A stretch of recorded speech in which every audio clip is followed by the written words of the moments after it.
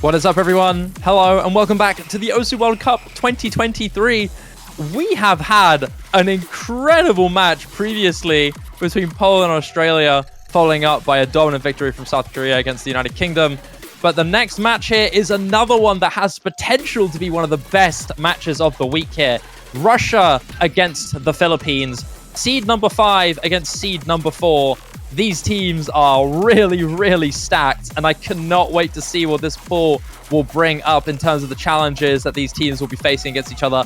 I'm Sad Shiva, and I am joined by the wonderful Aza. What is up, Aza?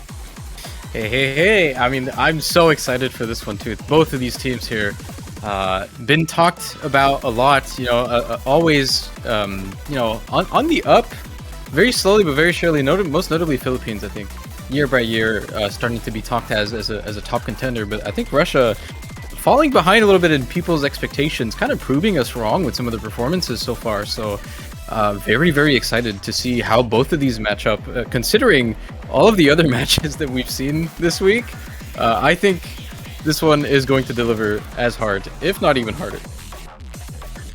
I cannot wait, honestly. I mean, if we saw Australia pull a crazy upset against Poland, those were two teams that were so well matched despite the seeding differences, man. Australia pulled the upset. I'm looking forward to seeing what these teams can do, because this is an even closer clash than we saw in the last few matches here.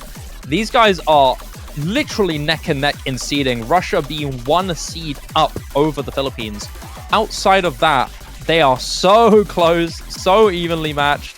I can't wait, honestly. These teams do have a few separate individual differences here in terms of their respective strengths. I think Philippines overall are going to be stronger on the hidden and some of the no-mod statistics. I think this team is a little bit more well-rounded on the no-mod, but Russia definitely have an edge in the hard rock and the mechanics. I'm looking to see what Russia will do. They've got some great players in there. I think we should be really looking out for Scroll and Welter, who are 2 of the superstar Russian tournament players in this team. Chaconi as well, a staple player for Russia.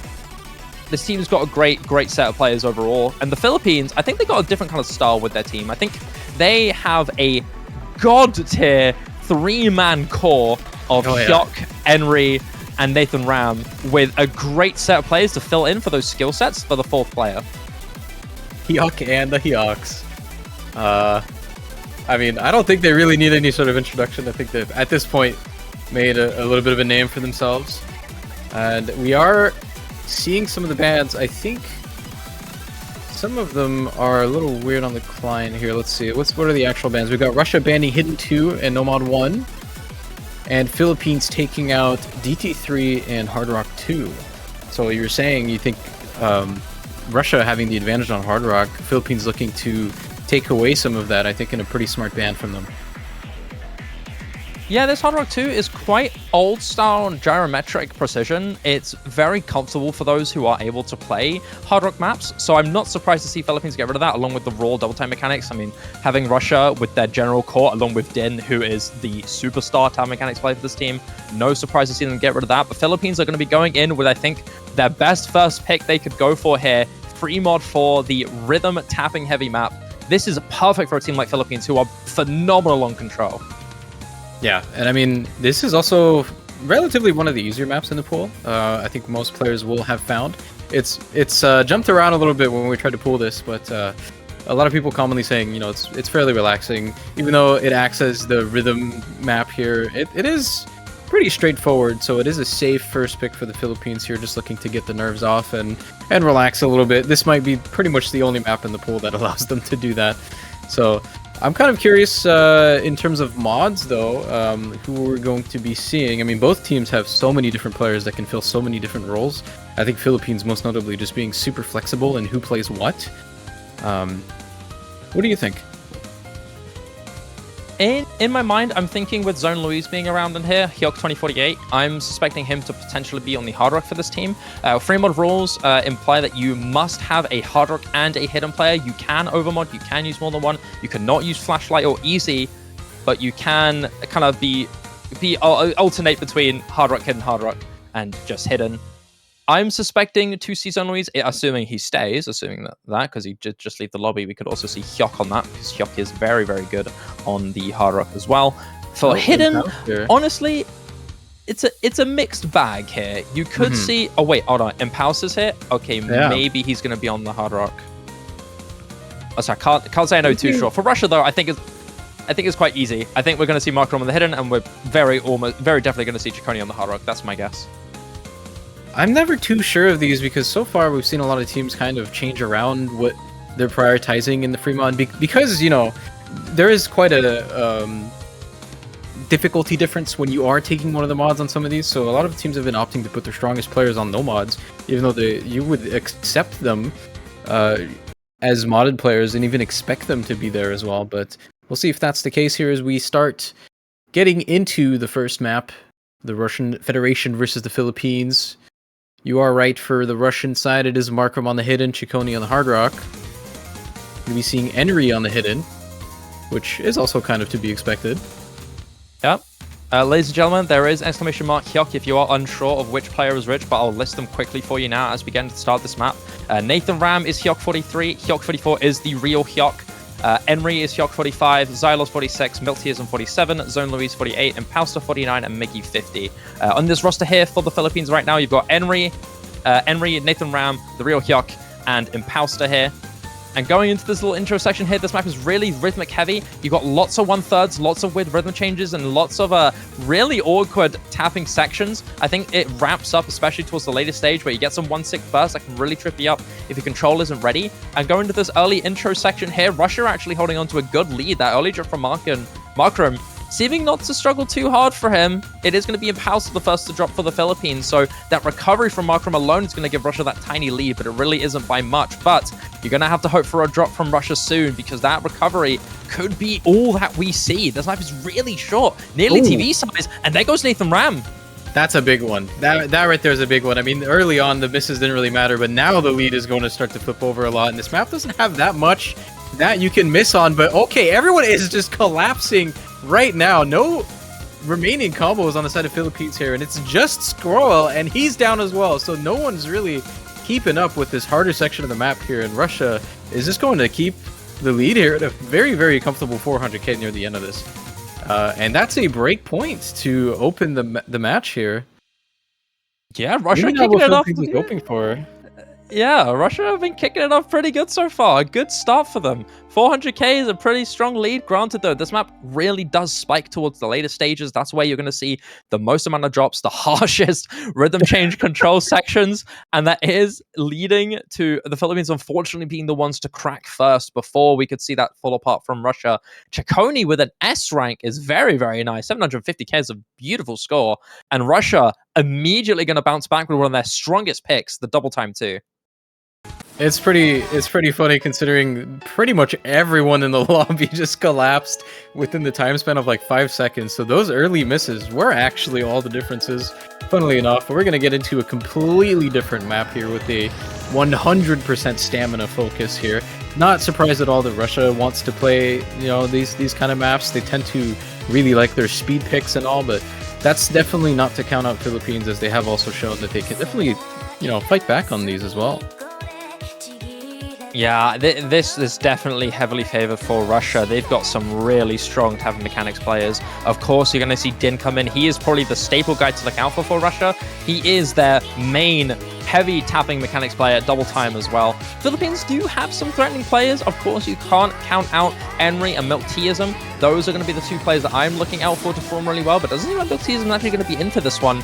It's actually going to be Enry, Hyuk, and Xylos, and Zone Louise. Okay, Zone Louise is going to be in there, but not Miltiism. I see. Right. I'm still getting used to the names, people.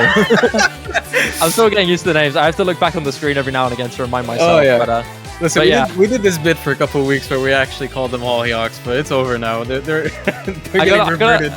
Yeah, I'm more the person to try and get the names right, just so I can remember the players and who's who. Otherwise, it just becomes impossible to track and understand the storylines amongst any of these players. But yeah, if you guys are struggling at all, exclamation mark Hyuk, get yourselves all the information that you need in that regard. You know who's who, you'll be able to follow who's playing what and who's popping off. You got to give credit to the right player at the end of the day. But yeah, this the DD2 very, very much leaning in favor of Russia. this is one of their strong skill sets that you want to abuse against a team like the Philippines. Of course, Philippines have a good mechanics team. It's not to say that they're going to struggle on this. It's just more that Russia are exceptionally good. And Philippines are decent, but they don't really compose nearly as big of a threat.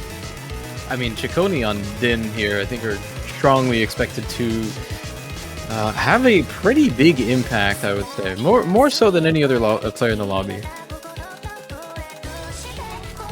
Intro section, very, very early stages into this map. It's not really too dangerous here. Everybody's still looking good, but the longer this map runs, the more difficult it's going to be. Those really long death streams are what could lead to a drop, and it's going to be Din, the first to go down here for Russia on that long stream, man. That is going to be where we're going to see loads of drops.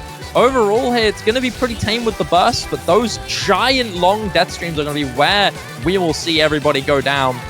And it is just going to be Din alone to drop here. But it's going to be... Right at the end. Oh my lord, no. Xylos dropping just at the end of that stream, evening out the combo advantage and giving Russia a small lead with that recovery from Din.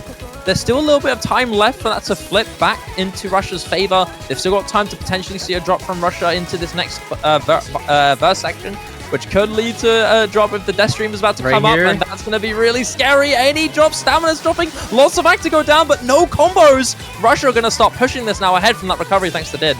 It's crazy how straining this map can be. It's only 2 minutes and a half, but I think this goes over 2,000 combo, and we're going to be halfway here, all tied up. It's just, Scroll actually going to be dropping one of the other full combos on the side of Russia, and Welter as well at the end there. That's a miss we see so many times. It's this last note of a streamy section on this map here, so Philippines being able to take advantage of this a little bit, but that's going to change a little bit with Henry finding a miss as well. It's looking really good right now. It is just Hyuk against Ciccone. And you can notice here a little bit of a struggle in shakes here from Hyuk. You're going to have to really hope for him to come back. He's been a staple player for this team, returning from a long break with Philippines celebrating with this collab. That's how you know he's the real deal. A triple miss there from, not actually a double miss from the Philippines, but a single miss from Din. It's but getting as long close. as Hyuk keeps this going, there's a good chance the ending section about to come through. The recoveries from Russia might start helping. It's 30k and starting to close in. It's going Hyuk is down. holding for his life, and there's not much he can do. Is there enough time? There's just It's just the ending. There's not much density left. I think they have the time, God. right? No way. 5k. Oh my god, 5k. If there was like five more notes, that would have been it.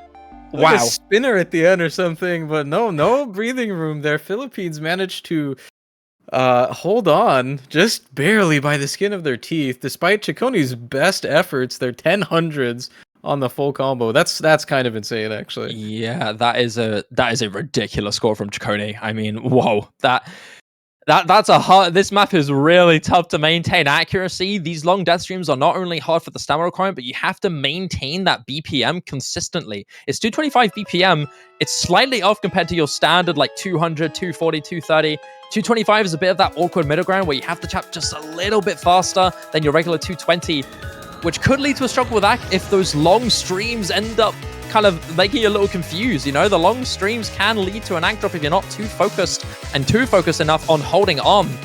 But that's not going to be exactly the kind of map that a player like Ciccone and like all the other speed players and stuff, that's exactly what they want. It's not long, it doesn't stop, it just strains you the whole way, and if you're really good at that, I think it really shows. Their big act difference, unfortunately, it's just not enough there.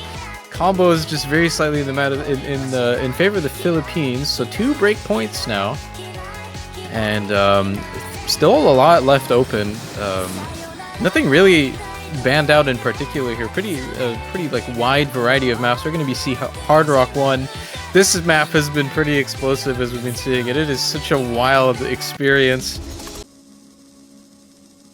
This one is exciting for me because I know on paper, Russia have a very comfortable Hard Rock set, especially with Welter around.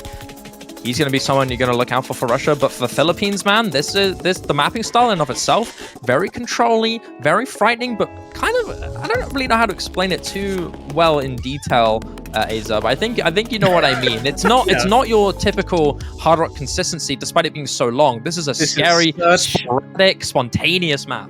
It's such a unique map. It's really, I think it's really hard for teams as well to figure out whether they're good at this or not because there's not a lot of precedent, you know, especially with the slots kind of changing a lot and not being consistent. There hasn't really been a map like this so far this World Cup, and not many, you know, in recent years in tournaments as well. So teams don't have a lot to go off of in terms of information about whether or not this is a good pick for them. So maybe Philippines did a little bit of the research here and it's going to work out for them, but it's just such an uncommon map with so many different skill sets in this one. Still somehow a very popular pick though. A lot of teams have been enjoying this one. Yeah, this map, despite being extremely difficult, has been known to be quite a popular pick here. Many teams leading into this one. So I'm not surprised to see this lent into here for the Philippines. I think it's still a little bit of a risky pick because Russia do have, on paper, a more comfortable hard rock roster. But Philippines are no slouch, especially with this mapping style. Terrifying control-heavy tech with, I think, its most notable aspect being its really scary jump scare sliders and its out-of-nowhere burst stream patterns. There's a lot of control, lots of different sections in this map that you have to really practice for. If you are sight reading this, you are making a mistake. You have to prepare for this to set a good score. Oh yeah. Philippines, they're whipping out a star-studded roster here of Enri, Hyok, keeping it here for the Philippines, along with Nathan Ram and Zone Louise. Oh, a little bit of struggles at the very beginning here though, but I think this map kind of has like that transition period where you need to adjust a little bit here. Yeah, that intro part's kind of been infamous for having combos dropped at the start, because it's very much like straight in your face, straight in there, gives you a little taste of the 5-course meal you have with this map. I mean, it's a toughie, man. And yeah, in this intro section, it's looking pretty good so far for both teams. I mean, everyone's kind of dropping. We're not seeing any major established advantage, but the Philippines definitely taking the early lead so far. Despite that drop there from Zone Louise, the rest of the Philippines seem to have built quite well. They hit that 1/3 section, but Russia are still going to be that big threat. Zone Louise is going to drop, but that's not the combo you want gone if you're looking at the Philippines to drop here. Russia are slowly climbing back in this with their recoveries, but it's going to be a little bit of a slow climb here, assuming the Philippines hold on to the next sections.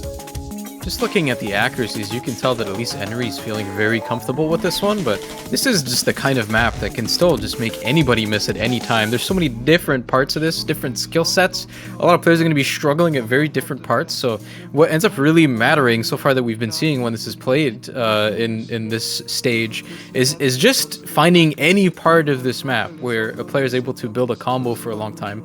That's going to be so valuable here. So these FCs might not last forever, but just the fact that they're going into some of these harder sections with a combo at all. Enri dropping one of those full combos though on a slider break, and Ciccone not too long after as well. So it's just Hyok here maintaining this 50k advantage on the side of Philippine with a sole big combo. I don't even think it's a full combo, but it's pretty close if anything. I think he missed in the first 10 combo or so, and only Gamer really on the other side to match it. So yeah, it's been really even here. Everybody's kind of having a mutual struggle here outside of both Hyok and Gamer. The only two combos for both respective teams trying to keep this alive.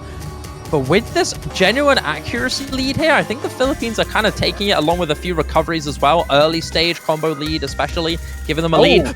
Goes Gamer. That's your big combo for Russia gone. You've still got some recoveries from Ciccone, but overall, man, it's all Hyok who's keeping this lead alive for the Philippines, climbing up. Jump scare slides to come through. The scariest part of the map here is where we're just going to see suddenly out of nowhere weird 1/3 jump patterns along with those freakishly difficult sliders.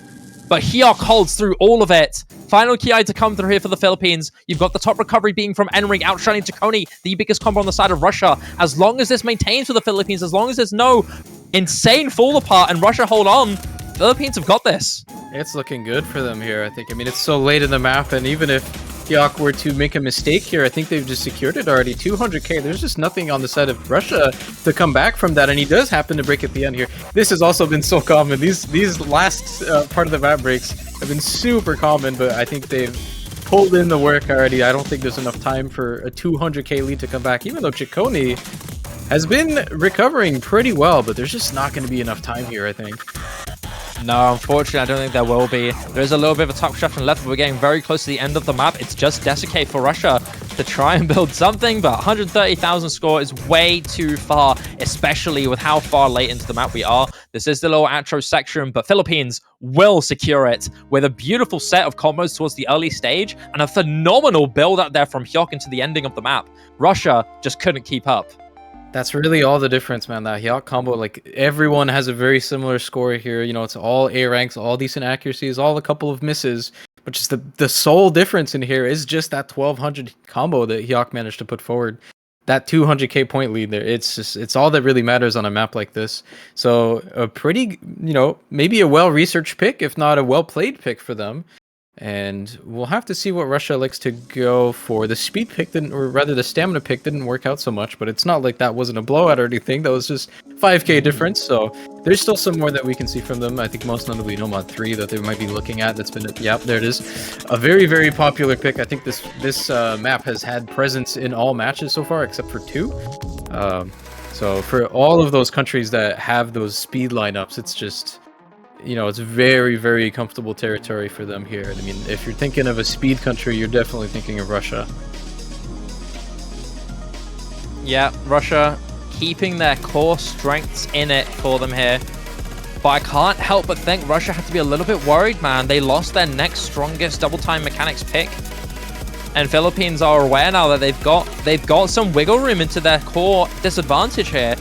They've got a chance to bring it back. They've got chances to just slightly excel just a little bit further ahead, which is a scary prospect there for Russia, especially when Philippines outshining them on the hard rock.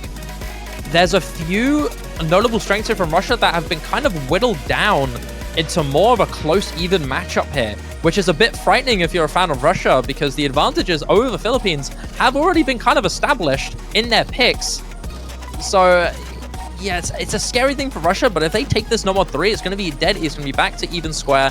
It's going to be pretty chill moving on into the later stages of the match once people start bringing out their picks. Russia did get a breakpoint in the first map, so it's safe to say they've still got something in them. I think one of the most exciting maps I'm looking forward to is that Nomad 4.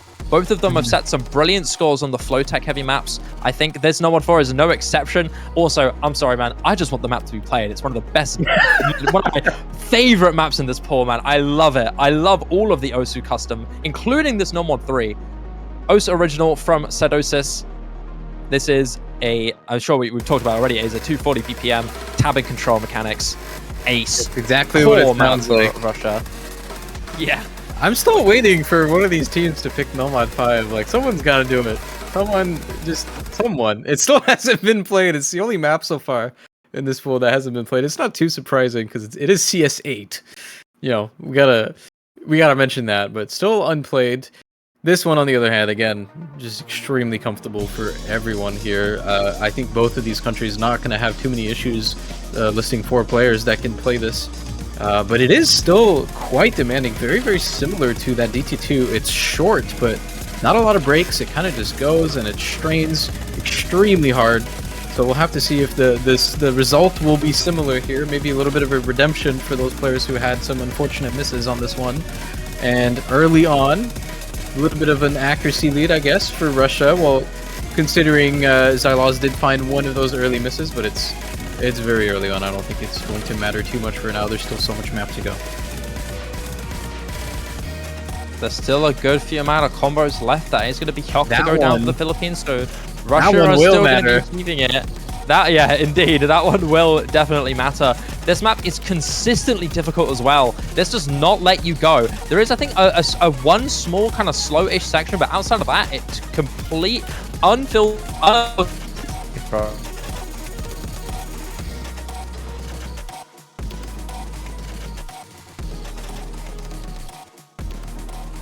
So far, it's still Russia keeping it ahead for them. Going to this little slowdown section. This is the only slowdown section we're going to get up until the ending, which ramps up the difficulty here. Especially with the longer streams. You've already seen the really fast high PPM bursts that consistently come at you. This map is going to buff that even harsher with really fast and long streams as well. Higher length, higher density. Right here. Down goes Hyok.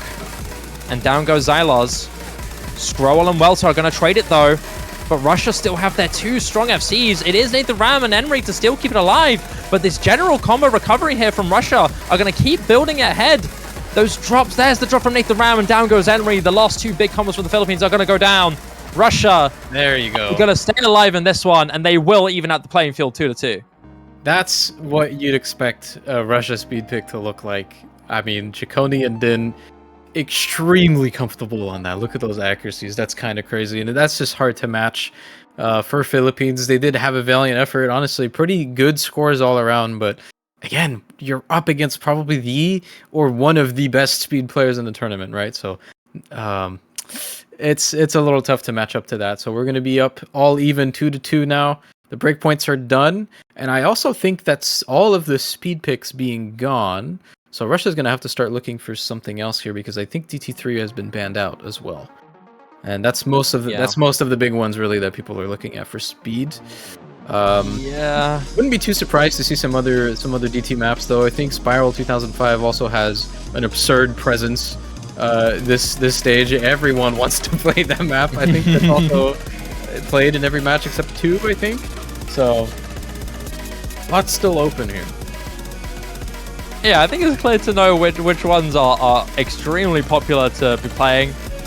Spiral 2005 being one of them. It's very control heavy. It is still very tapping mechanics heavy with lots of speedy sections and doubles to it, but I wouldn't say it's less of the stamina, raw stamina or speed. It's not like the other DTs, but it still does have that fast requirement. But I think Philippines can keep up with. I think Russia may be keeping that in the bag, maybe playing chicken with it, hoping Philippines pick it for them so they can use what picked of their own. You still have that double time 1 available. Granted, it's not as tapping mechanics heavy, but it is still a comfortable double time map that Russia can excel on. But it seems like Philippines are going to be running into the free mod aim map here, free mod 1. Honestly, we haven't been seeing that one too much. I think people have been kind of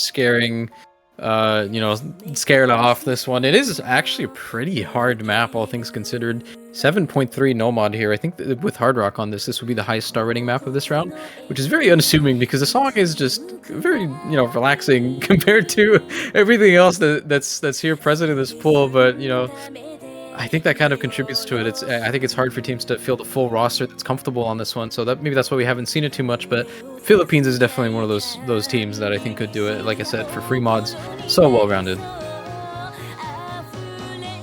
Yep, this free mod 1 is some high BPM jump aim with, I think in particular, one pattern that I want to focus on is that really scary 1/3 stream guitar solo section into the next half of the map. I'm expecting that to cause a lot of breaks and a lot of score locks for the FCs that will be there before the section shatters it entirely. That's the section that I'm looking forward to, but outside of that, it is general, consistent 3-minute long. Don't let the timer deceive you. The drain time for this map, in other words, the timing that the map is going to be actually played on outside of outros and breaks, is 3 minutes and 13 seconds. Still consistent, and it's still quite comfortable for your normal players as well. CS 3.6, AR 9.6, decently fast and good, not too dense for your fellow no-mod and hidden players, which makes this the more comfortable map, but still, its mapping style and its aim requirement is really, really tough. You're going to be having Hyuk and Henry for the Philippines sticking to their staple mods here, and on the side of the Russian Federation, you see Ciccone on the hard rock and Markram on the hidden. Predictable mods for both of these teams, Aza. Yeah, it's pretty much exactly what you said when we first started talking about free mods here. Most notably, I think on this map, though, you really need to have those no mod performances, right? So definitely looking towards those. You can kind of be excused if you have a lower score with a mod here, but with the no mod players, it's kind of super vital on a map like this to be able to keep up. And it is one of the lengthier maps that we have in the pool. We've just played all these very short 2-minute maps, a lot of very dense, straining speed picks, so now we're kind of going the complete opposite, more focusing on a little bit of consistency here. I think it's without the pause time at the beginning, this isn't 4 minutes long. I think it's 3.5. It's still a very long map of just kind of the same thing over and over, right? So really got to have the consistency on point here. Every single miss is going to matter a lot, especially when this match has been, up until that last map, pretty much as close as it gets. Oh, there's the first drop. Hold on. The last drop we had was from Markram at the very early section. This is the first break that's going to really matter here. Ciccone is going to go down with the hard rock. It's going to be traded by Henry on that little stream section, but the Philippines still have it. Hold on a second. No, Nathan Ram's going to go down as well. That's an advantage big enough for the Russia, but Welter and Markram are going to go down afterwards. This entire section is tripping a lot of combos for both of these teams. Gamer, the last man standing for Russia. And on the side of the Philippines, you still got Hyuk and Zone Louise to keep it alive. But down they go as well. Everybody but Gamer is dropping. And Gamer will keep the combo alive. It's Vacman time here. It's just definitely one of those performances that need to happen. The very comfortable Nomon. He's just drawing some emotes as well. He's just going to be slowly dragging that over here as long as they can keep it up. I mean, there's not really any sort of combo on anyone else here to really, you know, rival that. So it is just entirely up to them to show up here and then take another breakpoint for Russia here potentially. Can Gamer hold on just a little bit longer? We're going into another diff strike. Big jump section to go down. Zone Louise drops, but Gamer still holds. Their eyes must all be locked on this singular guy because he's going to be the one to give Russia the flipper that they need. Final key ice section to come through. Last core of the map. Markram's going to go down, but no drops from the Philippines. Welter goes down as well, but as long as Gamer keeps his combo going, Russia is still going to extend to the lead. His combo is completely and utterly uncontested. Not even the full combined combo of the Philippines can stop Gamer from having an advantage over everybody else. As long as he keeps on going, man, Russia are going to be too far ahead for the Philippines to come back from here. You've got that recovery from Takoni on the hard rock of 300 combo. But again, I can't talk about it. It's all Gamer here. It's just him. There's just nothing you can do about that. Section, he gets it. Gamer! You are a star, good sir. Hitting everything here. And he's going to be the one to single-handedly, literally single-handedly, give Russia a very good breakpoint. Oh, that's such an important carry, too. If you look at the scores all around here, other than Gamer, Philippines, I think, have higher scores than every other player on Russia, if not everyone except for just one, maybe, but entirely just on them to bring the score difference here. Vacman, Gamer, with a solid performance. And something that Russia is going to be pretty happy to have there. Another break pick, and they're out of speed picks, right? So they have to start looking at some other stuff here. And I think having the ability to be able to take one of Philippines' pick here is going to be very, very vital. Yeah, honestly, such an impressive outlying score there from Gamer. The rest of Russia just scraping over 500,000 score. I think if we were to give Gamer the average score to the rest of Russia, Philippines would have definitely won by about 200,000 score. So that singular FC holding on past that halfway mark, which led to a lot of drops, was absolutely invaluable. You Russian fans out there are praising this man, I'm sure. Praying him like he's the next coming. Because God, he was a beast on that one. And he's going to give Russia a very valuable breakpoint here. Russia now have good room to lean into another potential pick. As you mentioned before, Aza Spiral is possible. We could see the double time one as well. Are there any other maps that Russia could be certain to pick into here? Because I think Philippines are a bit more of a well-rounded squad. I think the rest of the picks are a bit more either of a toss-up or a one-sided side for the Philippines here. I think we're going to be seeing the DT fall the most, and it will be double time for picked here for Russia, as you predicted earlier.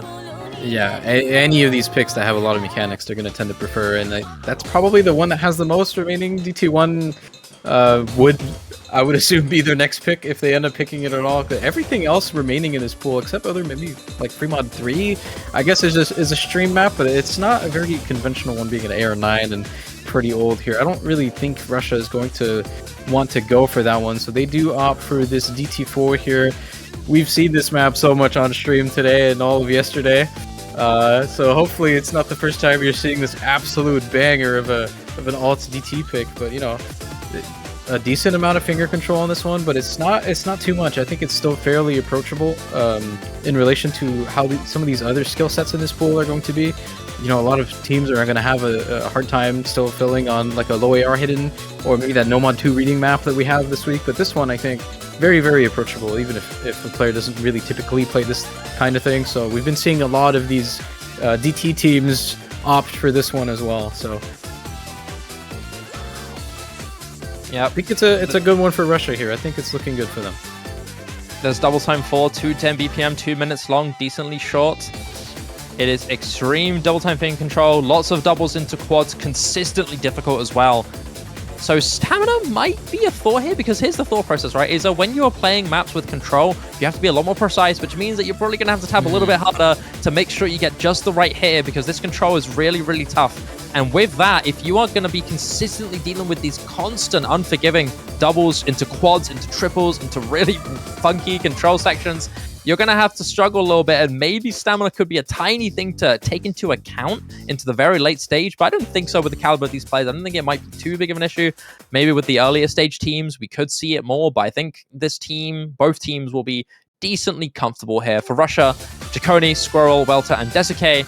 And for the Philippines, Enri and Hyok still running it back for the two dynamic duos with Nathan Ram and Zone Louise making the Xylaws, actually. Oh, is it? Oops. Yeah, I think the notes were wrong. We've been fooled. The 48 is Xylaws, I believe. Wait, is it actually? Are you sure? Yeah, no, but I checked. Oh my lord. Hold on. I need to check now myself. I have to check now. Okay. We can never be too sure. These silly pranksters are their names. Have I been massively pranked? I have been pranked! I have been pranked! I thought it was... Okay, oopsie daisy. I'm so sorry, Zone Louise. You are not the one playing. My apologies. It was Xylos the entire time. On my notes, I had Zone Louise on here, but I guess it wasn't. I guess it was Xylos. Oh well, let's get into the map, shall we? So far, so good here for Russia. They're keeping a good four-way FC, with Xylos being the only one to struggle here for the Philippines, breaking multiple times past his first halfway mark here. The rest of the Philippines looking really good, especially in Enri holding on the top accuracy. Desuke and Welter both going to drop. Xylos may drop it, but there's not the combo you want going for the Philippines. Scroll as well to go down. A complete collapse here for the Russian Federation. It's just Jaconi to keep it alive here. But outside of that, you are facing three daunting FCs from the perfect trifecta of the Philippines. A little bit of an unexpected result here to see so many misses on that section, and Philippines managed to hold through. And I mean, that's such a strong position to be in here. I mean, it's just going. You have such a nice cushion with those three FCs, and it's just Jaconi on the other side without really the ability to do anything. So despite everyone else is recovering pretty well, it's just a little too late here as Philippines, again, looking to take another break point here. So Russia might have to be rethinking maybe what picks they want to have left, considering Philippines have been fighting back a lot on these DT picks, right? DT2 went to them earlier, you know, very close, but it did go to them earlier, and this time it's not as close. Philippines here, 766,000 point difference on a break point. That's crazy. If there is something that this map has taught us, man, is that every control team that aren't primarily mechanics will still do really well on a map like this. Oh yeah. And by golly, did Philippines drive that case even deeper, if not 6 foot deep into the ground of everyone's minds here? Because Philippines are going to completely destroy Russia on this map. I mean, great scores from all three players here. Look at the scores on the Russian squad, though. I mean, 2 misses on the same pattern, and then 2 misses on the same pattern on Welter as well, and Desuke as well with 1 slider break. Like, that could have been such a big difference here, considering, I mean, Xylaws on the other side was consistently getting misses here and there, right? So it's just those few that are going to make the difference here, and I think when both of the teams are just this good, that's always going to come down to that, right? It's just, I think Russia lost the RNG on this one. It's a little bit of an unlucky play. And Philippines here to take advantage of it with a crazy performance. And now, what's left? I think Philippines here have so many good picks, I think, in their favor, but for Russia, not as much. For the Philippines here, I think you've got a few decent options here. I think there are a few gambly ones as well. Like, I'm not sure if you want to pick into the non-mod 4 against Russia, because both these teams are really good. It's one of those maps that you're going to play chicken on. If the rate of this match, where we're going to see consistent back-to-back breakpoints, we're going to see consistent, evenly matched scores, I think we're probably going to see that non-mod 4 be picked last. But it is going to be non-mod 2 here like picked for the Philippines. I like this pick. I think this one is it's a scary rhythm control map, but I think this is one of the good bread and butter maps for Philippines. I think I am a little bit worried because Russia do have some really threatening players on here. Of course, you have to talk about Markram. He's going to be the guy to look out for the most on this map. I mean, I think I really like this on the Philippines. If you look at who's been doing super well on the side of Russia, I don't think it's players that are particularly looking good on this kind of pick, right? So Philippines, on the other hand, are just going to come in here with Enri and Miggy, and you know, that's going to look, I think, a lot different, considering both of these players have been doing so far. I mean, Miggy hasn't played yet, but that's kind of all they play, supposedly. So definitely looking towards them. Number 50. Yeah, Miggy And Miggy who is comes there. in on the side of Russia here? I mean, outside of Markram. Outside of Markham, yeah, it's Outside of not a Markram. lot of people that. I think a lot of these people are going to be doing pretty okay on a pick like this if it was hidden or something, but If I'm going to not really. if I'm going to make a guess, I think we're gonna see Handsome Me, Scroll, and Gamer in for this. That's my guess. Yeah.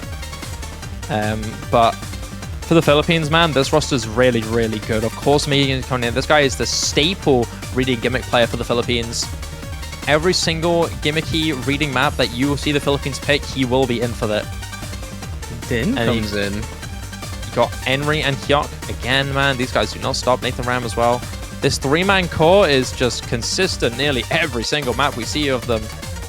And for Russia, I was right with Scroll and Gamer, but it seems it's going to be Din here instead of Handsome Me.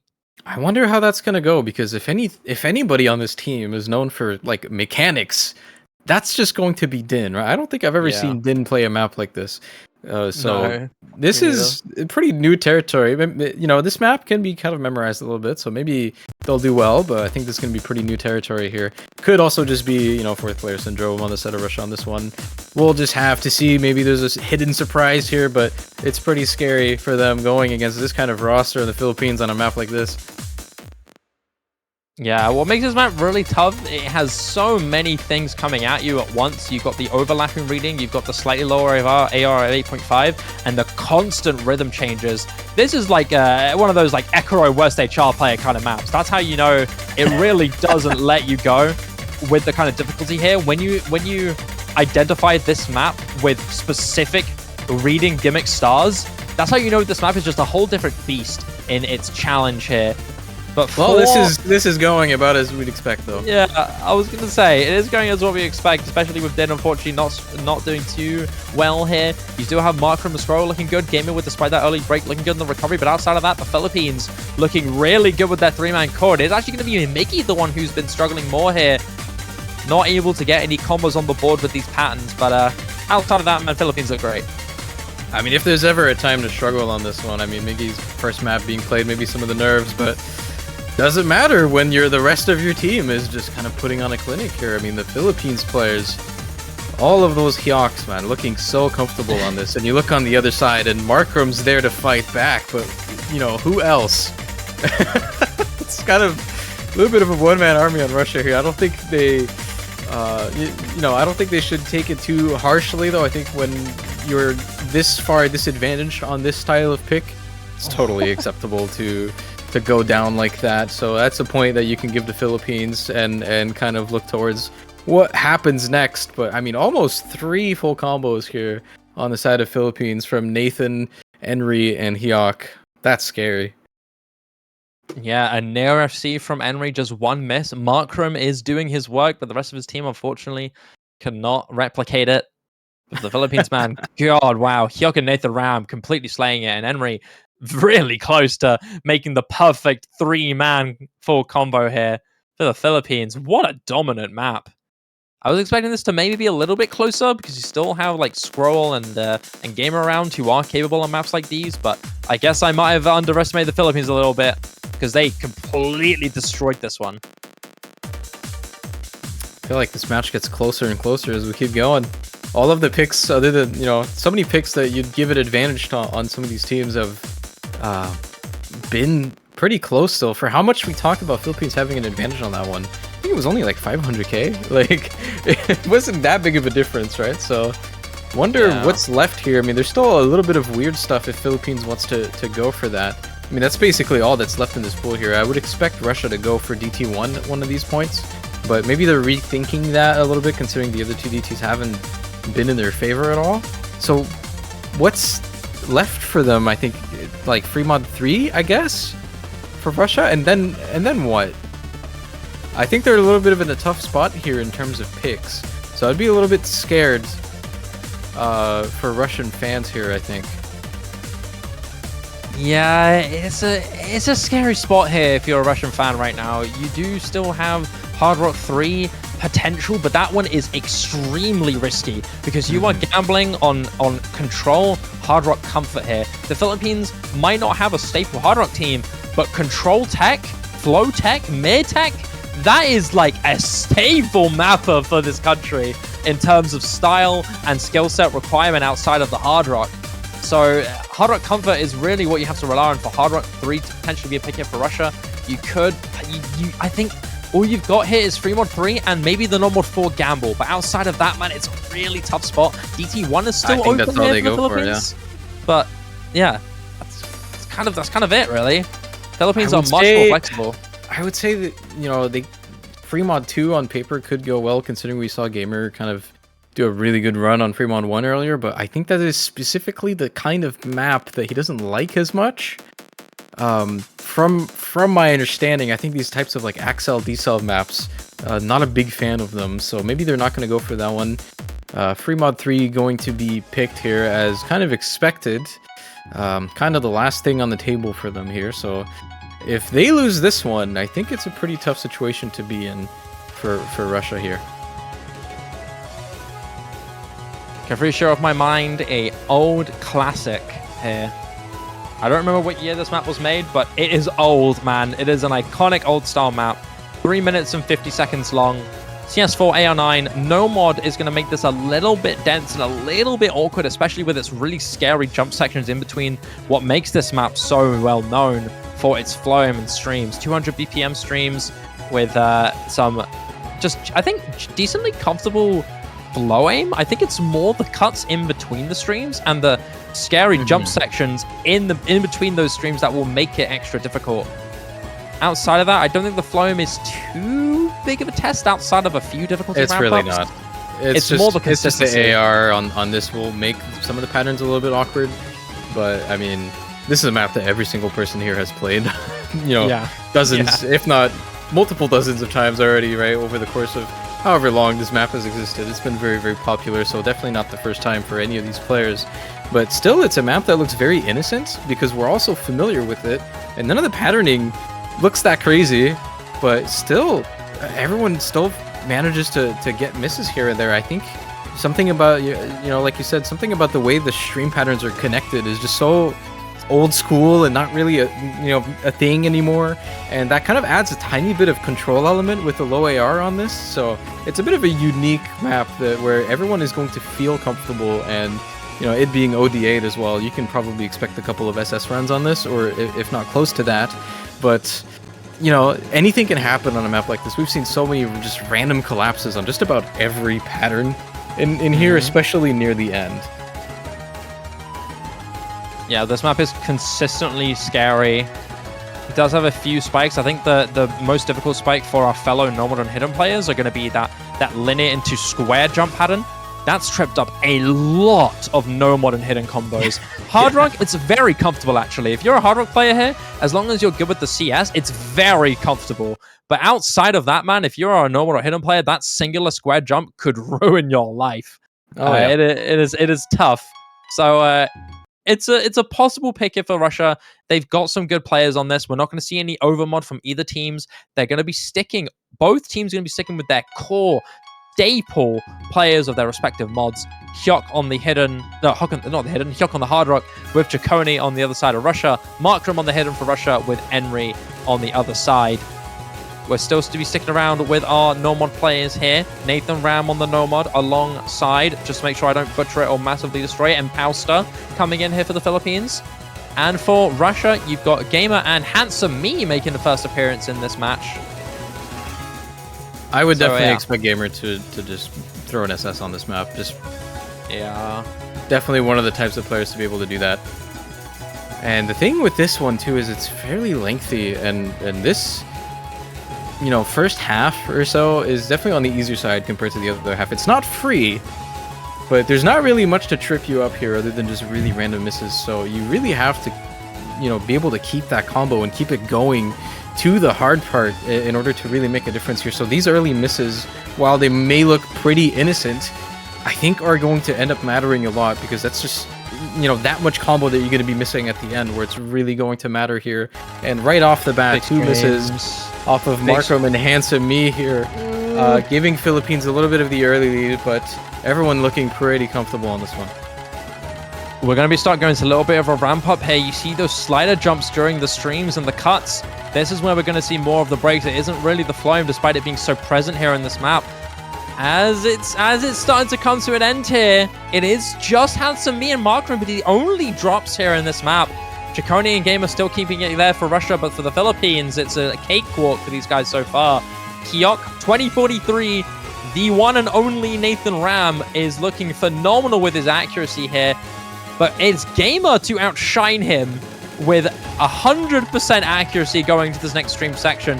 This is where we could see that accuracy go down just a little bit here, but no break so far for anybody. Gamer is so consistent on this kind of map. Don't jinx it, Aza. I've jinxed it before.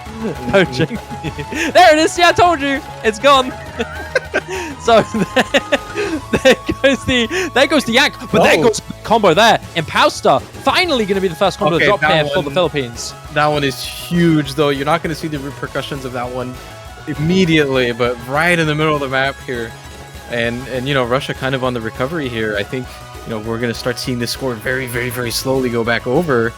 Not the spot you want to miss at here. I think it's going to end up pretty close here. Little snappy cross-game jump there, not tripping up anybody. But Russia do objectively have the bigger overall team combo here. And this little stream session could lead to a drop, especially from your hard rock plays. Take a look at this one, because this one could be a big drop from anybody here, but nobody goes down! Finally, this the final is where you start seeing section. a lot of these random misses, though. The spacing increase on this for the remainder of the map This here. is so tense.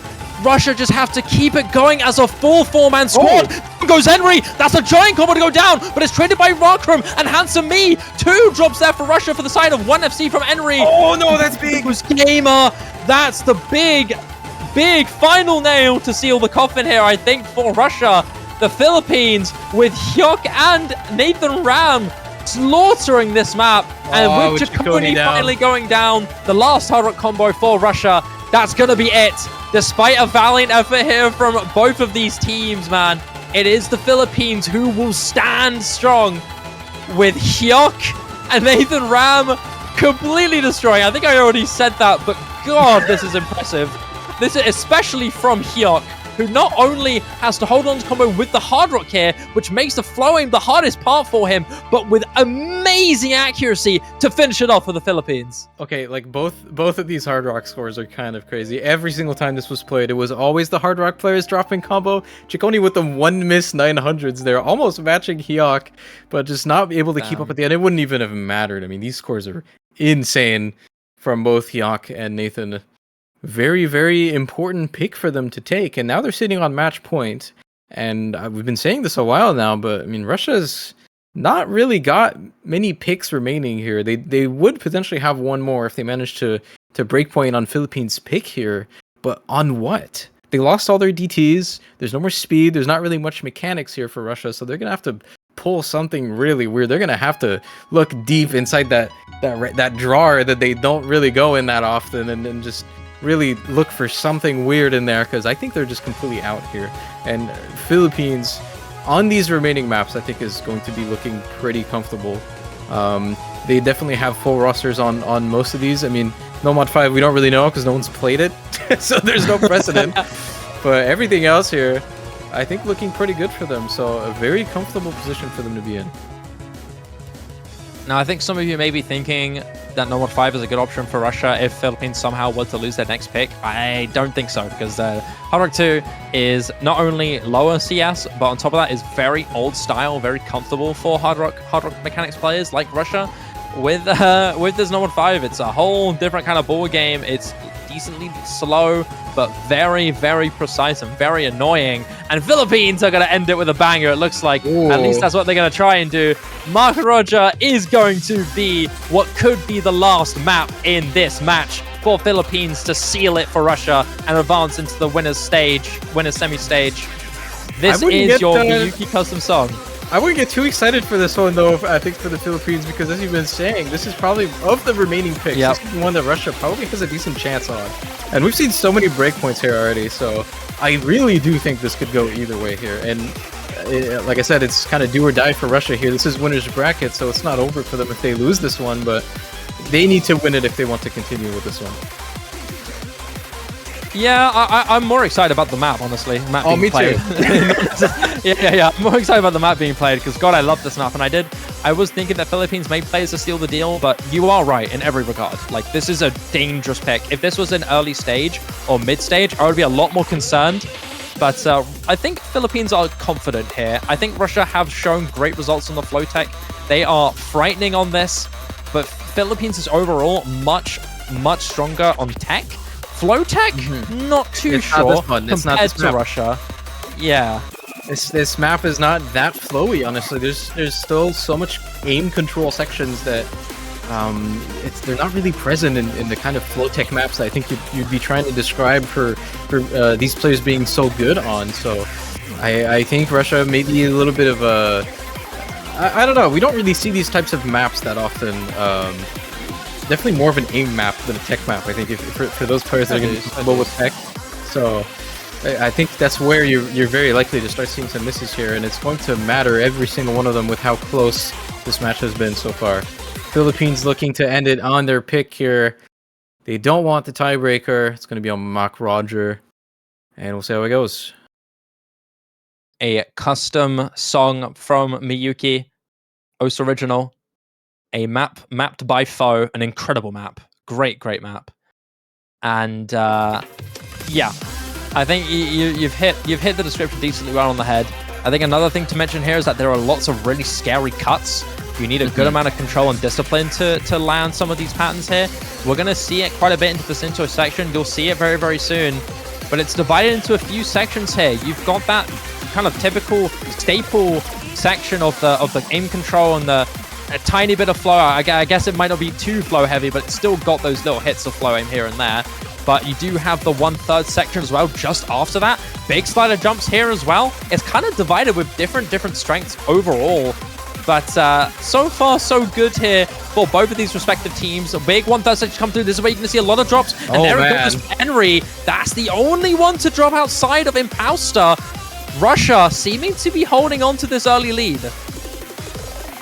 I mean, on the side of Philippines here, you're really banking on Henry and Nathan to do good. So having one of those go down, 100k lead already on the side of Russia, with their 3 FCs still going strong on this one. You aren't kidding. They have a fighting chance on this, and they're really showing up when they need to be halfway in now with a pretty solid advantage, even though Henry and Imposter have managed to recover it a little bit, but still, good position for Russia to be in halfway in here.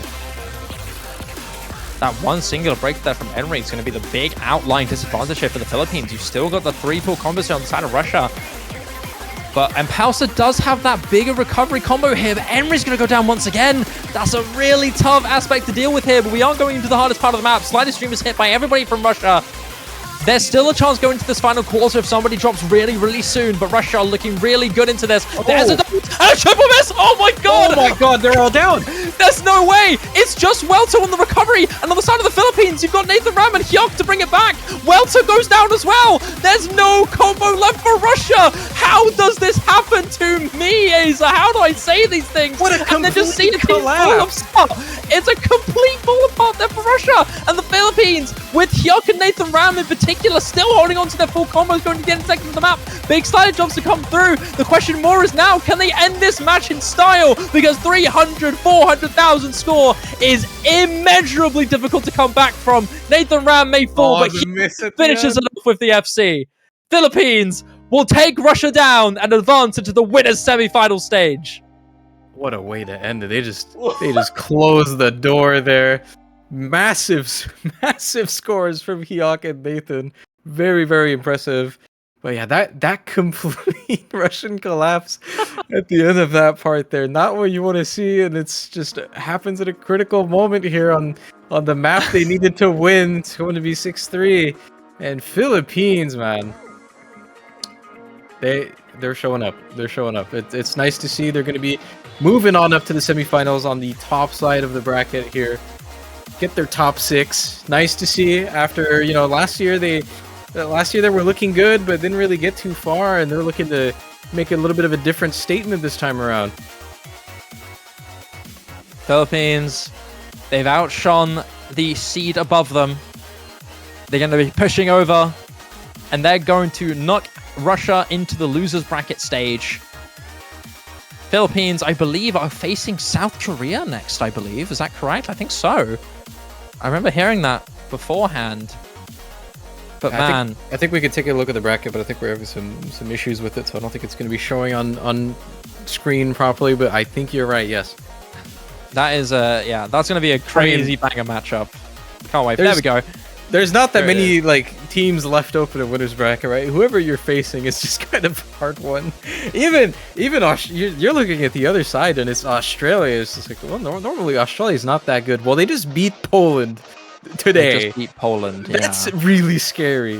Poland looking, number 2 seed, people looking for that team to win it all, and they're already not in semifinals because of Australia. And of course, on the other side, one of the remaining matches of the winner bracket that we got there later today, USA versus Canada.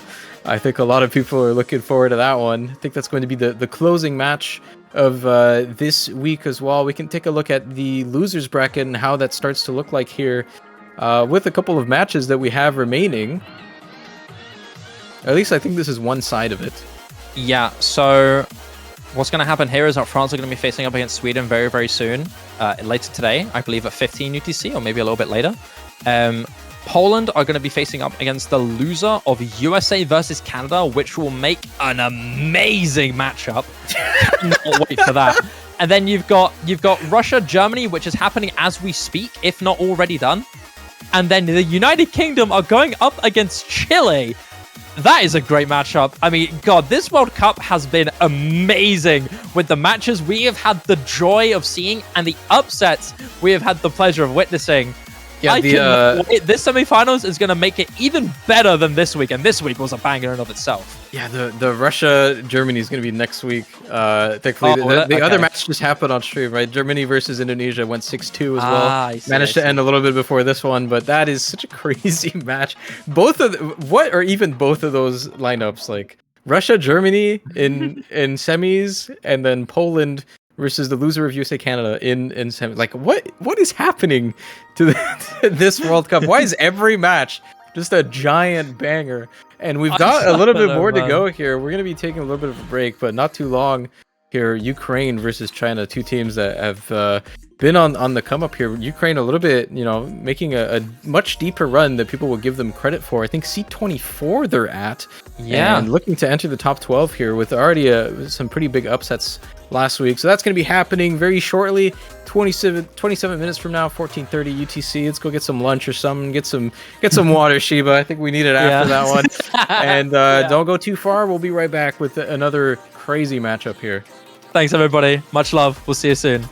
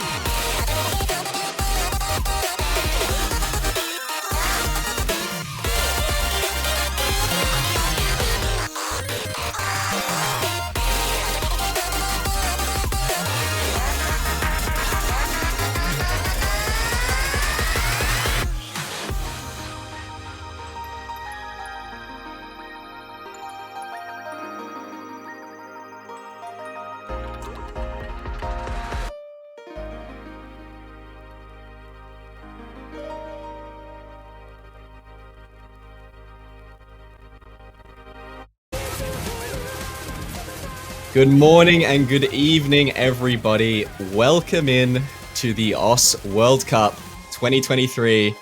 I'm very, very excited today to be bringing you this matchup in the winner bracket. It's going to be Australia versus none other than Poland. This is going to be an absolute banger of a matchup. I'm very, very excited to be here. I'm Mavs, and joining me alongside this cast today, since we don't have any Polish casters on the team, unfortunately, it is going to be another Australian caster. It's going to be Vordy. How are you doing, my friend? I am doing great, thank you, Mavs. This is probably the most excited I've been for any OWC match thus far. On one side, we have Poland, the second seed. I think one of the three teams that you'd expect to win the World Cup this year, alongside South Korea and United States, of course. And on the other side, you have the underdogs, Australia, the boys from down under, who are coming in as 7th seed. You know, not really, I think, a tournament-winning contender to most people, but in my heart, they're up there with the big boys, and I think we're in for a fantastic match with these players, especially with the skill cap of both teams. I'm just keen to see how this goes. Yeah, I mean, we were talking about it before. We're at a point in the tournament where we're starting to push into that qualifiers difficulty range. So, you know, looking at those qualifier results is going to be pretty relevant in this matchup. And, you know, we were talking about it. I think Australia, they definitely have enough skill cap on a pool like this, right? Obviously, skill cap's not going to be an issue for either of these teams in this matchup. So it is one of those matchups where it really could go either way, depending on the day, depending on how the players are feeling today. How consistent is Malchevsky going to be? Is he going to be as consistent as he always is? It's what we expect. Can Emrek match him, though, is going to be the question, I think, moving forward, as we are getting into our bans now, and it's going to be Poland to ban first, and instantly they're going to be taking out that speed. Interesting. I was sort of anticipating a double time to ban. Instead, you can obviously only ban one map from each category that isn't Nomad. So it was obviously going to be that choice between double time 3 and double time 2. They opt to ban the speed instead of the stamina, so clearly just more confident in their stamina roster. It is going to be Australia to ban, and they ban Hidden 2, unsurprisingly. The low AR reading roster on Poland is absolutely fierce. I mean, they had an insane performance on the Nomad 4 last week, which was the Pro Trading 8 Nomad. So, you know, despite some fantastic reading players on the side of Australia, they have to respect Poland's ability to play reading maps. They also banned Nomad 5. Unfortunate to see. Have we seen this map be played yet? I don't think so. Yeah, the CS8 special is now gone, but that does leave Nomad 2 open for Poland if they want to opt into it. They Pro Trading 8.5 reading Nomad, and I assume, yeah, and then Poland bans the other speed map that they can actually ban, which is Nomad 3.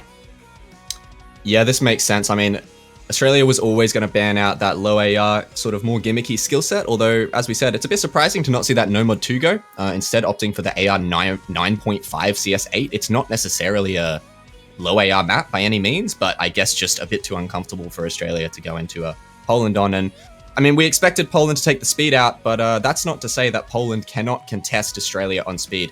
Even looking at the qualifiers, Poland outscored Australia on both DT2 and DT3.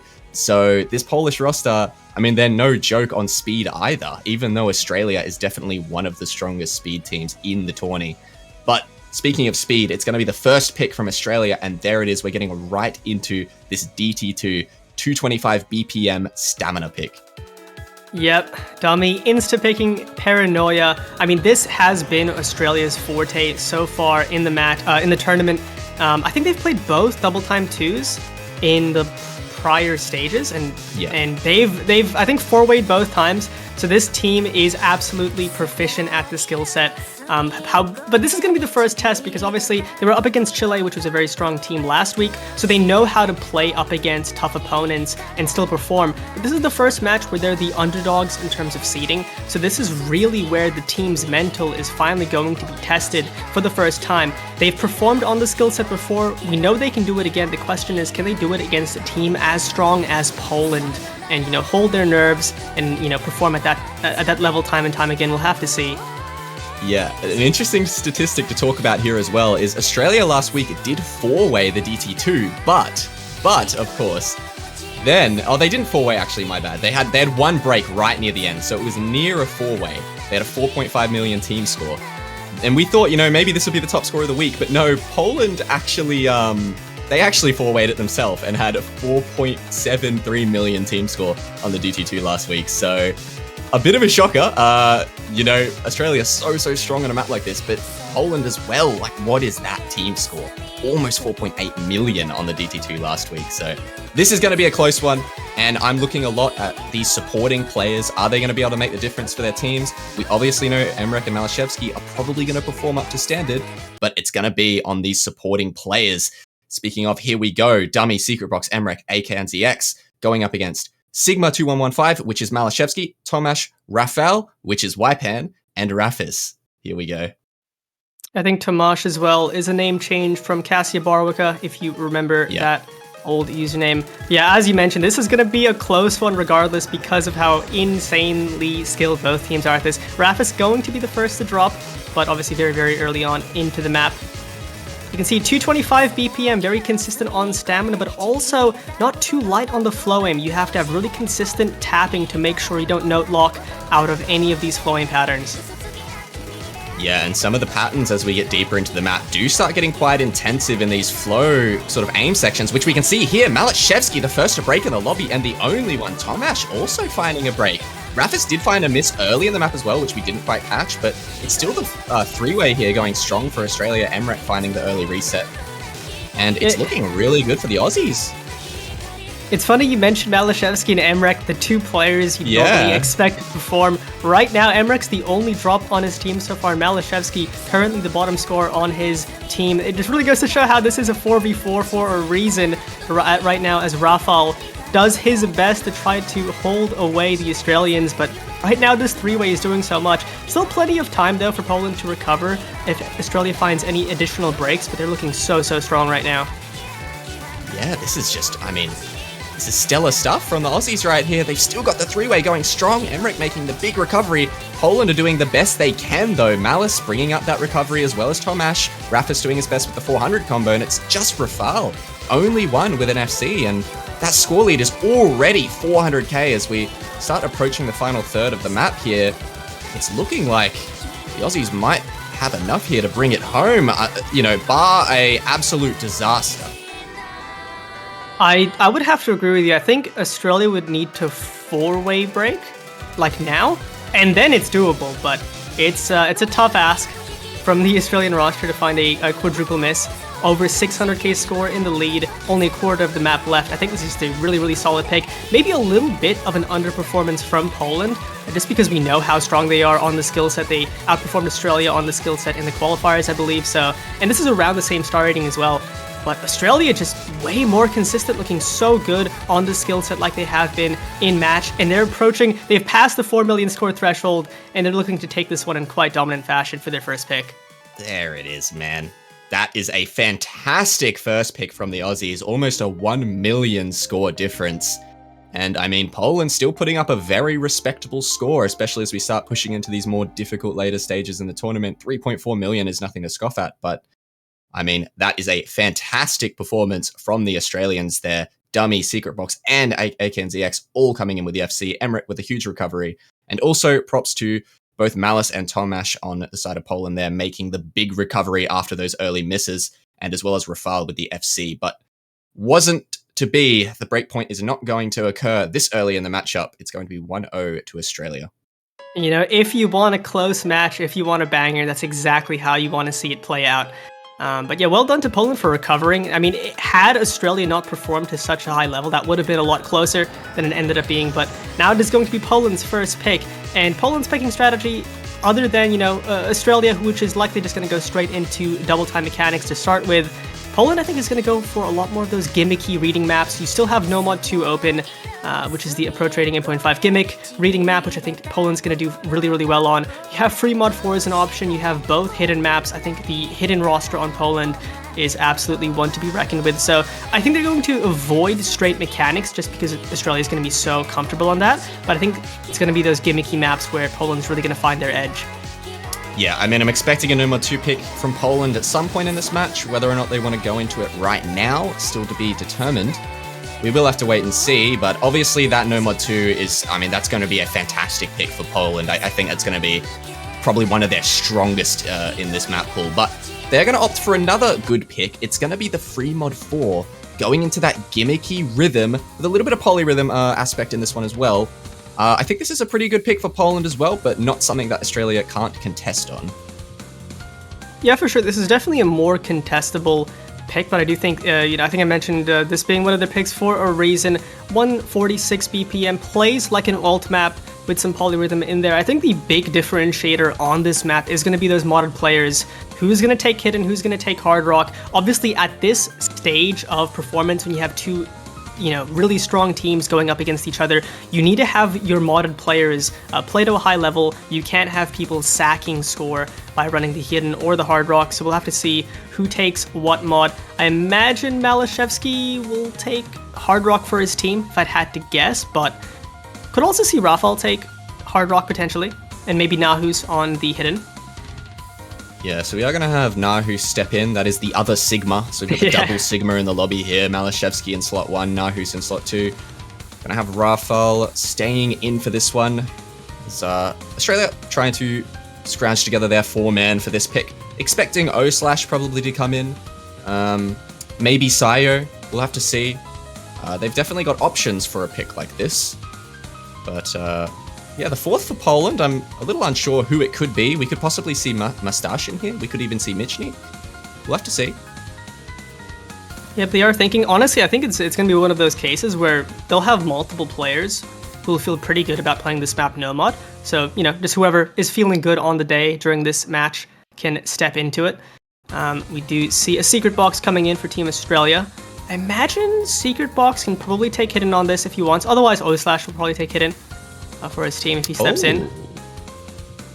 We're actually going to be seeing JGLF in instead of O/Slash. I did expect probably O/Slash in over JGLF, but JG in for this one.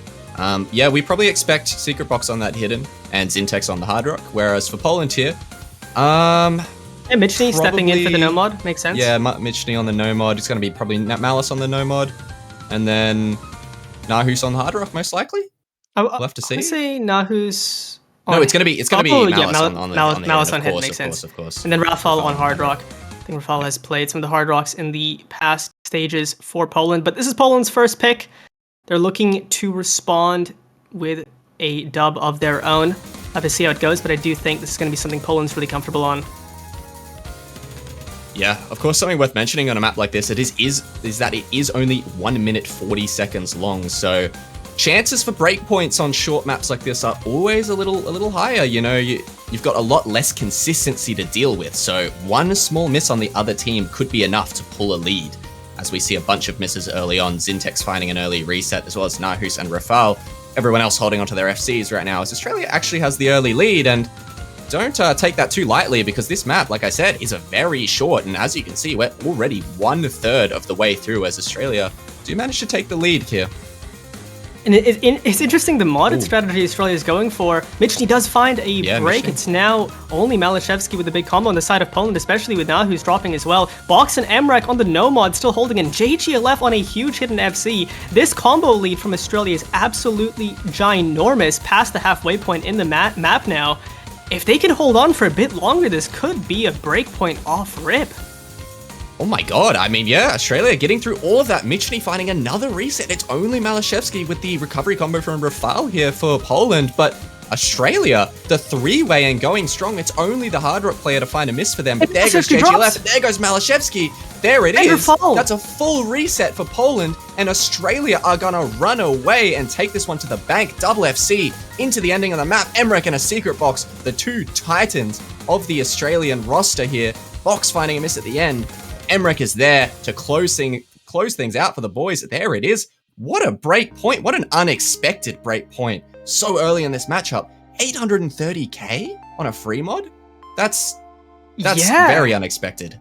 That is quite a domineering score lead for Australia to take on Poland's first map. I mean, yeah, if you're Australia, you're feeling pretty good about that. They opted for a more safe mod selection, putting their arguably two strongest and most confident players on the no mods, but still, JGLF with 650k on Hidden, almost matching Malashevsky. Zintex with a very respectable 540k on Hard Rock, beating out Rafal. I mean, I do think that it was a bit of a case of Poland maybe having a little bit of nerves, underperforming a bit notably on the nomads, but Australia, I think, playing that map maybe better than most people anticipated. Now they're up 2-0 going into their second pick. Yeah, the modded players in that map, they're pretty much matching each other evenly across the board. It was just the no-mod player difference on both the no-mod players for both sides there. Pretty much the double FC, near the double FC there for Australia, and it wasn't quite the same there for Poland. So very, very good, a very important breakpoint for the Aussies early on in this one. And now it's their pick, and it's their time to try and consolidate this and make things a 3-0, which is, I mean, it's looking very possible at this stage, but they need a good pick here. They definitely, this is where you try and pick one of your strongest maps. You try and build that 3-0 lead so early in this match. Like, that is a big confidence booster. So we'll have to see what they're going to opt for. They do have a couple options. Still that DT1 open. They did top score the DT1 in the qualifiers. So that's probably what I'm expecting, but we'll see what they're going to go for. Yeah, I think the DT1, despite being a pretty comfy map both teams are going to be able to play, I do think that just falls into Australia's comfort zone. And you know, with how Poland did play that last free mod 4, maybe they're a little bit shaken, so you can go for something a bit more comfy. They instead go for the double time 4, which I think is also a fair pick. Okay. Honestly, I'd probably rate Australia to have a advantage on this entire DT pool. I think it is by far their best pool to pick into going into Poland in this matchup. Obviously, this map, not really speed heavy, has elements of finger control, 210 BPM, but it's more so focused on just aim control consistency. I think we see Sayo step in for this. I think he's going to love this map. I do think this is going to be a map Australia's going to feel pretty good to play. Yeah, I think this is going to be a pretty solid pick for Australia, but I don't count Poland out on a map like this whatsoever. We've seen what they're capable of on DTs. Obviously, the 4-way last week on the DT2, those qualifier scores are ridiculously good. So it's not something they are definitely not going to have a chance on, that is for certain. And I think it's also worth mentioning that this map, it can get quite stamina intensive. You've got so much finger control, so much tapping control throughout the map, and it doesn't really let up. It does start to get a little stamina intensive towards the latter half. So we'll see if it comes into play. I don't think either of these teams are going to have struggles with any sorts of stamina, but, you know, it's a little more tapping intensive than I think you would expect from a gimmicky DT in a quarterfinal pool. Yeah, for sure. I think notably, though, for the players that are in this match playing this this map, they're not going to have necessarily a tapping issue. We have Malashevsky, Nahus, Rafis, and Rafal on the side of Poland up against Box, Sayo, Zintex, and Emrek for Australia. You know, as you mentioned, although Australia is up 2-0, like, Poland is still Poland. At any point, they could find that break point and win their pick, and suddenly the match is evened out. So Australia's got to be on their toes. They have to play at that high level they've been playing so far in this match if they want to hold on to this advantage. Yeah, here we go, getting onto it early here. Nahus did find a reset very, very early in the map. That one's probably not going to matter. This map is 2 minutes in length. It is still fairly short, but it was about 60 combo in. There's still 7 FCs holding on strong. As you can see, some of these more spaced patterns, they accelerate and decelerate a little bit, can catch you off guard, but everyone holding strong. Rafis actually did find a break. Did not catch that whatsoever. My apologies. So that is going to be a big lead here for Australia early on in the map. There goes Nahus again. Not one of the FCs for Poland, but still a big combo. Still the 4-way for Australia halfway through this map. There goes Malashevsky. It's just Rafal for Poland, and Australia are 4-waying. Sayo finds the break. Ooh. Secret Box finds the break. It's just Zintex and Emrek to get through the end of that Ki. 1 FC to 2 now. Australia with a firm lead in this map. Still a solid advantage for Australia, especially on score, already 400k ahead, but they have to hold on to their wits. Zintex and Emrek really need to hold on if they want to secure this map, especially with Rafal still in the combo. Zintex drops! It's now only Rafal up against Emrek on the full combos. If Emrek holds, this should still be the win for Australia. But he needs to hold on. That 400k combo can disappear fast, especially with the recoveries from the side of Poland. Will Emrek find a miss on this double time 4? I don't know if he will. Yeah, the recovery combos for Poland are a lot stronger than the ones on Australia, so it is definitely banking on Emrek right now. If Emrek is to find a miss, it could fly over with the DT score multiplier, but I think that's enough. We're too late into the map now. Emrek has done it for the boys here. For the Australian team, they take their 3rd point of the match, 3-0, with only a 340k score difference this time around. On a DT pick, that is not that big. You know, you got to take into consideration the score multiplier on something like this too. Definitely a fairly close map, the closest map we've had so far, that is for sure. And I think it just ended up being that difference, that slider break from Malashevsky. His accuracy was high enough that had he held on to that full combo, it would have been the win for Poland on that double time 4, but just having an uncharacteristic miss and Emmerich ending up with the full combo wins it for his team. And now Australia is up 3-0. They have consolidated that breakpoint going into Poland's second pick. And now Poland has got to start getting a little bit nervous. I don't think this match is unfolding the way they anticipated going into this. They've got to get a point on the board, and I think they have plenty of options where they're still favored. So I think surely, something like the No Mod 2, something like the Hidden 3 is going to look pretty good for them here. Shout out to Rafal there as well, pulling home the Seoul FC for his team. Matching Emrek on that one, but yeah, the slider break from Malice. I mean, it was very, very tragic. That was the score difference at the end of it all. So great pick there from Australia, and they do consolidate their breakpoint. They make things 3-0, and now they're sitting in a very, very good spot. But Poland do have a lot of good picks left in this pool. I would say probably more strong picks than Australia does, that is for sure. So we'll see where they're going to go. I'm still looking at that No Mod 2. I'm looking at Tech. I'm looking at Alt. They have a lot of different directions they could take this match. The free mod pool is there. They've got options, and they're going to go for No Mod 4. It's going to be one of our Osu originals for the week. Oh man, this map is so cool, man. This is one of my favorite tech maps I've ever seen. Foe did a phenomenal job mapping this one for the US World Cup, and big shout outs to Yuki for the Osu original here. This is a banger. This map is fantastic. I'm very excited to get into this one. Yeah, that's big praise coming from Mavs. He's the resident tech player for Australia for WC. So it's big work coming from him. But yeah, I completely agree. This map is absolutely awesome. Song is a banger.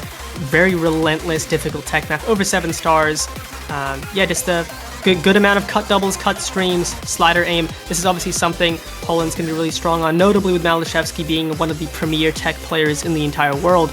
But, with how this match has been unfolding, I mean, Australia surprised us on the free mod 4 with maybe a bit of an underperformance from Poland and an overperformance from Australia. They can do it again here. It is going to spell doom for Poland. I think we see O/Slash coming in for his first map. Very, very strong tech player for Team Australia, making his debut in this insane matchup. We'll have to see, can Poland get their first point on the board? I think they desperately need it. They do not want this match to go 4-0.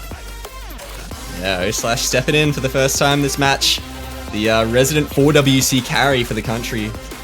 And this year, he's been looking quite good on the tech maps this tournament, stepping in here. And we're going to have Michny as well, stepping in for their first map. Also, just a tech and ult beast coming in for the tech map. I feel like we saw Michny in 3 mod 4. Did we? Am I right? I actually don't remember. I do not remember if we saw Michny in 3 mod 4 or not. We did. Yeah.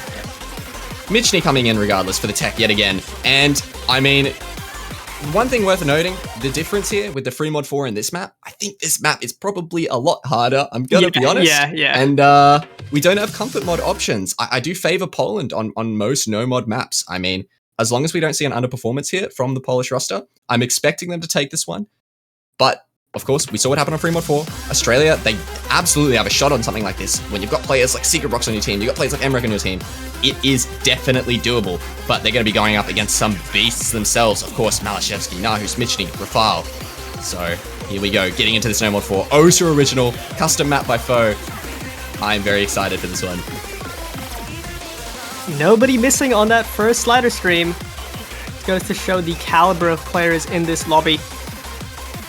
Go through the first Ki. No misses so far, which is kind of surprising. Yeah, I'm very surprised no one missed on that first kind of space pattern. Everyone getting through that. No, Michny finds the first break, but Box Wall 3 misses for Australia. Box, Australia, Emmerich, all gone. Another drop for Poland. Rafal is down. It's the Sigmas on the top left there. Malashevsky and Nahus holding on for Poland up against the one and only Sayo for Team Australia. 2 FCs to 1 as we get into this really cool overlap section. I really love this part of the map. Yeah, I think the pattern they missed on is one of the most brutal patterns in the map. It's like a 1/3 aim section with slider aim that's absolutely brutal to read, and that catches out 3 of the Aussies, but it's still Sayo holding the line up against the double Sigma duo Dream Team. I mean, At this point, Sayo needs to hold on if Australia has a chance at taking this break point. But I don't know, with Malashevsky and Nahus on the other side, I don't know if you really want to count on them missing on a tech map. Especially Malashevsky. I don't know if you ever want to count on Malashevsky missing on a tech map, but we will have to see. Nahus doing his damn best as well to hold on to this significant combo, the significant FC as well. The accuracies from those players is crazy right now as Emrek does find a reset. Rafal finds one. Not the combos that matter, but they are going to be trades nonetheless. Sayo still holding on. There goes Nahus. 1 FC to 1 now, but Fox drop. The big Malashevsky found a miss. Malashevsky's gone. It's just Is there a Sayo. possibility for Sayo? There's a quarter of the map remaining. It's 150,000 points. There's no combos besides Sayo and Michny right now. Sayo's holding the FC. It might be enough. I don't know. I think Michny might need to break if he wants to overcome the score lead. I don't think he's enough. Michny just find a break. Michny breaks. Sayo misses. Oh my gosh. That was a thread right there. 85,000 points. Michny finding that miss at the very end almost was enough. Would that have been enough if Sayo FC? I don't know. 971,000 he would have needed on a 98% FC. I don't think it would have been enough. Yeah. Yes, I think it would have been just shy of taking the lead there, but it would have been damn close. It would have been about 15k difference, I think. So silver lining there for Australia.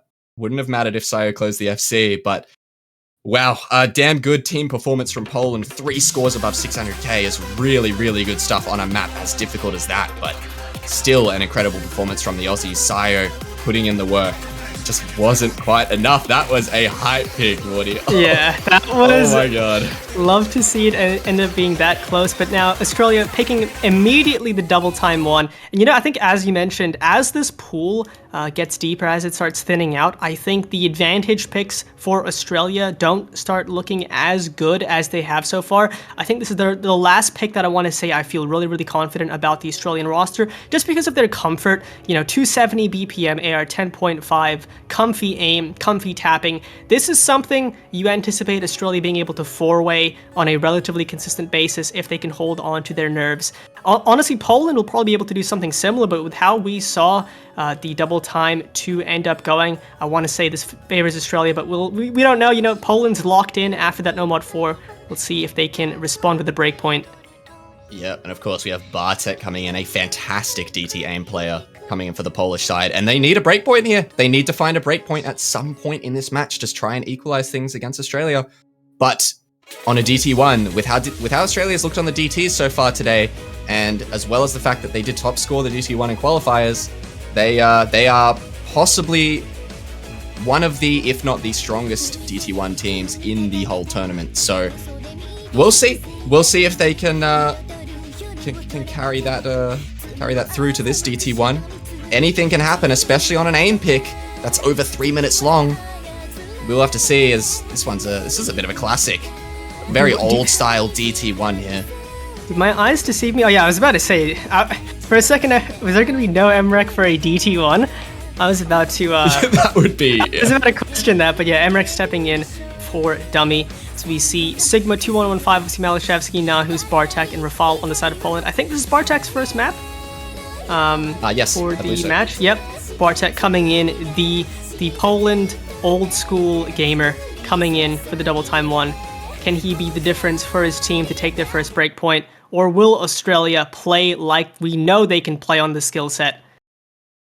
We'll have to see. That's something worth mentioning. Is Bartek obviously is a very old player, so a map like this, pretty sort of like old style patterns, it's going to be probably very comfortable for him, especially someone who's already very good at DT aim in general. Just a map like this could favor the older players for sure. Obviously, Australia, they've got a much more modern roster, a lot more zoomers on on their side. Yeah, that's for certain. The average age of this Australian lobby is quite low. Yeah, absolutely. So here we go. It's going to be Malashevsky, Nahus, Bartek, Rafal going up against AKNZX, Secret Box, Intex, and MREC here on the DT1. Can Poland get the break point here and now? Or are they going to have to look for it later on in the match? Secret Box finds a break. Bartek finds the miss. 3 FCs to 3 though early on. It is an even trade.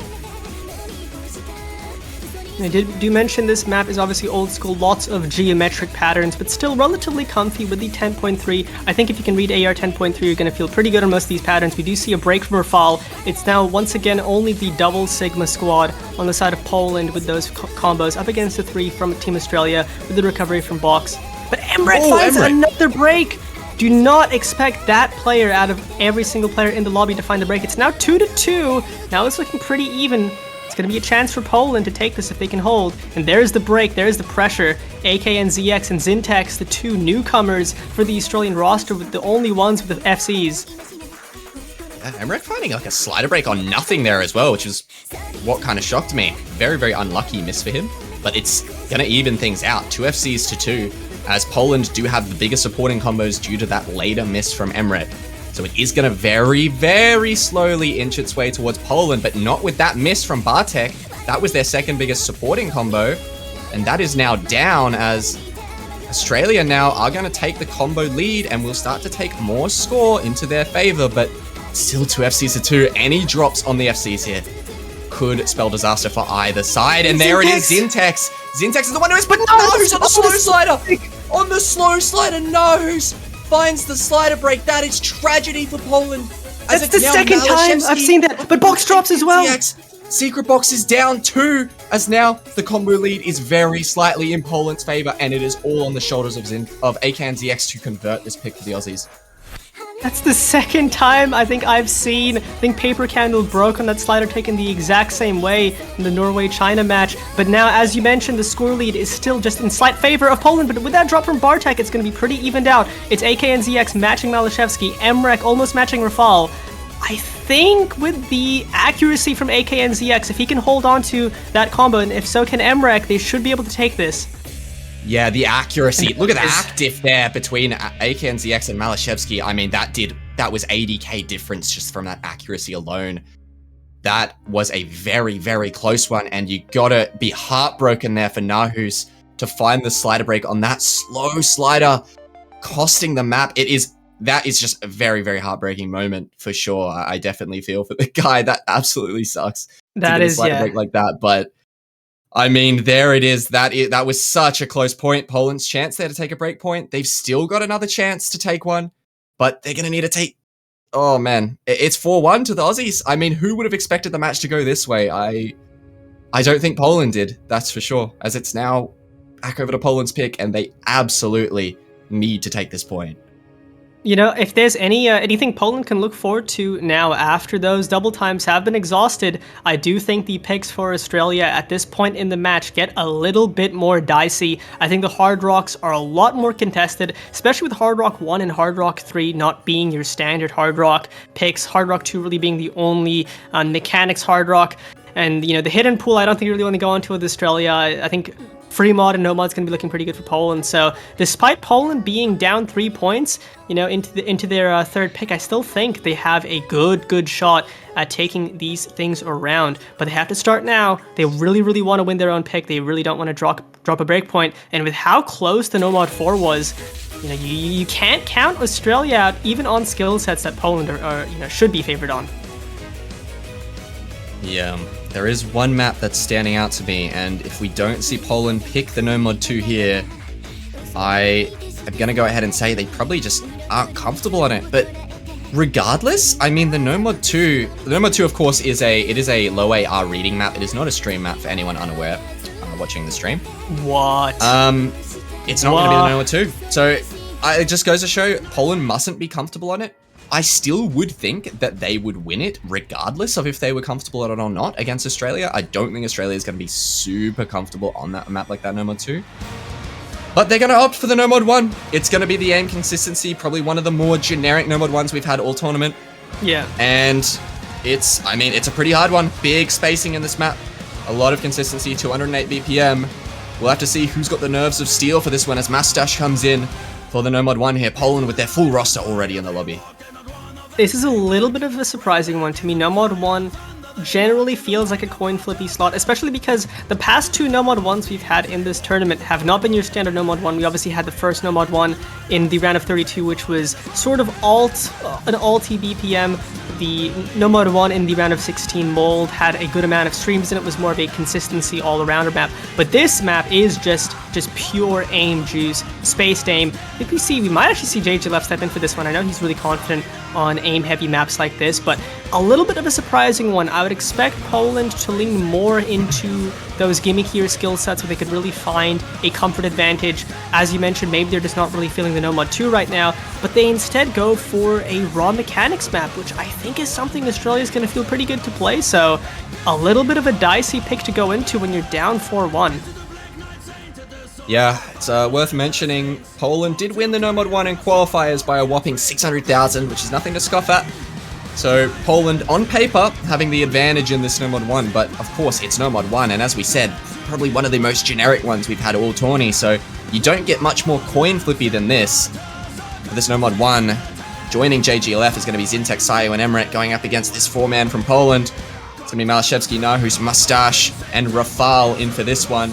This is going to be the deciding factor of the match, I think. I mean, if Poland aren't able to take this Nomad 1, it is going to be 4 consecutive match points for Australia, and that's not the position you want to be in. I do think Poland, they still have really good picks after this. If this wants to go their way, they've still got really good picks. They've got Hidden 3 left. They could still opt for that No Mod 2. They've got Free Mod 2. I think they've got really good picks left in the pool, but can the match get to that point is my question. Because if Australia do take this one, it's not going to be looking good.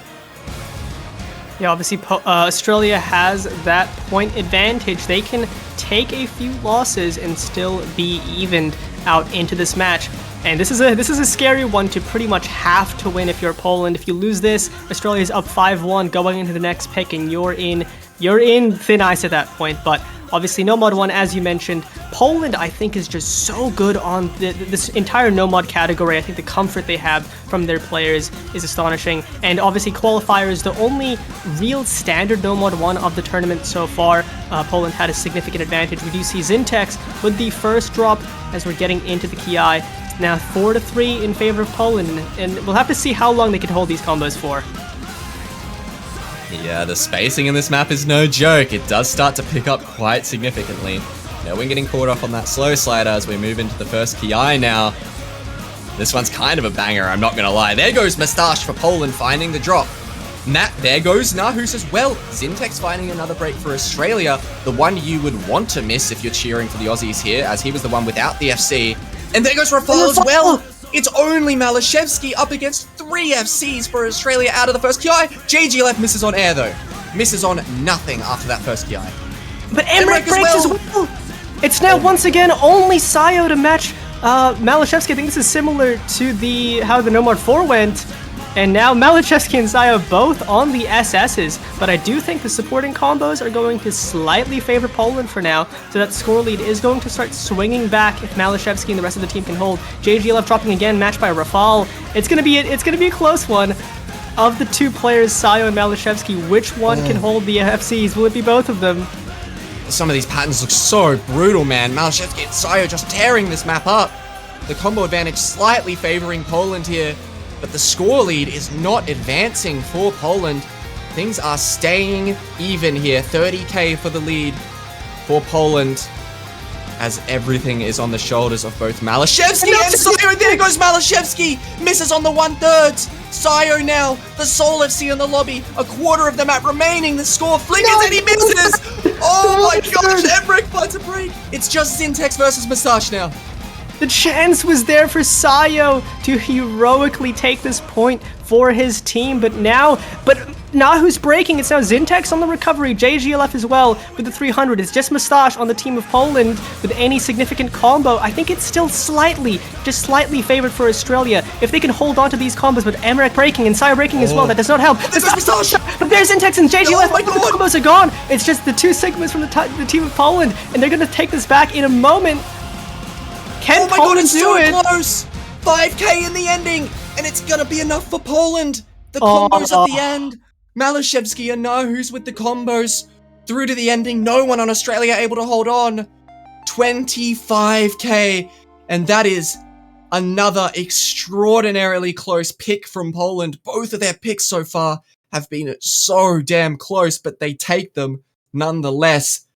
That was a roller coaster of a No Mod 1. One of the most exciting Oh No my Mod 1s I've God. ever watched. Wow, an enormous effort there from Sayo, but Malashevsky matching him and matching him well. Definitely, that was a ridiculously close one. Look at the consistency from the Aussies, 3 500Ks on the board. But Poland, I mean, just slightly better with that score from Moustache. The 600-something K unanswered from Australia. Well, that's what they needed, that's for sure. Yeah, that is definitely what you want if you're a Poland fan. Poland really wanted that pick to start evening things out, and now Poland is in a pretty good spot. If Australia picks a map here and Poland is able to break point it, Poland's going to be 3-4 going into their next pick, and then they can make it 4-4. At that point, the match would be evened out. So here's Poland's chance. At this point, no DT picks left for Australia. They're going to have to lean into a different skill set. What are they going to go for here? I think Hard Rock 2 is maybe an option, but obviously after losing on an aim pick, going into another aim pick is a little bit scary, but Hard Rock 2, precision pick, a little bit different. I do think Australia has a pretty good precision aim roster. We'll have to see what they lean into here. I think Free Mod 1 also might lean into Australia's mechanics strength, but they go for Free Mod 2, so quite of a different pick. A very flow aim heavy, low BPM flow aim map. We'll have to see what they go for with the modded players here. I'm quite interested to see. Free Mod 2 is unexpected, I won't lie. I was expecting maybe a Free Mod 3, maybe they dip into those streams, try and keep things in the tapping realm. But no, they're going to go for Free Mod 2, and I'm not going to lie, I was expecting this to be a Poland pick. It is just constant streams and constant cut patterns, but it's only 160 BPM. I mean, no one in this lobby is going to have... It's entirely a finger control and tapping control map. It's not in any way, shape, or form going to test actual tapping ability in terms of stamina. So, yeah, this was what I was expecting Poland to pick, but it's going to be Australia opting for it. So I'm curious to see what the mods are going to look like. I don't expect any overmods on a map like this. Hidden on this map is no joke. The map does get quite a bit more difficult, especially if you're not like a comfort hidden player. You can find misses on a map like this where there's so many accelerating patterns, decelerating patterns, a lot of cut patterns. So curious to see what the mod situation is going to look like. I'm not expecting an overmod from either side. Yeah, I completely agree. This is not a map you really want to overmod. Australia is obviously really strong at flowing, but as you mentioned, this isn't really your standard no mod 2, a traditional no mod 2 type stream map, completely focused on flowing and cuts rather than just pure stamina. So I do think this is something that Poland is going to feel pretty good to play. I do expect to see maybe Malashevsky on the hidden and Nahus or Rafal to take the Hard Rock. Probably Rafal to take the Hard Rock if it's anything like the Free Mod 4. But on the side of Australia, I imagine we see Box on the hidden, and probably Zintex on the Hard Rock, and maybe just keep Emrek and Dummy on the No-Mods. Yeah, absolutely. That's definitely what I'm expecting. You want your carry player, being Emrek, to take that no-mod. Dummy as well has always been a consistent no-mod player for the free mods in the past. And it makes sense as well to see probably the same mods from Poland, but no, Moustache on the Hard Rock. Yeah, we obviously know what Moustache can do on Hard Rock Flame. He has plenty of extremely strong solo scores on the skill set. I think normally expect to see Moustache on no mod maps, but I think Hard Rock Flame is his forte. Yeah, so getting into this one, of course, Malashevsky on the hidden, to be expected. Zintex finding an early break, and yeah, I'm expecting struggles probably from the Hard Rock players at some point in this match. We'll have to see if they can prove me wrong, though. Zintex did find an early break on the Hard Rock, and he was the only one to find a break so far in this map. So we're in for about 3 minutes of patterns like this, and nothing but this, because this map does not let up for a moment. Rafal finds a break. Zintex again unable to hold any sort of combo so far. So we are 3 FCs to 3, but there goes Moustache. As I mentioned, the Hard Rock players not able to hold the combos. Zintex is finding more and more breaks, but it's 2 FCs now to 3 in favor of Australia, as the score lead is going to slowly head over in their direction. But Zintex struggling this much is not going to do them any favors. Yeah, fortunately for Zintex, Moustache also dropped his full combo, so that Hard Rock FC won't be complete. The Hard Rock FC on the side of Poland isn't there to completely wipe out Zintex, but Dummy breaking on the no mod, on the most securest of mods in the match, is going to give advantage for Poland now with that massive recovery from Rafal. And it's still the double Sigma up against Emrek and Box. Box on the hidden FC, matching Malashevsky. I believe it is Poland favored now with that break from Dummy, so it's going to start swinging back, but halfway through the map now, breaks here are really going to make an impact. Yeah, one of the hidden players matching each other there, as well as a no-mod player matching each other. 1FC on both of those mods for either side, but there goes Zintex again, struggling a lot, and that is going to favor Poland. Zintex finds another break. Rafal with this huge recovery is going to pull this score lead. There goes Massage, though. As we said, these hard rock players definitely struggling on this map. This extra supporting combo from Rafal here, especially with that miss from Dummy, but there goes Malashevsky. That is a big drop for Poland, as Australia now have the double FC, but only a slight combo advantage due to this recovery from Rafal. Yep, Australia needs to hold on to this double FC if they want to take the Zintex right now. Because of his accuracy, he's actually outperforming Mustache. But Rafal outdoing Dummy with that break from Malashevsky on the hidden. To be fair, it is on the hidden, but Bok still holding on to that massive hidden FC, but that's a scary one to have to hold on to. Emmerich on the no mod, hopefully you can rely on him to hold. This is gone! No FCs left for Poland. It's just Rafal in the recovery, but Australia still has 2 uncontested FCs, and if they can hold on for a little bit longer going into this ending, I think they'll have it. Box does find a break, but it's still Emmerich. As long as Emmerich can hold on, he'll beat out Rafal. Rafal's recovery. It's going to be close going into the ending. Emmerich has to hold here, and if he holds, it is going to be enough for the Aussies. Rafal doing his best to pull things back. Dummy finds a reset, but Emmerich, he's done enough for the Australian boys here, hitting that last pattern, as well as Rafal. A valiant effort from Rafal trying to make that recovery. Very, very good stuff from him. The 99.6% one miss, but Emmerich closing out the FC and a secret box to boot with the huge combo through to the ending. Oh man, that was this match is too much for my heart, man. This is too much. This is way too close on these last few picks. None of these have been one-sided like some of the early picks were. This is just each team narrowly winning, and now Poland is on match point. They have to be very, very precise with their picks here, and they're also going to have to take a break point on Australia's next pick if they want to win this match. We'll have to see what they go for here. I still think No Mod 2 is a good option for them. It's on the table. It's that last low AR reading map that I do think fits into Poland's strengths. We'll have to see if they go for it here. I think worth mentioning for that map as well, Dummy definitely not having a great run on the no mod. 380k as definitely a low ball run from him. Definitely a bad RNG run, and actually matching Mustache on that Hard Rock, which you expect to have the lowest scores. Of course, that map on Hard Rock, significantly more difficult. Zintex though, got 500k with the Hard Rock, and that was the difference maker. That Hard Rock differential there. Zintex putting up a very, very good score on the Hard Rock, so definitely shout outs to him for that one. And now it's going to be Hard Rock 3. This is what we expected, I think. Yeah, Hard Rock 3, I think out of all of the Hard Rocks, this is the one I anticipate Poland to pick the most, just because it is pretty much a tech map, obviously with Hard Rock slapped on. Now, I do think the Hard Rock element of this map might be pretty good for certain players on Team Australia who do really like that Hard Rock tech. I think notably I'm thinking of players like AKNZX. Obviously, you're going to expect to see Emmerich for this one again. Maybe Zintex plays this one. Maybe even Sayo potentially. But on the side of Poland, I do think the tech roster in similar nature of the No Mod 4. Obviously, they won that one by a pretty narrow margin, but I do think they have potential to do even better on this skill set. So we'll have to see the lineup for this one.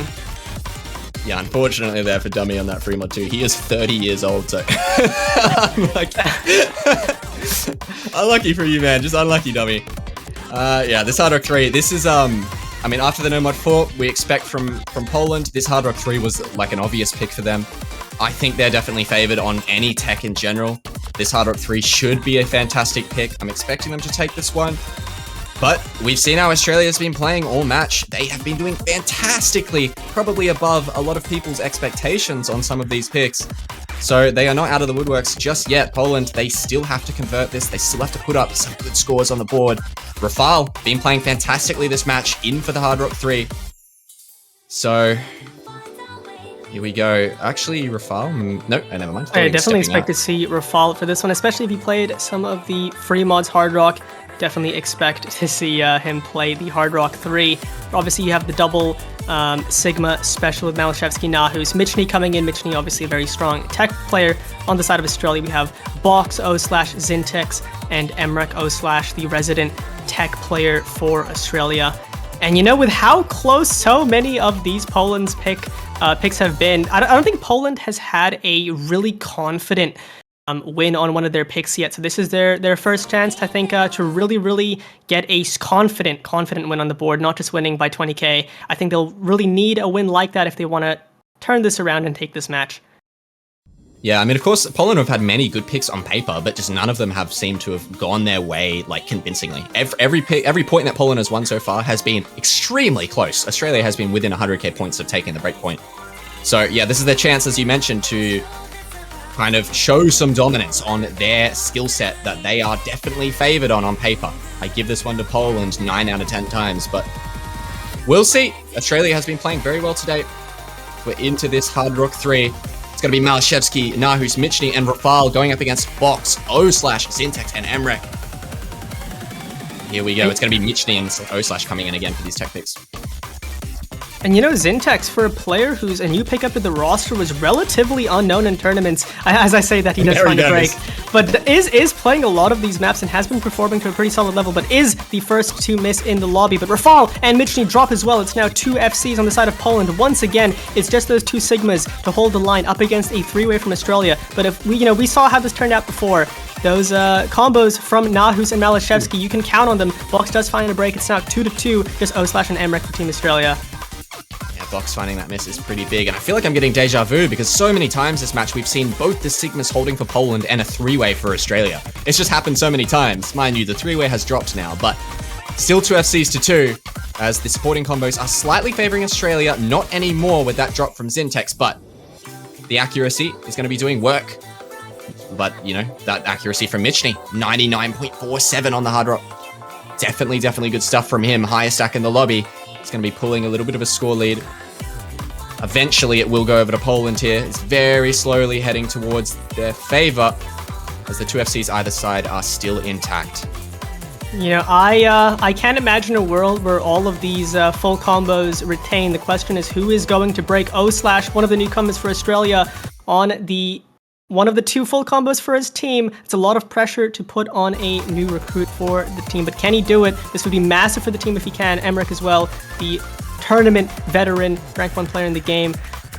The pressure is on these 2 to take what could be Poland's last pick, but obviously you have the 2 Sigmas on the side of Poland as we're in the calm section of the map, yet to enter the second KI.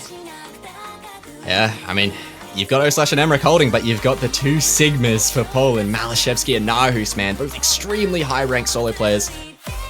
And, of course, Malashevsky, the tournament beast he is. It's not 2 people that's going to be easy to go up against, as this score lead is slowly going towards Poland. Very slowly. But it's an inch. It's inches difference. It's a 100 combo difference. But there goes O/. A big drop for Australia. Drops the FC as we're into the final sort of 6th of the map here. The double FC still intact for Poland. It's going to be enough to stave off Emrek as Poland do take the lead. It does flicker, and they've got the 2 supporting combos holding strong in this ending section. This ending is brutal to get to. I think at this point with the score lead rocketing for Poland, you would need both of these FCs to drop and Emrek to hold. But I just don't know if that's on the table, if that's realistic. If the 2 Sigmas can hold, if Malashevsky and Nahus can carry over the FCs, they will take their 3rd point. Yeah, I think that's probably more than enough now. Yeah. So we're into about a sliver of the map remaining. Both the supporting combos drop for Poland, but they've still got the double FC intact. And man, what a performance here from both Malashevsky and Nahus. On the top left, the Sigmas in action, doing Sigma things. There it is from the Polish boys, finally taking a pick in a fairly convincing fashion. Look, it wasn't a huge difference, but definitely more convincing than their last 2 points they did pick up. 240k and the double FC to boot. Very good stuff there from Poland, and 2 good supporting combos.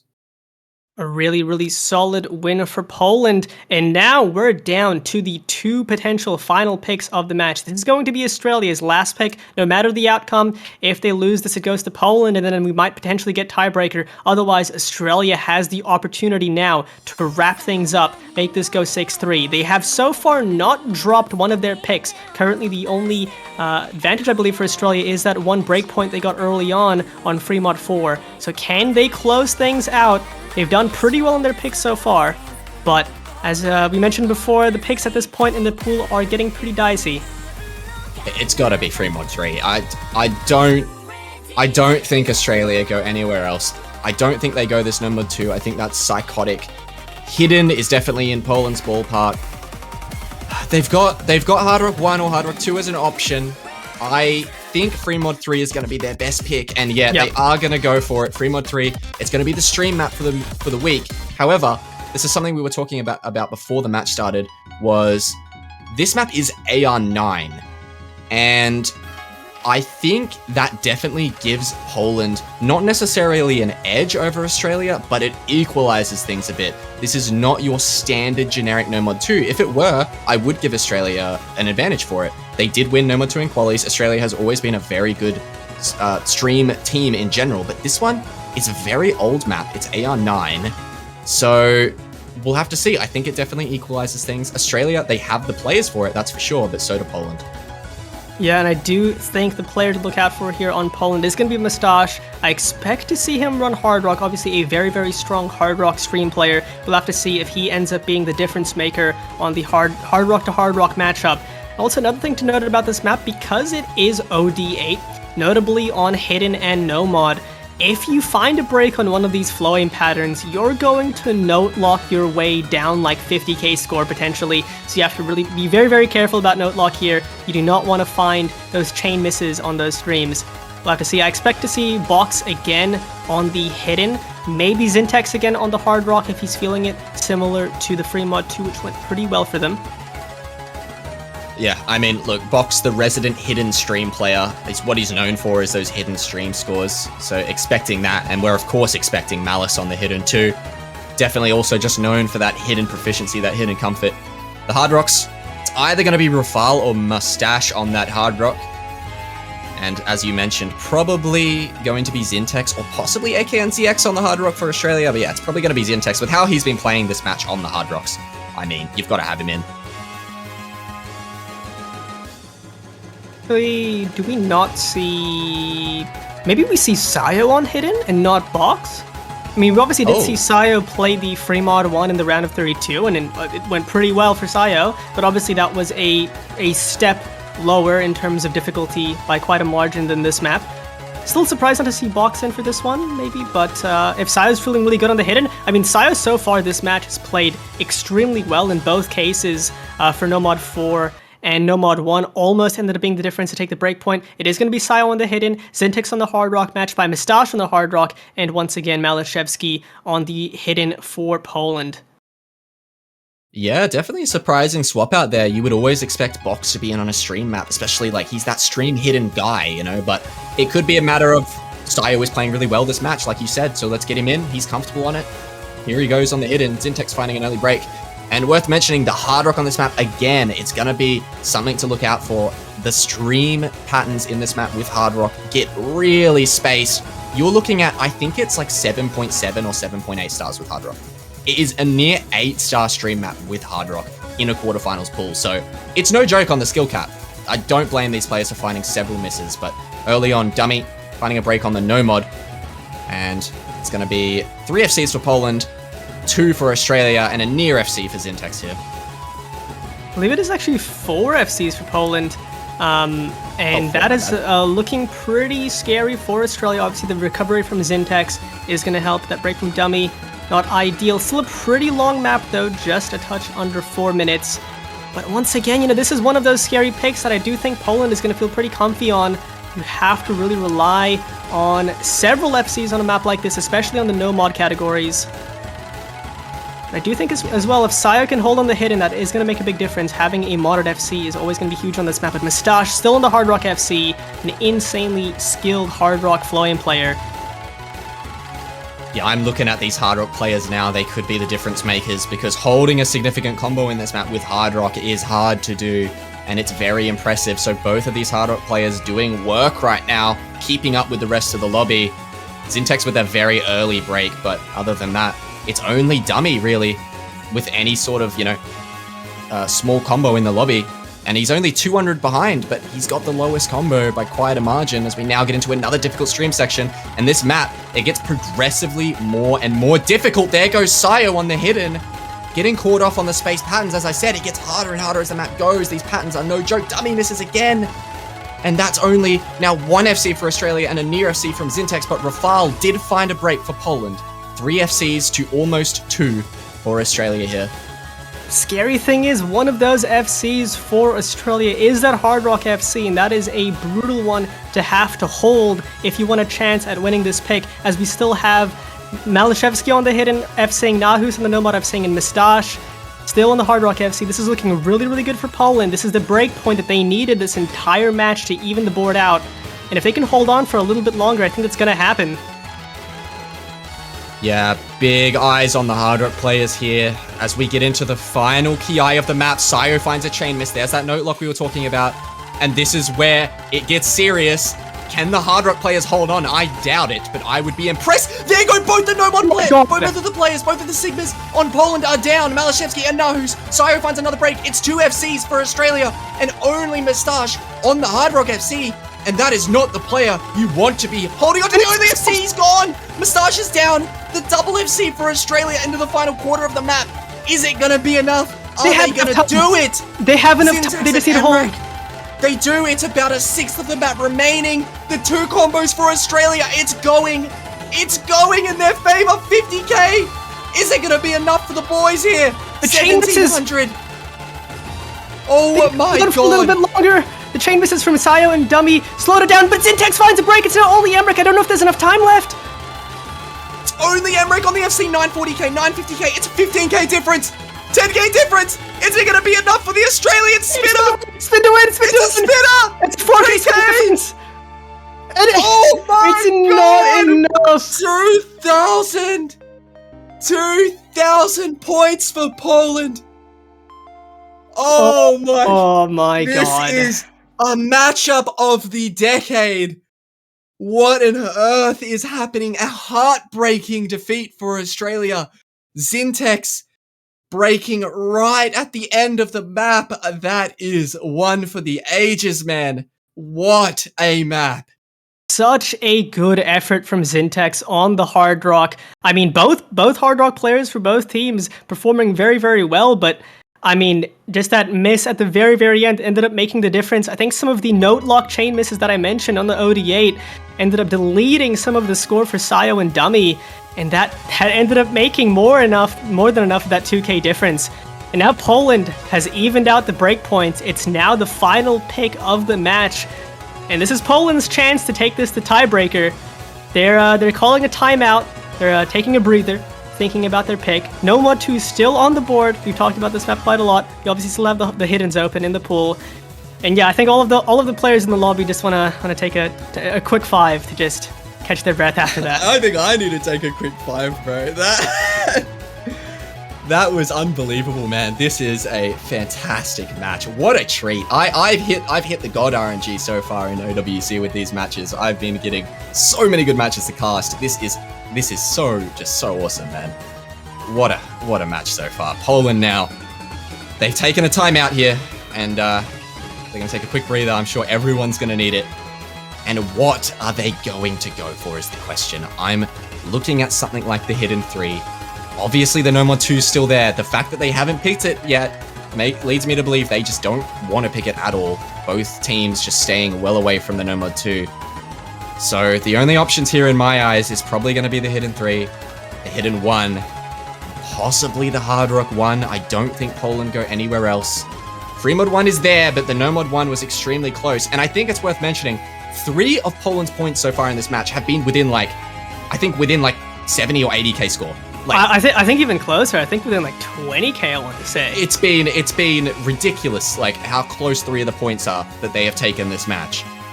So it would be, honestly, at this point in the match, it would be heartbreak for Australia to lose after 3 points being that close. But I mean, prior to this match, we all expected Poland to come out on top. Now things are looking a bit different as Australia. They've just looked like the better team in this matchup. Yeah, I think overall Australia has played a little bit more consistent, but obviously it doesn't matter how much you win by. All it matters is that you win the pick. You could win by a million score or 1, it does not make a difference. And Poland is going to have to think long and hard about their pick here. And you know, I think Hard Rock 1 is not an option we've talked about much, but considering how Hard Rock 3 went, it was their most convincing win so far of the match. It's the 1 point they won that had a margin, a good bit above 200k. They look really, really good on it. Hard Rock 1 as well, not your traditional Hard Rock pick. They could go for it if they want to pick into, some weird gimmicky-ish Hard Rocks, but other than that, I still think it's up to Nomad 2 or Hidden 3. But about to make their decision. I'm expecting a Nomad 2, Hidden 3, or Hidden 1 at the very least. I just don't think it'll be Nomad 2 because they haven't picked it yet. So in my eyes, it's probably one of the Hiddens. But it doesn't mean the Hard Rock 1 is out of the question because they did win that Hard Rock 3. The Hard Rock 1 is not... Yep, there it is. Hard Rock 1, it's not a normal Hard Rock 1. This is not your traditional aim consistency Hard Rock 1. This is probably one of the, if not the hardest map in the pool. It is just... It's everything. This map is your jack of all trades Hard Rock map. You've got tech patterns, you've got ult patterns, you've got high velocity sliders, you've got like jump scare sliders out of nowhere, a little bit of reading in here too. It is definitely just, if you're a player who loves slapping Hard Rock on everything you play, you're gonna excel on a map like this. But this map is no joke. 500k on this is a great score.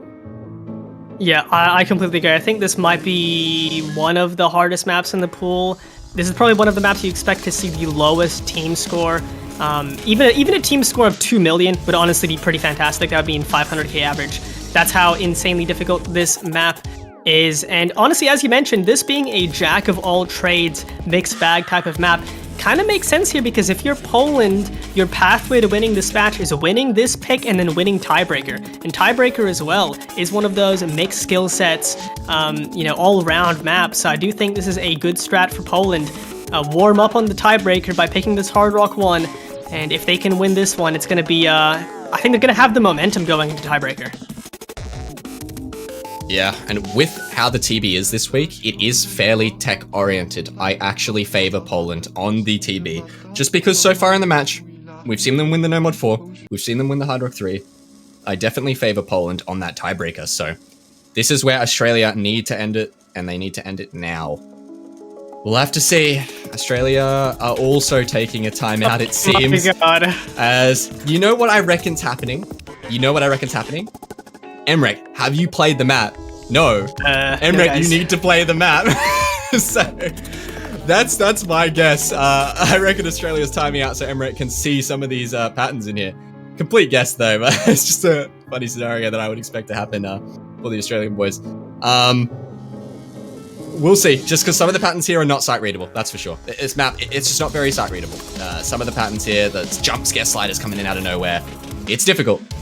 It's definitely difficult to hold good combos, especially if you're sight reading, you're not going to get a good score. So while Australia here figure out their 4-man, Poland as well, probably hopping out of the lobby to just get warm in it as well as the timeout ticks. I think this is definitely a very practice-heavy map. This is a map you could sight read 200k and work your way up to a 500k if you're a very strong player. But this is by no means, even if you're a player of MREC level caliber, I don't think you're really sight reading this map and putting up that much of a score. But yeah, we're just gonna wait for this second timeout. Both players, I think maybe we can see both teams practicing in solo, warming up on the patterns. Honestly, yeah, this is a fair map to have to warm up, especially with the nerves, the pressure riding on this. This is for tiebreaker or for the win, depending on which team you're on. So all of the stakes are here. Yeah, this is this match has just been it's been a nail biter so far. What a fantastic way to kick off our Sunday block of matches. This match so far, it couldn't get any closer. I mean, prove me wrong. I dare the gods to prove me wrong and make this match closer, but timeout still ticking, so... Theoretically, you could have nothing but breakpoints on one score, but realistically, yeah, I think I agree. I don't think you really get matches this close in the Aus World Cup, but I'm just glad to be here when the matches do happen, and they turn out like this. Absolutely. As we now get into the final 60 seconds here. Fair, as the timeout was ticking there, everyone was kind of backed out of the lobby, just playing the map, which is extremely fair. Both teams do get one timeout, so Fair able to use it as they please. So we now start getting everyone back in the lobby here in this final sort of 40 seconds on the timer. Here we go, full roster in for Poland. Mustache, Malashevsky, Zintex. Oh, not Zintex. That's Australian player. Mustache, Malashevsky, Rafal. Still missing their fourth. It's going to be Michny, I think. I see Michny poked his head in the lobby.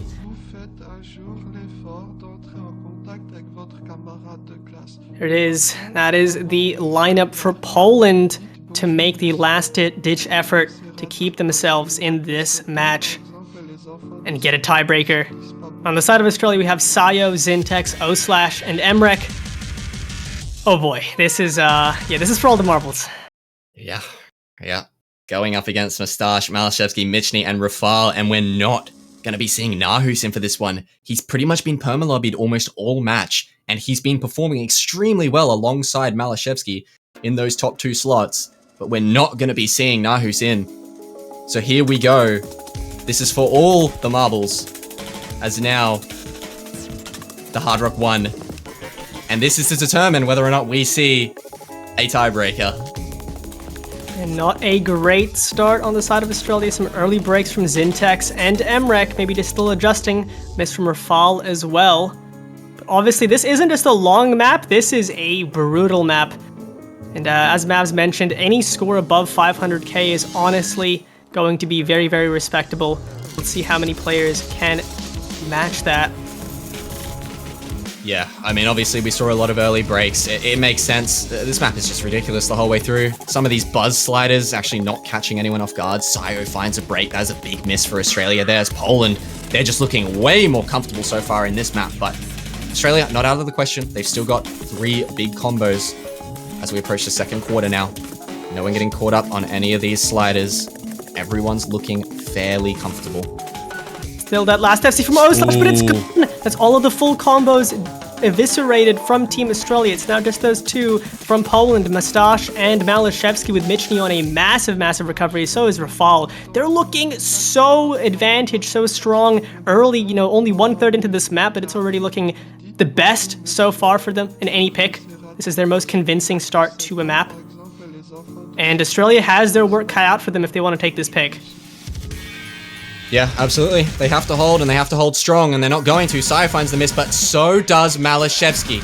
And that is going to favor Australia, as Malashevsky had a much bigger combo. These kick slider jumps just come out of nowhere, and everyone hits them. No one tripping up on those kick sliders. We're into the second half now. As we get to the pause, the players see what they need to do. Emrek and Zintex know what is on the line. Oh man, those breaks like the leaderboard shows are so nerve-wracking for the players that have the combos. It is a real test of mental. Oh, on sliders. Zintex missing on the slider technically, but so does Rafal. It's still Mustache and Michny up against Emrek's recovery. But that's still such an advantage for Poland.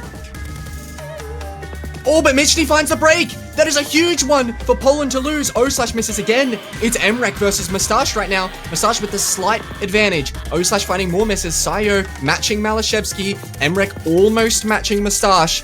Score lead is not going to move too much as we're into the final quarter, but Poland already have a 250k lead. Mustache is going to have to miss if Australia want any chance of closing this match out early. And with how Mustache has been looking on the Hard Rock so far in this match, it's tough to say if he'll find a break soon. Malashevsky and Michny do find some breaks, and some of the recovery's gone. It's just for following the recovery for Poland. It's all up to Mustache to hold onto this combo for his team to secure the tiebreaker. Can he do it? Emrek is still lurking in the back, ready to pounce if Mustache breaks. But the score lead's already over 200k. I don't even know if there's enough time. Yeah, Australia chain missing Mustache. I think he's done it for the Polish roster here. Mustache possibly closing out the FC towards the ending. I think that's enough. It's 260k. Emrek misses. Mustache misses. It doesn't matter. There it is. It's gonna be the tiebreaker. Mustache does enough to pull his team over the line. And wow, these are some exceptional scores in this lobby. That is a fantastic team performance from Poland. 4 scores, all 4 scores over 500k is insane stuff from them. And Australia with the big score for Emrek, but the supporting scores just not quite enough to match those of Poland. And now here we are, 5-5. Australia at some point in this match was up 4-1. Poland, however, narrowly winning a couple of picks, now looking a lot more convincing in those last 2 maps. And now we have down Kizan, the tiebreaker. And I think, as you mentioned before, this does feel like a bit of a Poland favored tiebreaker. Can they do this? Can they make the reverse recovery against Australia and take this match, or will Australia stop them in their tracks and win 6-5? We'll have to see. This is a 5-minute banger of a tiebreaker. Yeah, Osu original by down, mapped by down, storyboarded by down, I believe hit sounded by him as well. Custom from down here in the OS World Cup quarterfinals. And here it is. This is for it all. This is for everything. Everyone with 6-5 on their pick'ems is biting their nails right now as we prepare for this tiebreaker, man. And this is a pretty heavily tech-oriented TB. And I'm gonna I favor Poland going into this one, but with how Australia's been looking today, anything is possible, and I mean anything. Are we gonna see a big carry performance here, maybe? I don't know. We've got some pretty fierce TB players on the side of Australia. Sayo, O/Emrek, very, very good tiebreaker players, very consistent.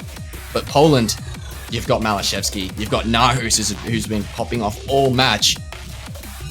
So, man, I'm very keen. I'm very excited for this. I'm at this point, bust out the popcorn, dude. Just sit back and enjoy. Regardless of the outcome, this is going to be a good one to watch. As you mentioned, I do think Australia has some really standout tiebreaker players. I think O/ is going to be one of those players you probably expect to see for a tiebreaker like this. We'll have to see Sayo, Box coming in. Sayo, I imagine Emrek's coming in. We're going to see Dummy, No I think, O/. instead of O/. But on the side of Poland, you obviously have Malashevsky. This is going to be a map he's going to eat up. And you also have Rafal Michny stepping in, I think, as they think about their 4th player. Look, I would expect, I would expect, who's just stepping here. Like, he's just been playing too good all match. He's been that one player alongside Malashevsky holding the FC in a lot of different maps, and is a big reason to why we're at this tiebreaker right now. So that's to be expected. And here we go. It's going to be Michny, Malashevsky, Nahus, and Rafal going up against Sayo, Box, Dummy, and Emrek here. 3 of the OG Australian players here for the TB. Along with the new blood Sayo, this is going to be a very hyped tiebreaker. You've got 4 Polish players that have been on the roster previously. This is going to be a absolutely ridiculous one. I hope this is close, man. Here we go. I do hope this is close. Yeah, the Bancho is mentally preparing itself for what's about to happen. I don't even think Bancho is ready, dude. Also, I just realized I think every single player on Team Australia has won an ANZT before. That is an interesting statistic. Yeah, you're right. They all have won ANZT at least one time. Looks like we had an abort. Maybe there was an issue. Abort. Yep. Be getting back into things, though. Oh. I'm not sure. Box DC, possibly. Oh. It was right at the start of the map, though, so there is going to be no issues there. Hopefully we can get him back in the lobby. I pray we don't have any issues where, I don't even want to think. Yeah, he back. Crashed. He crashed. Okay, cool. All good. Thank God it wasn't like an internet cut or anything like that. I'm just happy he crashed before the map started, rather than like halfway through. Way better to see that come out early. Oh, it was his internet. Oh dear. I hope that doesn't happen with map. Here we go. Tiebreaker. Attempt 2. Let's get into it.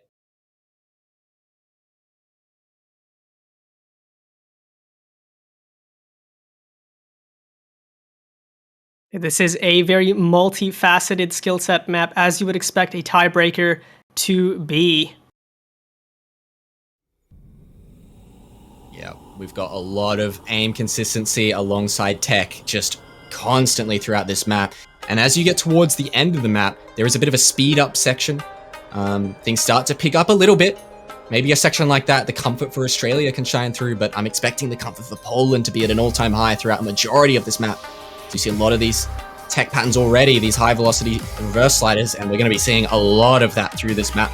But not only is this very tech intensive, as you see these 1/3 triangle patterns early, not catching anyone off guard, it's also very aim intensive.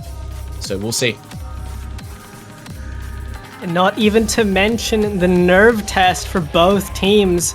Poland coming into this match as the favorites. This is their chance to quell any doubt in their roster. And this is Australia's chance to make history with a massive upset. Oh my so many God. breaks on that first pattern. Michny, Rafal, Sayo, and Dummy all breaking. It's still 2 combos on both teams, but Emrek does find a break. It's now 2-1. Box the only one to hold for his team. That's going to be Poland advantage coming out of the intro into the first hard part.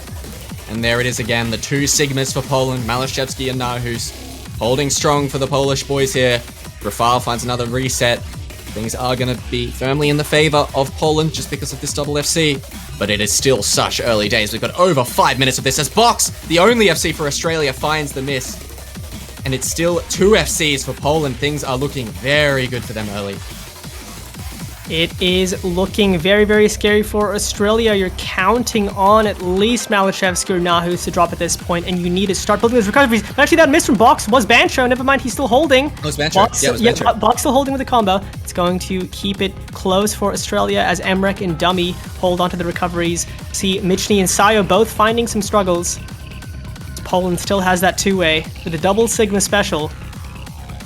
Yeah, Box actually holding the FC. It was Bancho, so he did not actually miss, which is going to keep things close. But Dummy, that looks like a real miss, and that's a big combo gone for Australia as now, see that score lead very, very slowly creeping its way further and further towards Poland. It is all on the shoulders of Box to hold on to this FC as we approach the halfway point of the map. There goes Malashevsky, the one you don't expect to miss on a tech tiebreaker, is gone. And it's now up to Nahus against Secret Box, Emrek matching Rafal, and the supporting combos matching each other too. Dummy finds the miss though, as things are going to stay fairly equalized now as we move into the second half of the map. Malashevsky finds a break. Things are looking even here. But no, there goes Nahus, he's down! Secret Box holding on for the Aussies!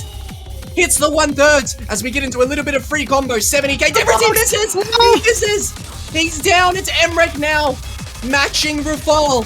Sayo finds a break, Michny finds a break. It's only Emrek and Rafal here with a 65k difference. The combo lead slightly in the favor of Australia. It's just Emrek and Rafal for the respective teams to make any headway into this map. Rafal still holding on, and the pressure is on Australia. Poland still has the score advantage, so if both of these players can hold on through the end, I believe they'll take it. But Australia really wants to find their supporting combos to recover, to support Emrek as he builds up. Oh man, this section is terrifying. Rafal and Emrek both getting through it, and we're seeing drops from Dummy and Box as well as Nahus. Poland holding onto the extra combo is going to give them a slight lead, but no, Michny finds the break. Sayo almost matching Malashevsky, but that extra little bit of combo from Emrek is going to offset that extra combo Malashevsky has over Sayo, as now Michny finds a bit of a miss there on the stream, and they see the scores.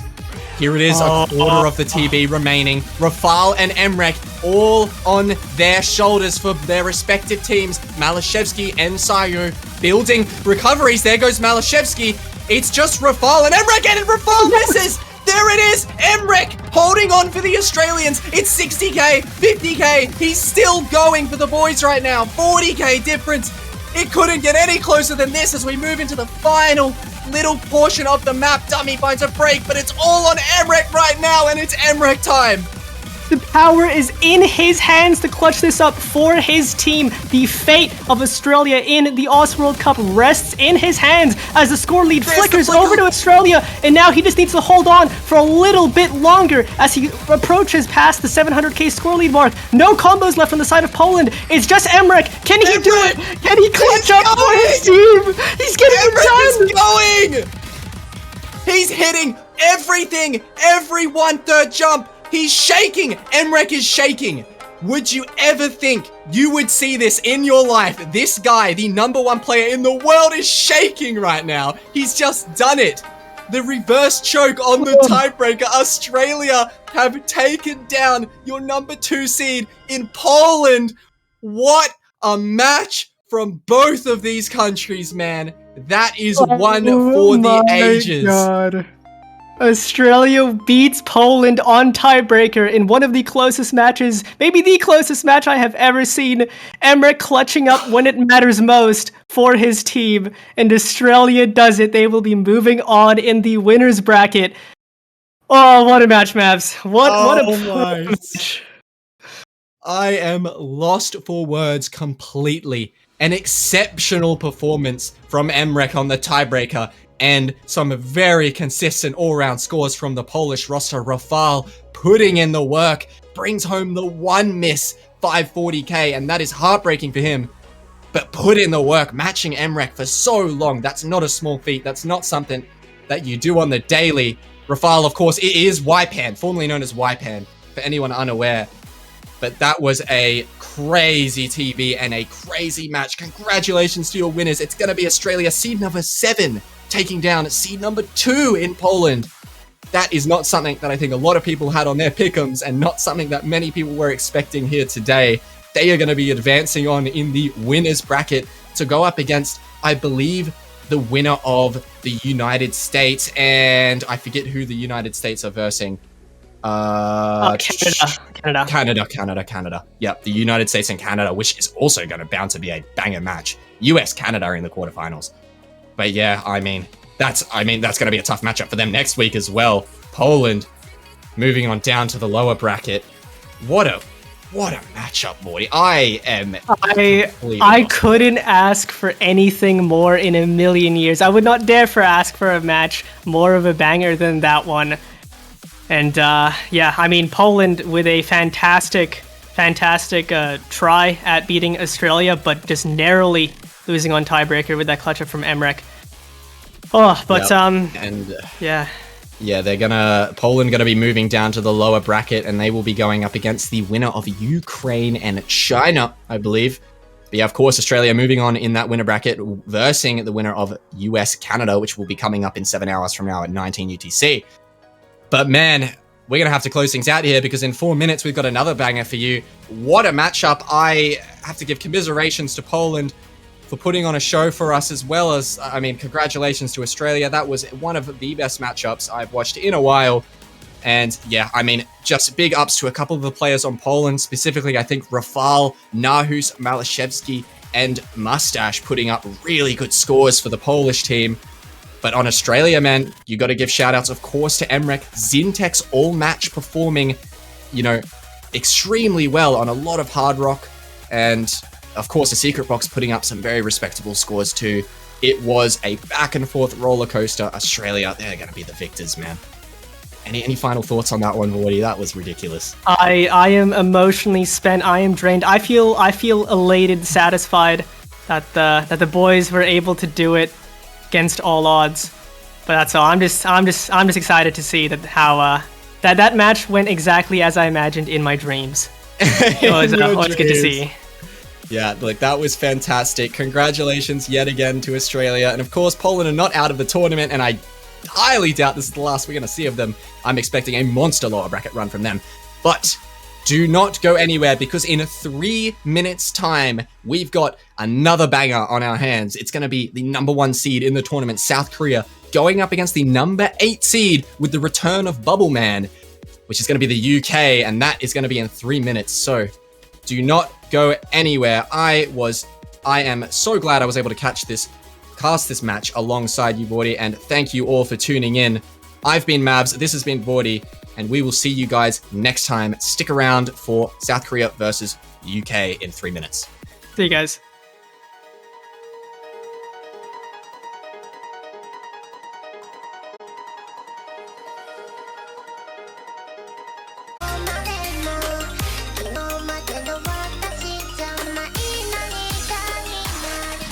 All right, welcome back, everybody, after a short break.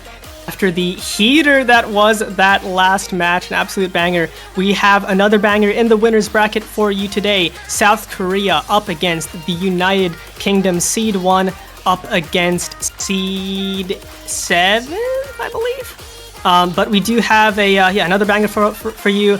Joined by me is Doomsday, obviously the representative of the United Kingdom. I am Vordy, and a little bit tired after that last match, but how are you doing today, Doomsday? Hey, what's up, Vordy? I don't blame you after that last match. How do you follow that? Well, with South Korea and UK, of course. Of course, I'm here for the lads, but I'm mostly here to see an absolute banger of a match. And this is a matchup that never fails to deliver. It's one of the biggest rivalries in OWC history. These two are just destined to face so often in OWC. This is their 7th matchup in OWC history, and they constantly keep matching up early rounds, late rounds, and it has never failed to produce a great match. And yeah, obviously, South Korea looking extremely, extremely strong this year. First seeded for a reason, and I think the favorites to win the tournament, according to many, many players. So UK is going to have their work cut out for them, but I do think they have plenty of fantastic players. Obviously, the return of Bubbleman is a big boon for them. Akolibed stepping up in not just solo play, but in tourney play as well. Those two are going to be the big 1-2 punch, I think, for the United Kingdom. But, you know, the rest of the roster as well, you know, you can go through the UK roster, since I'm sure you'll know them the best, Doomsday. Yeah, absolutely. There's quite a few new names this year that have come through the tourney scene in recent times. Names like Haunter and Ophies, maybe new to some of you, but they are well known in the UK community. Haunter coming into it recently, a very solid gimmicky player, very solid hidden player. Some very good scores on some of the gimmicky DTs as well. So, and this pool bodes well for that. Ophies coming in, Ireland's own, very solid hard rock player, mechanics player. Of course, the backbone though of the UK, Bubbleman, Akalib, Rudge, Malteser, Easy Champ, and Kingling are players that have been here and done that. But South Korea's roster is littered with names that have the battle scars of previous World Cups and huge tournaments. We don't really need to. I mean, speaking of a you know, old school King player returning, you have Flying Tuna coming back from the military, able to play once again for his team in the Oz World Cup, and he's going to make a huge difference for this team. You have Karcher and Worst HR player, two domineering players. I think two players to really, really look out for when we get into these free mods. Then obviously you have Restia, Amamiya Kokoro, Alagrissimo, Spectre, Perezia. So many, you know, players who just, you don't see them too much in open rank, but when it comes to playing for their teams in these team tourneys, they perform at such a high level.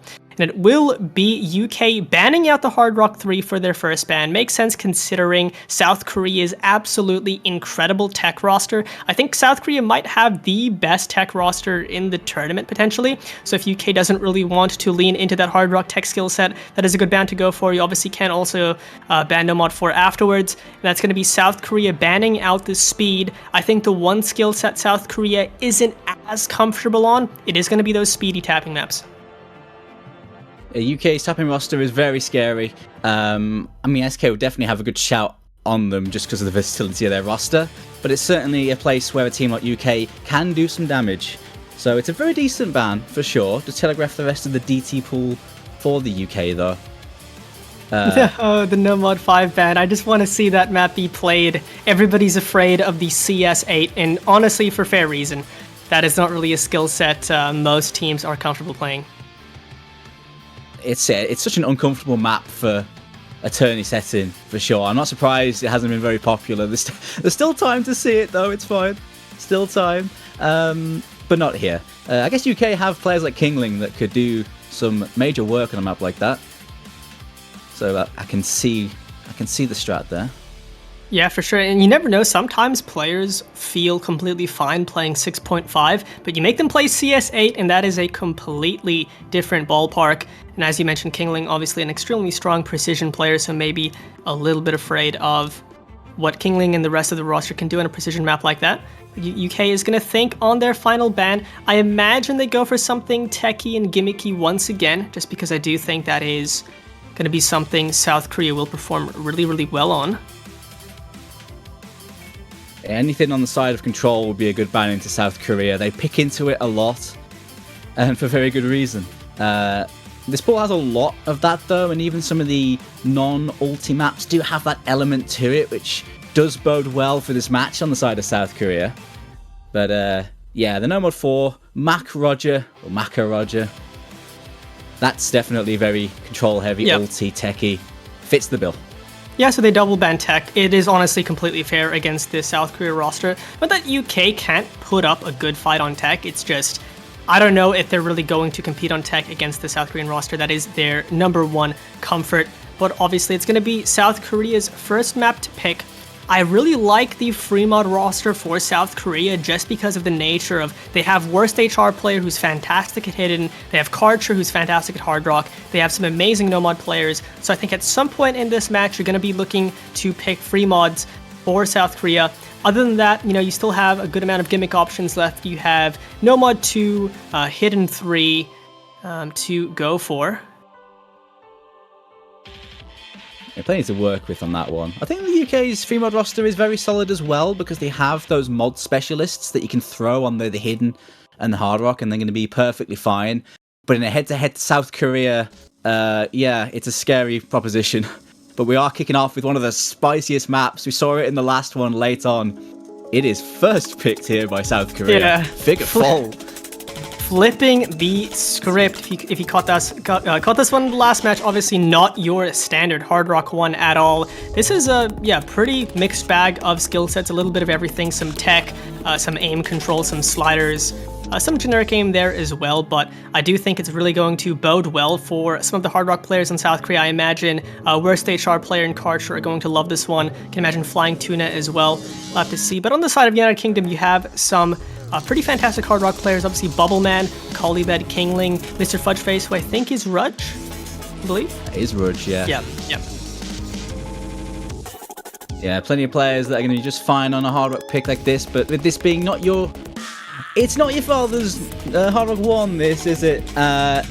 So I do look at South Korea and I'd think, yeah, their roster is going to be so well suited to something so odd like this. I think UK's roster would be a bit more comfortable if it was a bit more standard. But definitely looking at players like Kingling and players like Rudge as well to do well on something a bit weirder in the Hard Rock category. Yeah, I do think UK is going to want to stick a little bit more into the standard maps, but South Korea is going to want to take them out of their comfort zone, picking stuff like the Hard Rock one, which does throw a lot at you, a lot of missable patterns. Surprisingly, not going to see Karcher in for this one. We'll see Worst HR player, Flying Tuna, Amamiya Kokoro, and Restia for the side of South Korea, and this is their first pick. Seed 1, expect to be a pretty strong performance here. Yeah, South Korea not pulling any punches, although, yeah, with no Karcher, it's an interesting one, but we have seen the backing players for South Korea play a starring role in their tournament so far. Karcher hasn't been needed to play lots of maps. He's been in for the maps he really likes because his team are so strong, which, yeah, that shows how strong South Korea are this year. A terrifying force that even their backing players can fill in for a player like Karcher on Hard Rock and still be expected to perform. Yeah, it is going to be a tough one for UK to upset on. They have the players for it. And obviously with a map like this, where you can miss pretty much anywhere, even extremely skilled players like the ones we see on South Korea can find those cheeky breaks. And if UK can get some big combos, anything is possible on this one. But for their first pick, you definitely imagine South Korea is well practiced. And this is definitely a map where it helps to be practiced. Absolutely. Well, here we go then, Vordy. Yeah, this is the 7th meeting between these two, and at the moment it is 3 wins each. This is the decider in a best of 7 over 10 years, Vordy. 6 matchups in 10 years, and this is their 7th. Lots of early breaks out the intro. It's actually UK holding onto those 2 FCs compared to Amamiya Kokoro's 1. Some early breaks from South Korea, but obviously a very long map, plenty of misses to find as we go forward.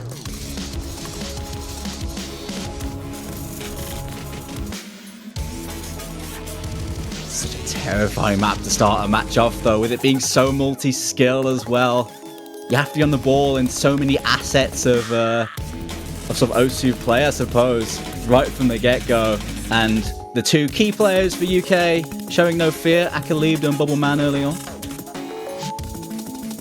Yeah, UK looking pretty strong in this intro, but the accuracy for South Korea is doing everything to keep this score lead in their court. So you see Amamiya Kokoro 99%, which on this map is absurd. Does drop below 99%, but still holding absurd accuracy, as well as the worst HR player, Tuna, Restia, all above 97. Meanwhile, Kingling, Fudgeface, and Bubbleman all having some struggles. However, none of that will matter if South Korea finds even one break on one of those big combos.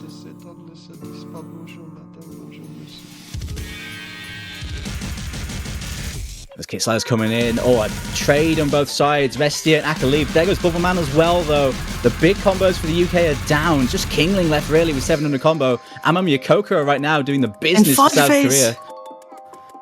It's now just Kingling, as you mentioned, for the Team UK, as Mamiya and Worst HR player hold through with some big combos. And now it's going to look pretty good for South Korea going into the second half of the map. It's huge combos coming through this more control-based section.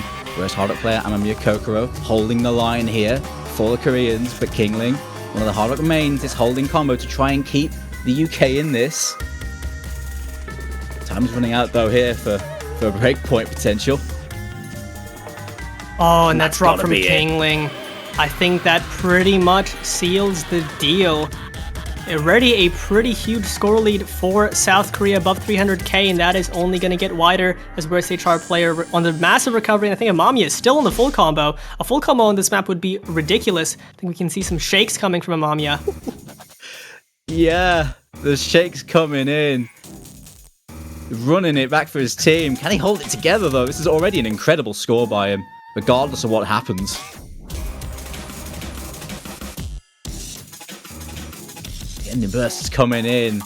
Just all about style points now for South Korea. Oh, there's the FC gone. Shakes too much. But Worst HR player doing the closest he can to an FC with what looks to be a reverse choke. You can hold on through the ending. But yeah, this looks like a pretty dominant first pick for South Korea. As we see 2 scores above 700k and some pretty strong backing scores. Meanwhile, UK, you have Kingling on the strongest score with just a little bit above 500k. And I mean, I guess what you would expect from the seed first going into their first map. Yeah, they could go with one of the spicier maps in the pool and make it count emphatically. That looks far more comfortable, that one throughout. And honestly, those 2 scores from Amamiya Kokoro and Worst Hard Rock player are so good. 98% on the side of Worst Hard Rock player is incredible for this map.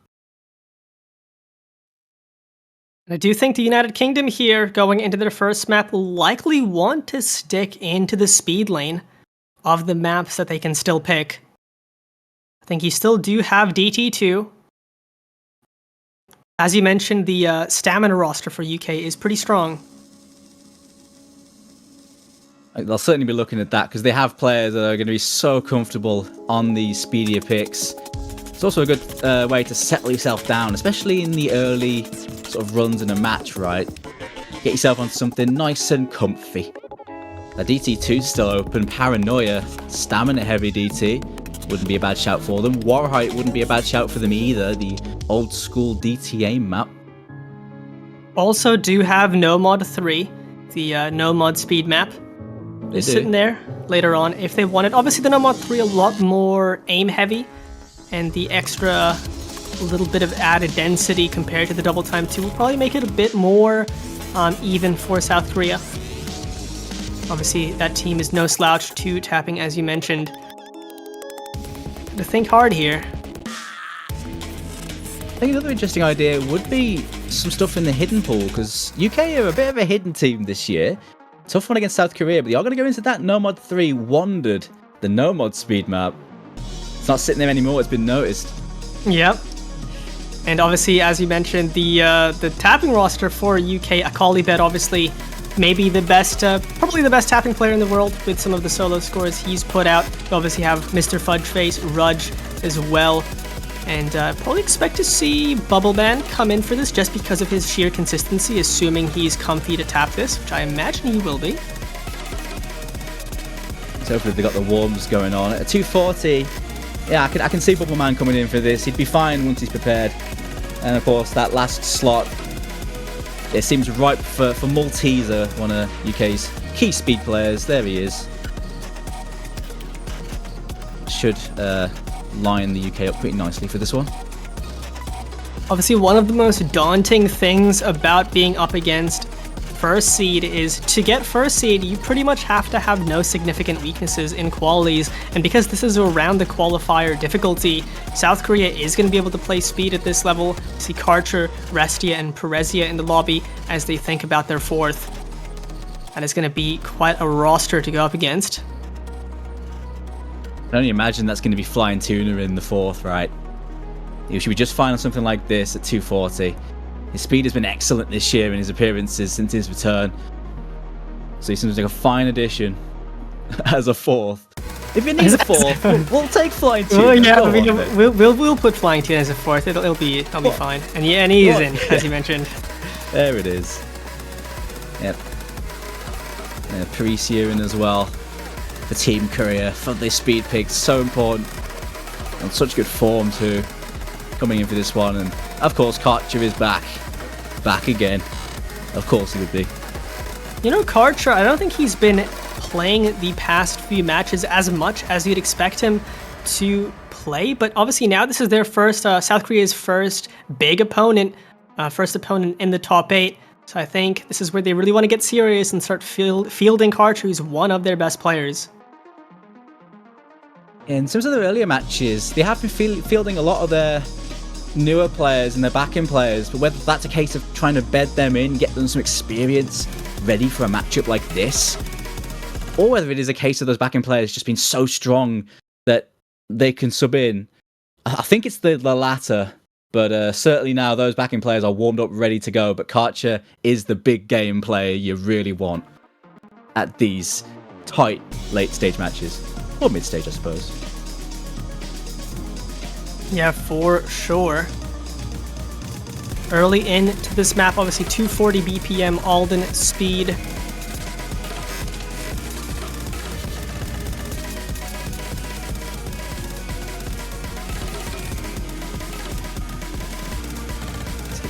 Break from Bubbleman in the early ons in this map. Another break, maybe not super comfortable on the 240 BPM, but it's matched by Parisia. The early trades there, 1-1, 3FC3 in the early stages here, and this 2-minute map, it's not very long. So those early misses can count for quite a lot. Especially in these lineups like this, where both teams are so well set on something speedy in, like, you know, quarterfinals level. Early misses might be rather significant. Still pretty even on 3-3. Bubbleman and Parisia have both recovered.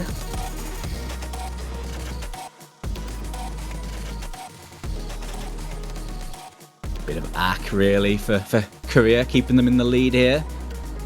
Overall. Only a tiny bit, though. It's really only the difference between Parisia and Bubbleman. The rest of the team are neck and neck on every metric. But here comes the second drop. Close one. And you really want to win this one if you're United Kingdom. Restia does find a break. That's the opening the United Kingdom needs. But Akalibed finds a drop as well. Evens it out once again. But I do think the accuracies slightly favor the United Kingdom. And that break from Flying Tuna is going to be massive, but matched by Malteser once again.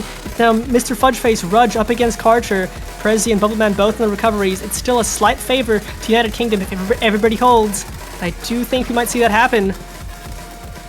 Yeah, the recovery from Bubbleman there was huge. A bit more combo through that ending. Just about saving it there for the UK. They do win their first pick. Very, very close, though.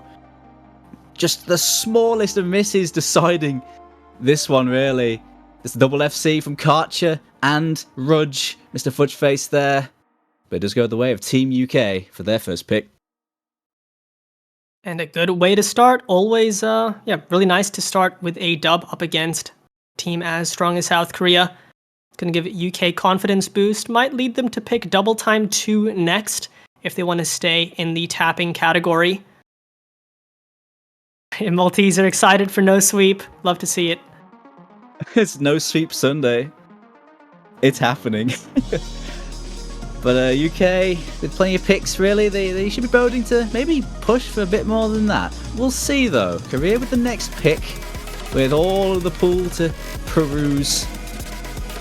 Do expect them to go into much more of that control, because they love that control and they've been going into it all tournaments so far. There's apart from like Nomad 2, the Tsunamix map, which is low AR, not much in the Nomad pool, so they'd have to go elsewhere for their control, really. Yeah, I think when it comes to control, you have Free Mod 4, Hidden 3, Hidden 2 is still open. I do think the low AR team of South Korea is pretty strong, so do have that. Not necessarily control, it is more so aim, but does test the gimmick reading. Nomad 2 as well, so still a good amount of control gimmicky options that South Korea can go for. But as you mentioned, if UK is feeling really good on that hidden, that might dissuade South Korea from picking into that hidden category first. I think it's a bit brave to pick the low AR hidden into UK, considering some of their key players on that have been so good. They have players like Easy Champ, who have been so good at that as well. Rudge has been filling in well.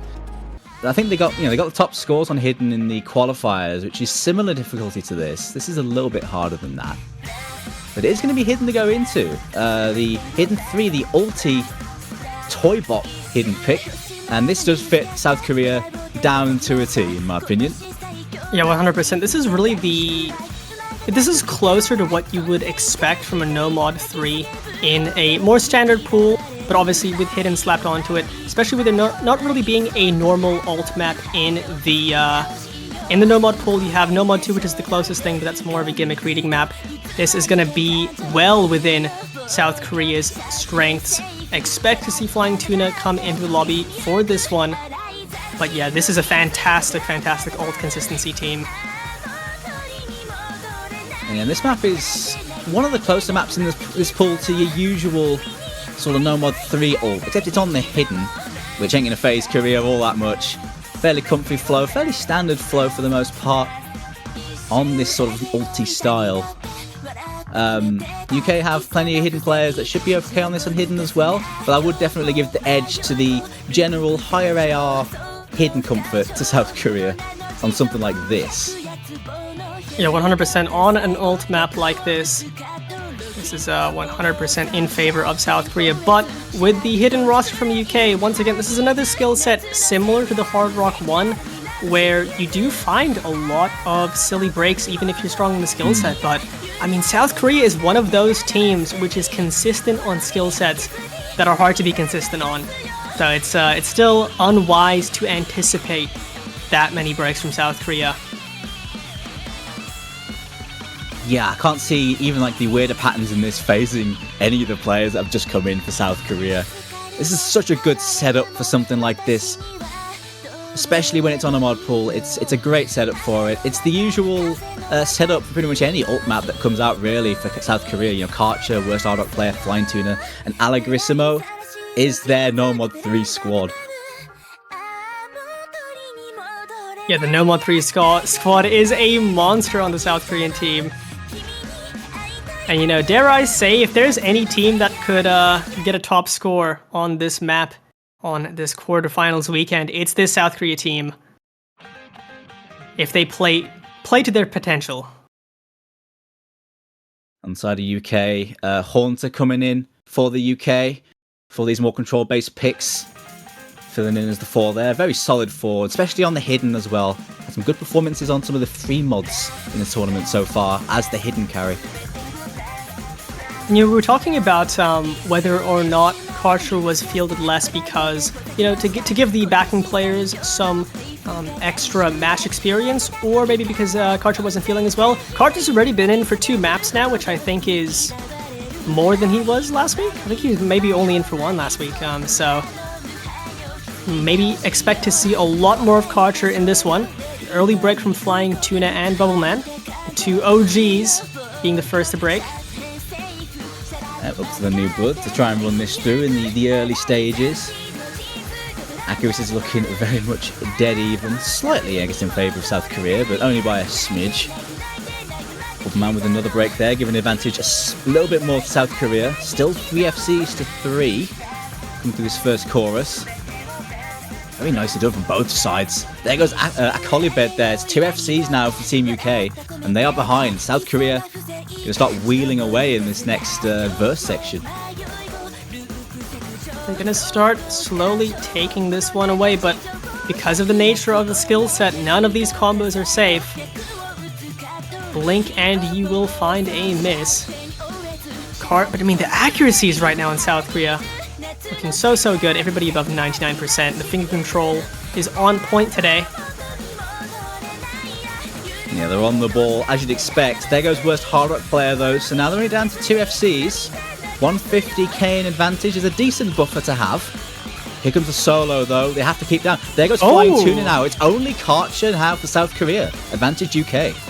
That break from Allegrissimo is massive, but Haunt drops on the side of UK, one of the FCs remaining. It's now just Kingling with the full combo for the United Kingdom to match Karcher. As Akalibed's on the recovery, I do think they have a slight score lead. They hold on, but Kingling finding the break, but so does Karcher. However, that does favor South Korea. They already have the score advantage, so they would want all of the score, all of the big combos to disappear. Especially with that break from Akalibed. That massive recovery is now gone. It's going to start swinging back to South Korea, especially with that changes from Kingling. Final chorus now, and the combos are all here with South Korea. Should be able to see this one out now. They got a lot of insurance as well, and multiple good combos through the section as well. Fairly close, but South Korea's control prowess just showing through here. And those accuracies we've seen throughout this one from all 4 players in South Korea was something to behold, Vordy. Yeah, I mean, the accuracies are pretty absurd from South Korea. Just really goes to show their comfort on this skill set. They do take it, but United Kingdom not too far behind. The opportunity was there. It wasn't as big of a differential as we saw in Hard Rock 1. So if South Korea picks into maps like that, maybe UK has a chance at taking one of those. That is going to be United Kingdom's second pick. And I imagine they might just stay with speed and go DT2. It would surprise me. Stick with what ain't broke, just keep that speed abuse going. The UK can take heart in how competitive that one was. Maybe some of the ulti maps coming up later on are a bit more on the techie side, the control side, with some tougher control. We'll see how that works out. That was fairly close. So, yeah, Paranoia, DT could be a shout, or Warhite. I do think the low AR hidden is a choice here for the UK, and by extension the low AR in no mod as well, the Tsunamics map as well, could be an option for them. A few choices here. They could go down Gimmick Street here. Maybe later on though. Yeah, for sure later on. I imagine the match gets there, they'll tap into that Gimmick skill set. And, especially No Mod 2, if you have a 4-man who's really well practiced on it, I do think practice makes a huge difference in that map. Once again, you kind of do expect South Korea to be a team to practice maps like that. They're definitely not going to be a slouch on that skill set. Hidden 2 is obviously still low AR hidden, but more of your aim, more of a test of your ability to read the approach rating than the map itself. But I imagine they'll just go back-to-back with the speed, considering that was what got them the point. Oh, TT4. Okay, so not immediately going into the double time 2. Maybe leaving that for later. They instead go for the finger control, aim control double time. 210 BPM. Still a little bit of stamina. Definitely not completely free on stamina, but way more focused on the aim control. Certainly. This is more of a control map, and in this matchup with the rosters both teams have, the speed part of this is going to be pretty negligible. It is going to be about the control and the aim, and those kick sliders, the bus sliders, that side of things. I mean, in terms of that, we were saying about the control roster of South Korea being very scary. With it being on DT, the UK should bode better, but this is very contested in my opinion. A proper toss-up matchup on this map. Yeah, 100%. This is something that I think Korea's going to feel pretty good on, as long as they're feeling, because it's not even 10.3, it's AR10, I do think that the roster of South Korea will feel pretty good on this.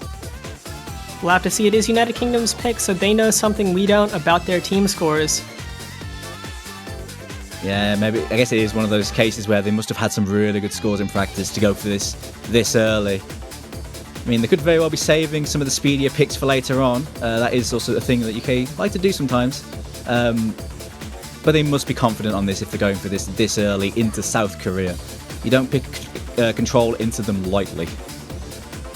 Yeah, for sure. I think you only go for it if you're feeling super confident. And I honestly do think United Kingdom strat should just be pick their best maps, regardless of what they think South Korea will get on them, just because against Seed 1, you're not really picking into weaknesses. They don't really have any weaknesses that are that significant. That is what it means to be Seed 1.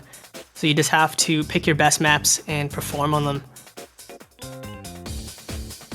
There's a little bit of a warm-up going on the side of UK with the players slowly slipping in. Got Accolade and Kingling, Rudge in there, as well as Bubbleman returning in after getting prepped, I imagine. Yeah, definitely not a bad map to just give a try for a few seconds to warm up to the 1/4 cuts that you're going to have to play a lot of.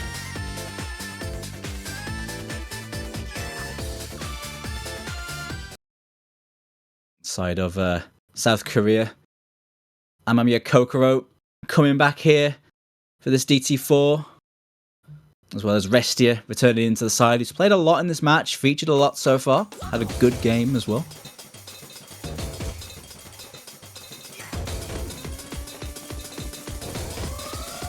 I think that was a very, very early break from Akalibed, but going to make a pretty much insignificant difference. I do think the key of this map is consistency. See a break from Bubbleman. This map just doesn't really stop. It doesn't give you a breather to catch your aim and your tapping. I do think a lot of players will be able to hold on for maybe, you know, the halfway mark, but it's really going to be those key players who can carry on through the entire map with the combo. It's going to make the difference for their teams. Yeah, I've seen some very good team scores on this so far. A few misses there from Team UK. It's just Kingling left with the FC against a 4-way from Team South Korea. Oh, South Korea going to be launched into orbit with this huge combo advantage they have at the halfway point. Just Kingling on his team's second pick. It's not necessarily what you want to see as a monstrous score from South Korea unfolds. Restia will be the first to break for the South Korean roster, but it's still Card Traverse, the HR player, and Amamiya Kokoro all on the full combos as they march their way to have a massive score differential. It's going to approach 1 million if they keep holding on to these combos. In the second half now with the big drop now. Some more bus sliders coming up later on that can easily catch you out if you're unawares. But that's not even going to matter to South Korea. They are getting so far ahead. They drop an FC. They've still got 2 Kingling drops as well, though. There's nothing left on the UK. And that is dominating on the UK's pick. Huge break point here. These FCs, though. This scoreline from South Korea is monstrous as they're about to get a double FC. They do with Karcher and Amamiya, they managed to get it done, and that is a rough second pick from United Kingdom. Not how you want to see it go, especially after No Mod 3 went fairly well for them. Now South Korea up 3-1 going into their third pick. And yeah, I think United Kingdom likely not going to want to pick much control after that. Yeah, I think it was brave. It was brave. I guess it just didn't work out here for the UK, and South Korea performing as we'd expect, really. But even then, that's a very good team score in the grand scheme of things from South Korea. Karcher and Amamiya Kokoro just doing incredible work here for the red team. And with the next pick in tow, they're in a fantastic spot right now in the early rounds of this game. Yeah, I mean, South Korea looking strong as you would imagine. They're going into the next pick. Obviously, considering how well Hidden 3 went, I think picking into Gimmick Control is still something they can go for. I mean, I think their biggest margin of victory proportional-wise was Double Time 4, and that wasn't even their pick. So definitely Control is the go-to here. I still think Free Mod 4 is a fantastic option for them at some point. No Mod 2 should be an option as well. I do really want to see a low AR battle between these two. I think that would be so fun to watch with the teams we have here. But will someone be brave enough to go into it? Maybe it's a bit precarious now, I think, to go into low AR. I think they're better off picking something like Free Mod 4, something a bit more comfortable for them. But maybe they're feeling frisky today. I imagine United Kingdom would be the one to pick into the Hidden 2, but yeah, it is going to be South Korea picking the Free Mod 4.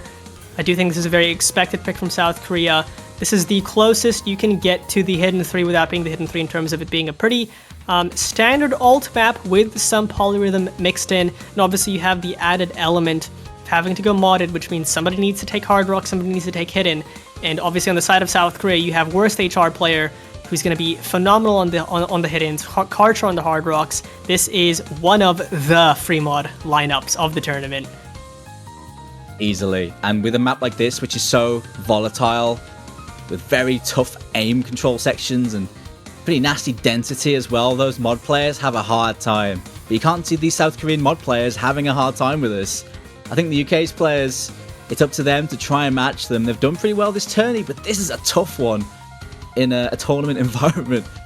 The normal players, they'll be fine, but the free mod roster is so good for South Korea.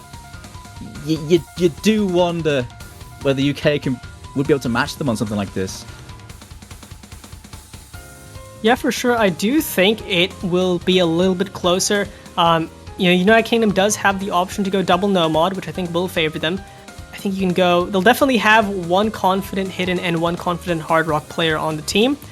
Maybe a Bed can go Hard Rock, something like Bubbleman Hidden, perhaps. Have to see. I'd imagine they'd put Haunter on the Hidden. Haunter's been really focused on taking those Hiddens in these free mods. Done very well at it so far. Perhaps Kingling will be taking a Hard Rock. I think they'll put Bubbleman on the no mod. Oh yeah, sure. But yeah, I guess we'll see. I imagine they'll be keeping it safe. Kingling on Hard Rock would make sense. Or just saw Rudge pop in there. Is Rudge going to be playing this one? Oh, maybe not. There is Kingling and there is Bubbleman. I do think you're right with your call. It's probably Hante on the Hidden, Kingling on the Hard Rock, Bed, and Bubbleman on the safe no mods. And then on the side of South Korea, you'll likely see Karcher on Hard Rock, Worst HR player on Hidden, and Spectre and Tuna on the no mods. I think that sounds wise. I think that makes sense. It does write itself. But this is a volatile pick. It's so short as well. And maps this short, really anything can happen. You can get a cheeky run when you think you couldn't because the map's so short.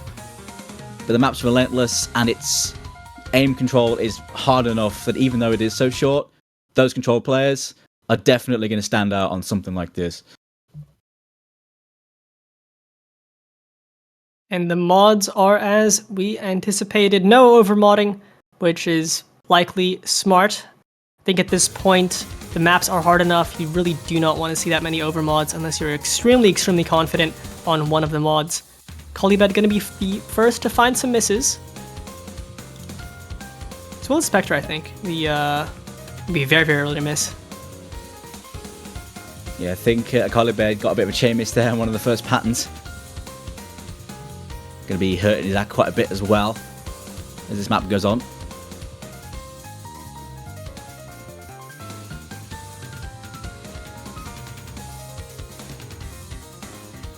South Korea just looking confident in the intros. Kingling finds the Hard Rock break. It's going to be a massive modded FC gone for the UK as Karcher holds on through. And this is a very short map, so misses even at this point in the match are pretty devastating as Bubbleman breaks right in the middle. And now South Korea has a huge combo advantage going to the second half. A very early miss from Spectre coming in for this one. Just getting the nerves out. Karcher drops his Hard Rock FC, but his team's got his back. His team just holding the fort here. Recoveries from the UK, but it's already the last quarter of the map, 40.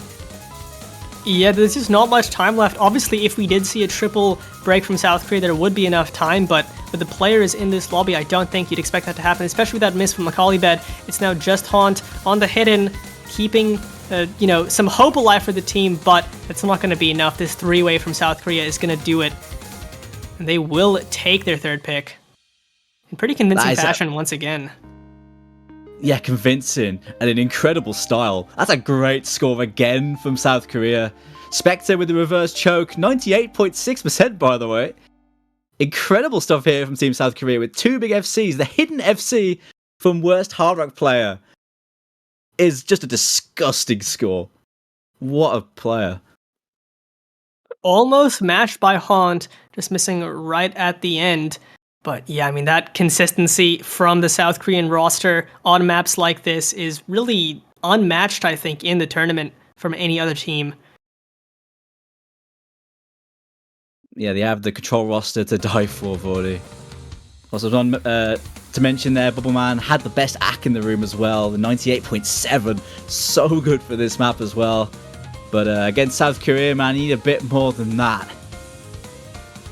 It is a combo game after all, as United Kingdom immediately picks the Nomad 2, and I think they're giving you the low AR showdown that you wanted to see, go. Doomsday. Let's go. This is what I live for, buddy. The Nomad 2, which is totally a Nomad 2. This is totally a stream map, guys. No, it's not. It's low AR. AR 8.5, overlap reading hell. I've seen it a few times, but it hasn't been terribly popular. I'm not surprised. Very, very gimmicky map. Yeah, this is 100% a very niche skill set. Not many players have what it takes to read a map of this caliber. It is pretty short, but it is dense enough that you cannot luck into an FC on this map. You have to be practiced. Your reading has to be on point on some of these overlaps. In the AR 8.5, this makes that reading the extra bit harder. Yeah, it's not just about the low AR or the overlaps. It is, yeah, about those rhythms. So many nasty rhythms in this. UK going into this is definitely something that is one of their strengths. They have been a bit of a reading team, a bit of a hidden team, low AR hidden team. I imagine we'll be seeing an appearance from Easy Champ here for this low AR Nomad. And the fourth, could be a couple people for UK. Could be Bubbleman. Could possibly even be someone like Kingling or Grudge. But I imagine it's probably going to be Bubbleman. Probably just taking a look at the map, I imagine. Yeah, I am excited to see Easy Champ on this map. I think out of all of the players for United Kingdom on the skill set, he's going to be the standout player. Obviously, AR 8.5 to somebody who plays Easy means nothing. May as well be in the comfort zone.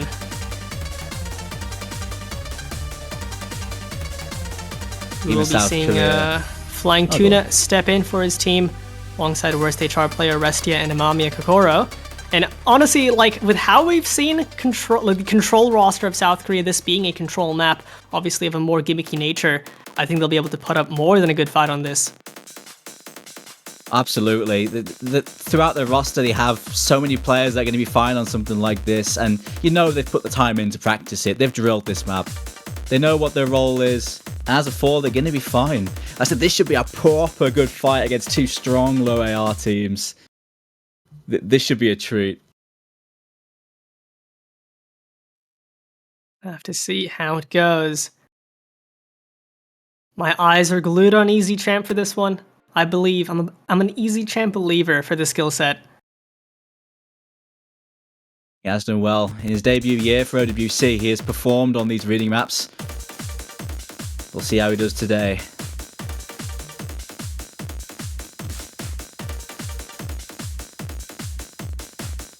Side of South Korea, Flying Tuna has been extremely strong on these low AR, no mod gimmick reading maps in tournament, even at the very highest grand final level.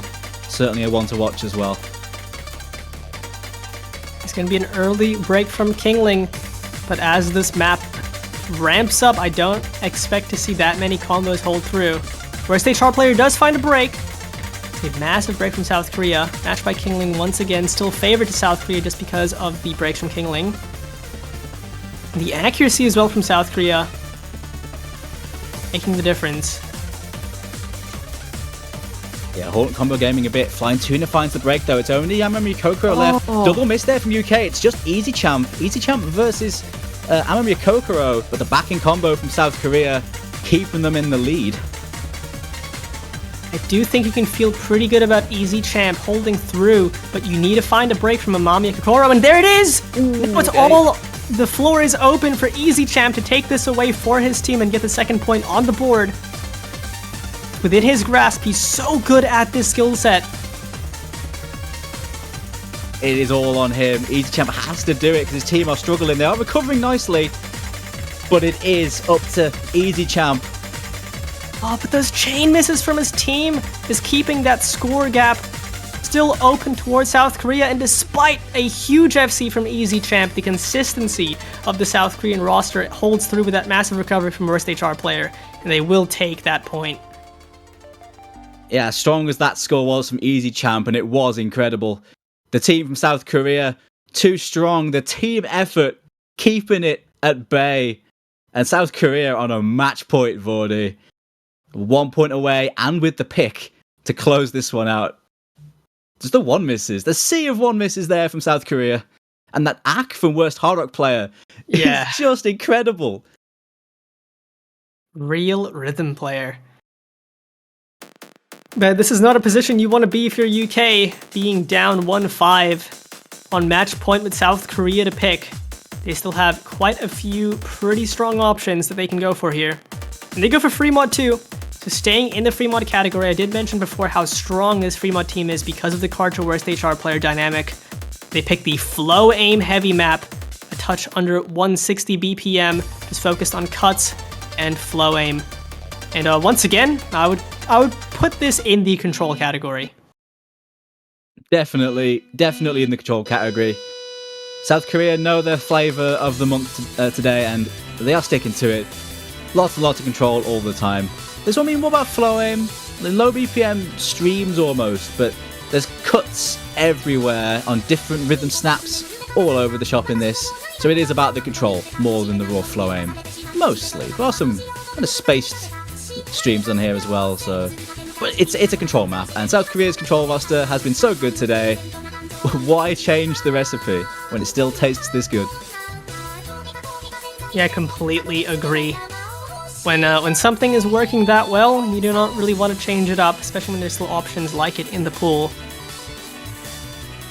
But once again, I expect to see Karcher on the Hard Rock, worst HR player on the Hidden. And we'll see if they go for the same strat on United Kingdom, Haunt on the Hidden, and maybe Kingling once again on the Hard Rock. I think Kingling's going to feel pretty good about hard rocking a map like this. Easy champ for the flow aim map. It does make sense. He is a very strong flow aim player on top of being a good reading player. Yeah, we could see a mix of the mods. I mean, I imagine Haunter will still be sticking with the Hidden, but Easy Champ Hidden might not be a bad shout too. Yeah, Kingling Hard Rock sounds about right for this, I think. Sounds about right. Outside of South Korea though, they're just chilling. They know exactly where they're going. Their roster's been in for a while. They are already well prepared. Allegrissimo is back in and ready to rock. Put Allegrissimo in. But yeah, that is going to be potentially the final pick if this goes to South Korea's favor. But it's going to be United Kingdom with the opportunity to extend this match. I do think the roster on United Kingdom, I mean, this is a roster that is capable of playing a skill set like this very well. It's just with how South Korea has been playing, you just can't really make many mistakes. They're such an impenetrable team. Yeah, they've been in control on these picks, man. Just so much more comfortable so far, but there's still an opportunity here for the UK if they choose to take it. Match point here for South Korea. Early break there from Bubbleman on the Nomad. Getting a bit of a chain miss there, giving South Korea an early lead.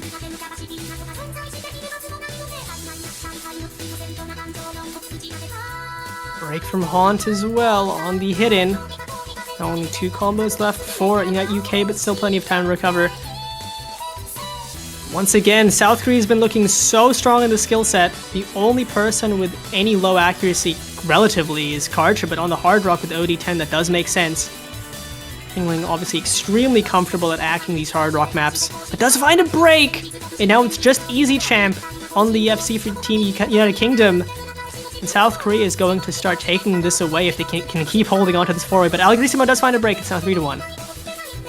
Yeah, the FC's to 1 here in the first third. South Korea still very much in the driving seat here. Easy Champ trying to pull something back here for the UK. Haunter's recovering nicely. Here comes the chorus. Some harder patterns here.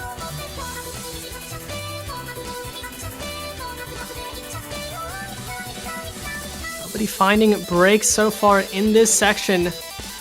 Combos are being held on, but that another break from Haunt does favor South Korea once again. It's still 3-2-1.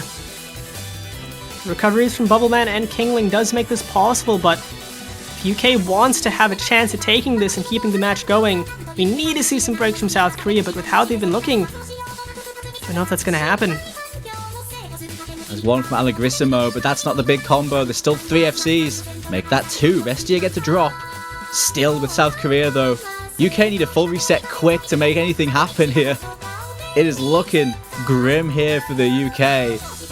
South Korea, this match, have made maps that very good teams have found constant misses on. They've made them look ordinary in this matchup on these control picks. This is an absolute clinic here from South Korea.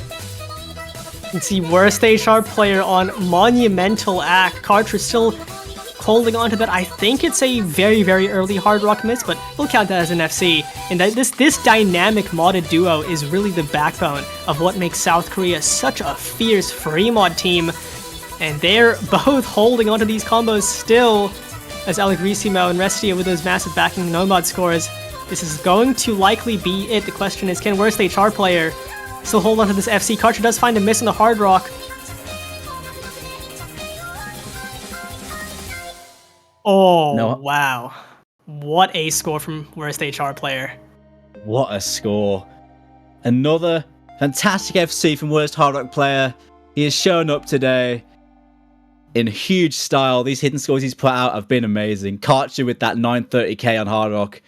Just ridiculous. South Korea completely outclassing the UK here. What a performance. They are in it to win it, Vordy.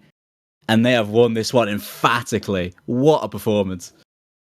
Yep, completely. As you said, in it to win it. They're not looking to stop here. They want to keep going, keep the momentum, and hopefully look to win the entire tournament and make the magic happen for the South Korean team. They will be moving on in the winner's bracket to verse the winner of Russia-Philippines. Oh, that's going to be a banger, and I do think it's going to be happening in, I want to say, 38 minutes? I think. And then obviously, UK not out yet. This was a winner's bracket match, so they'll be moving down to go up against Chile, and that's going to be a close matchup. That's going to be a matchup and a half. Chile have looked on great form. They're already on their best run in over a decade, looking to make it longer. But the UK, even though they did get, they lost this one, and South Korea did definitely have well, they were dominating really, but the UK still has some very good scores there in the grand scheme of this weekend. They're still very much in it to progress in this tournament. A stern test for them, but they should have a very good chance against Chile and progression. We'll see how they do next week, though. But yeah, for this train has no brakes, so Vordy. Plenty more to go today. Plenty of matches today, plenty of bangers still to go. Obviously, there is that mentioned Russia versus Philippines match happening in 36 minutes now. I think there'll also be Germany-Indonesia happening on what I assume will be the B stream. So both of those matches should be pretty good to watch. Unfortunately, they're both happening at the same time, but that is how these schedules go. After that, you'll still have Ukraine-China, France-Sweden, and USA-Canada to round out this already excellent weekend. Hope to see you there. But that'll be it from me. I've been Vordy, and been a pleasure to be joined by along Doomsday. And yeah, that'll be it from us. Yep, stay tuned everyone for more OWC 2023 action.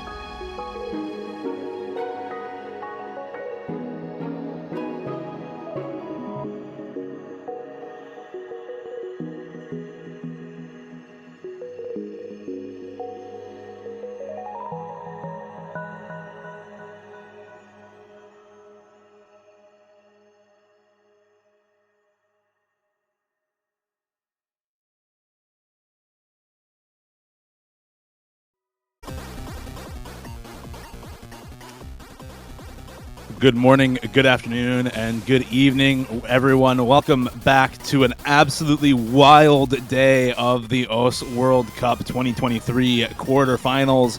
We're back with another matchup that I think a lot of people might not have expected to see in the losers bracket round 3. Top 16 already guaranteed for both Ukraine and China in this matchup. It is time for a rematch from last year in the World Cup 2022. These two teams going at it once again with some slightly different rosters this time around here in 2023.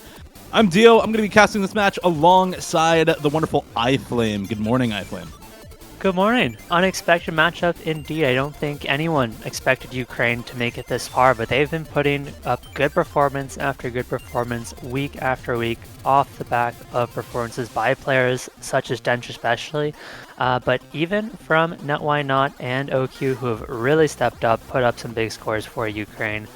And of course, China, a very well-known roster. Crystal has been a beast, as he is every single OWC. Along with David Karumi and Milk Tea have been the core there. This is an interesting matchup stylistically. Pick bans. Both these teams have banned out, so Ukraine banned out the No Mod 2 rating map, China banned out Hidden 2, but neither of these teams really like the Hidden at all. Ukraine, in their match against Thailand, played all 3 Hidden maps and lost all of them. All 3 points lost by Ukraine were on the Hidden picks, and China hasn't played a single Hidden map all tournament outside of qualifiers, so would like to see them move away from those Hidden bans and change their focus a little bit. Yeah, you look at some of the direct score comparisons for both of these teams from their previous matchup. Again, these teams have already played a match in the quarterfinals with Ukraine taking down Thailand and China taking down Norway previously. You look at the map scores from yesterday, and it paints a really interesting story of China actually being far better on speed than Ukraine, who have been a pretty good mechanics roster overall, aside from when it comes to that speed, stamina, and the DT2 slot. So we may see Ukraine maybe pick into that slot against China here, alongside that DT1, where Ukraine actually still has the overall top score for the weekend, the only team above 4 million team score, and that is actually going to be banned out by China. So no worries for them there about that DT1 team score. You can also maybe expect Ukraine to ban out stuff like the Hard Rock 2, where China has the #1 team score, or maybe something like the DT4, where China is number 3 overall on the leaderboard. Same for something like the No Mod 2, which Ukraine has not had a good time on. Again, neither of these teams particularly happy about playing Hidden, but Ukraine in particular also not very happy about playing that No Mod reading pick. Yeah, and I'm wondering if we're just going to see that free mod 4 ban from China now that you mentioned. Ukraine looked amazing on it yesterday, but they're going to go for the No Mod 3 instead. This one is a bit of a surprise, not played by either team yesterday, so China just have a feeling that Ukraine are going to be the better team this time around. And Ukraine is going to look towards the DTs. They've been picking the DTs, the free mods, all of yesterday. They look great on them. And it's going to be Paranoia, so they are going right into the speed, which China has looked quite comfortable on as well. Yeah, but unfortunately for China, when you look at the scores from yesterday, they were number 14 of 16 teams on this map, despite being number 4 of 12 on DT3 and number 3 of 20 on the DT4. So this is a very different story in terms of the comfort on speed for China as compared to the other speed maps in this pool. And I think it's that lower BPM but still speed focused stamina requirement on this map. You look at players like Dench for Ukraine, for example, super comfortable on that free mod 3 that we saw yesterday from them. So I think you're going to be able to see a lot of the mechanics and tapping players come in for Ukraine on this pick and be probably more comfortable than the members of China, but if they can high roll, this is still break pointable for China here. Yeah, it was 2.5 million for China yesterday, and Ukraine evidently think they can beat that, and I would tend to agree. But China can put up some better scores. There was no one player who was massively struggling on the pick. Their lowest was around 500k, which comes down to a couple misses at various points in the map. So if China has a good day, they can certainly put up a better score, but Ukraine going to be the favorites heading into this one. They've got their core here of Dench, Net Why Not, I think that is, Raf GPO, and Shiritori. Yeah, I don't think any surprises here for the roster for either of these teams. Z numbers coming in for China alongside Mid-C. These are kind of their speed players alongside one of or two of Milk Tea, Crystal, and Karumi. I think David tends to sit out on these stamina-focused maps a lot more often than those three do. So, going to be getting into the first map here. It's Ukraine versus China, seed 24 out of qualifiers. Still alive here in the top 16, looking to try to upset seed 16. Winner of this match is top 12. Loser is eliminated from the OS World Cup 2023. The stakes are set. The stage is set. Let's get into the first map of the match. It's an early act lead for China, but not much else to start things off here, as everyone on Ukraine still holding the full combo. So, actually, a couple of misses here. Raf GPO and Mid-C starting off with a couple of misses very early on into the map, but probably won't amount to all that much. Yeah, and this map only gets harder as the map goes on, so building up these early combos, getting that lead early on is going to be so important, because as the stamina runs out towards the end of the map, we're going to start to see a lot more misses. And there goes Raf GPO yet again. Another miss for Ukraine on this map. And there goes Karumi to match it on the side of China, though. So now it's 3 FCs for Ukraine, only 2 for China on Milk Tea and Z numbers. Roman will miss. I believe that is Leppen and not Net Why Not. I can't tell. There's only one of them in the lobby right now. A little difficult to tell at the moment. But it is still 2 full combos, 2-2 right now. Dench and Sharitori for Ukraine versus Milk Tea and Z numbers for China. A bit of a better recovered combo for Mid-C, as Raf GPO continuing to find misses on this map, really not having the best of times on this DT2. And, you know, we talked about China not having the best of scores yesterday, but a different day and a little bit more practice in match especially can make all the difference when Ukraine didn't actually play the map yesterday. Z numbers will find the drop, and that is one of the full combos down for China now. It's only Milk Tea left standing alone for this roster, but with the huge combo for Mid-C, it's going to be enough to keep the score lead relatively close. It is on Ukraine's side for now, with the double FC for Dench and Sharitori going strong, and a bit of that supporting combo for Roman built up as well, matching Karumi's combo on the side of China. But there goes Sharitori, and that is huge for Ukraine. Karumi will drop as well. So it's a trade of combos, but combo advantage to China going into the ending. That trade's going to favor China massively, and this ending is so tricky. Stamina starts to run towards the end of the map. Everything is on Dench right now. Roman needs to hold onto the combo as well, and they need, realistically, 2 misses at this point. Will there be enough? Raf GPO to miss as well for Ukraine. Mid-C will drop for China. That is one of the big combos gone now. One of those big supporting scores is no longer there. Is it going to be enough, though? It's still 40k for China. Just a sliver of map left. Sharitori to miss again for Ukraine, and that's going to do it. China will be able to take the first point. Milk Tea with the full combo, clutching it out against the matching FC for Dench, keeping China in this one. And it ends up coming down to the supporting scores. Mid-C making the difference there. 816k on the day. 1 miss and only 1 slider break for Z numbers as well. Really good scores there. Super unfortunate for both Sharitori and Roman, putting up above 700k. But it's the supporting team scores for China and the 4-person roster that ends up making just a sliver of difference on the first pick for Ukraine. Yeah, China just got the high roll on that one. Improving their score from yesterday by about 500,000, the double S rank, as opposed to, I believe, none yesterday. And now China has the next pick, has the chance to bring this one to a 2-0 lead. And I'm looking at that Hard Rock 2, but they're going to go for Hidden 2 instead. This is really interesting, right? Ukraine banning out the Nomad reading against China, and China obviously not liking the Hidden. Neither of these teams liking the Hidden all that much. But Ukraine bottom scoring Hidden 1, Hidden 2 yesterday, and only getting number 5 of 8 on the Hidden 3 yesterday. So a team that was forced to play Hidden and did not have a good time, right?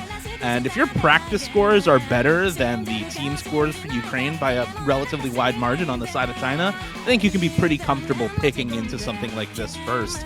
But we saw how that worked out for Ukraine on the double time 2, right? China near the bottom of the leaderboard on that map, counting yesterday's scores, and Ukraine ending up losing the pick by 54K. So if you're rooting for China, you have to hope that that doesn't happen here. If you're rooting for a close match, you're looking for a repeat of what we just saw. Yeah, that's exactly the idea. China, they don't like the hidden, but they can look at Ukraine's scores and say, hey, you know what? We're better than those guys, so we'll pick anyways. I'm not sure I have the same confidence here. Ukraine has been very much fourth player syndromed on the hidden 2. Anavel as well as Net Why Not actually both got 250,000 on the pick yesterday. And if you're getting 500,000, that's the difference between an FC and a break in the middle of the map. 250,000 is just absolute struggle. And so Ukraine is going to need a very big performance, or China to underperform is a possibility as well. But they do have Magnata in today, along with Anavel once again.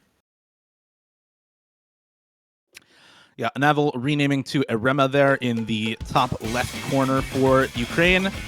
And already it's the struggle bus for multiple members in this lobby. Magnata Gamer, David, Milk Tea, Z Numbers, Roman, all missing here early on.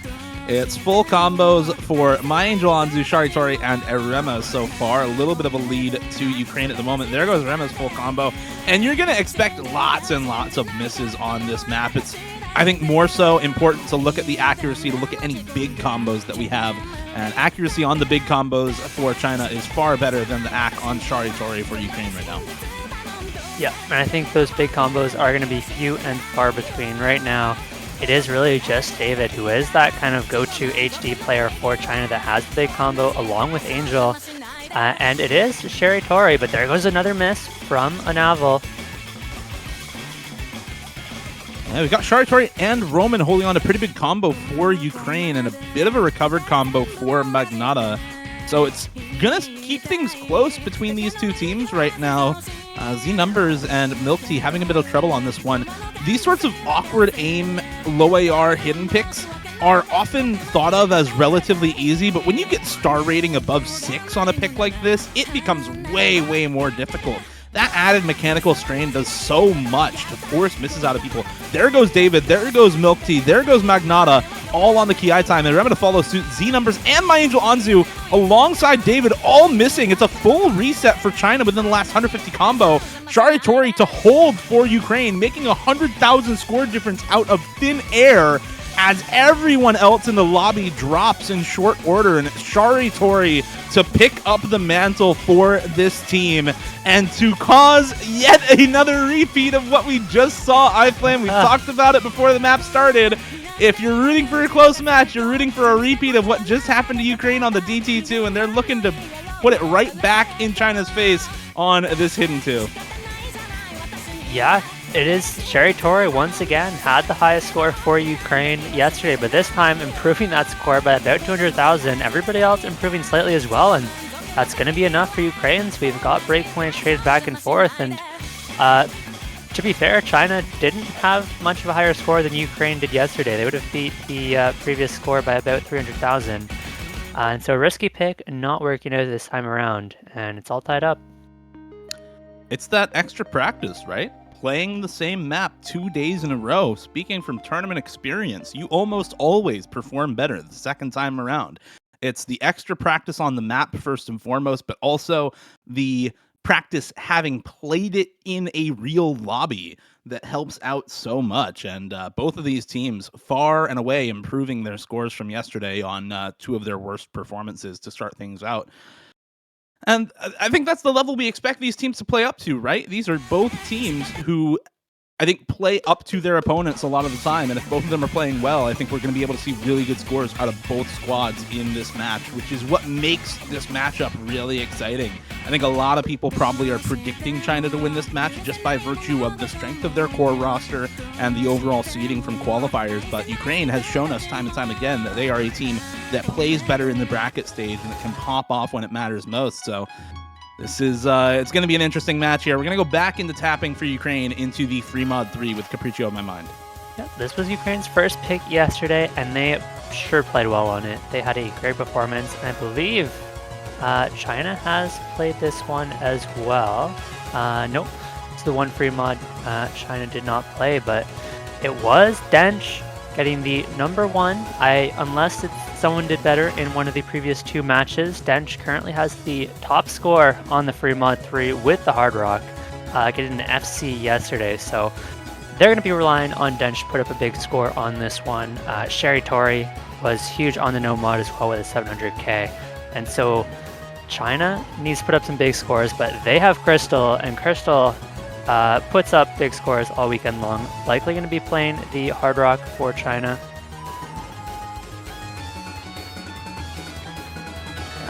Did not see China play this yesterday. In fact, China played none of the free mod picks yesterday. So this is the first time we're going to see this roster on any free mod pick. I am interested to see which of these members will go the hidden for China. This is kind of notoriously a team that really prefers the Hard Rock on the side of China. It looks like Survivor X4 coming in for them, Dench coming back in for Ukraine, as expected, as you already said. So I'm interested to see exactly what the mod combinations are going to be. I think we may see some overmodding from these squads. We saw Ukraine overmod Hard Rock yesterday on both Dench and Lepin, Roman with the 0. We do see Shari Tori coming in once again for Ukraine. Did play this map yesterday. And Raf GPO subbing in for... Again, I can't tell whether that's Lepin or Net Why Not, the Roman in the bottom left. But, I think that's Lepin, so I think Raf GPO subbing in for Net Why Not in this one. So we'll see how it goes here. No overmod for Ukraine this time around. Just 1 Hard Rock and 1 hidden on Dench and Roman respectively. 1 hidden, 1 Hard Rock for David and Survivor respectively on the side of China. And I'm pretty sure that's Net Why Not, because Lepin does prefer the Hard Rock on this free mod pick. So with the hidden, I'm pretty sure that's Net Why Not.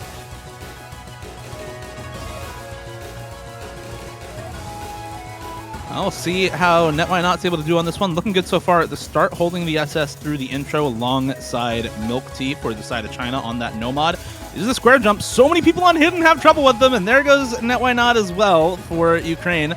Couple of early misses, though, on the side of China. Going to keep things relatively close. The early miss for Crystal, the early miss for David, matching those early misses from Shari Tori and Net Why Not on the side of Ukraine.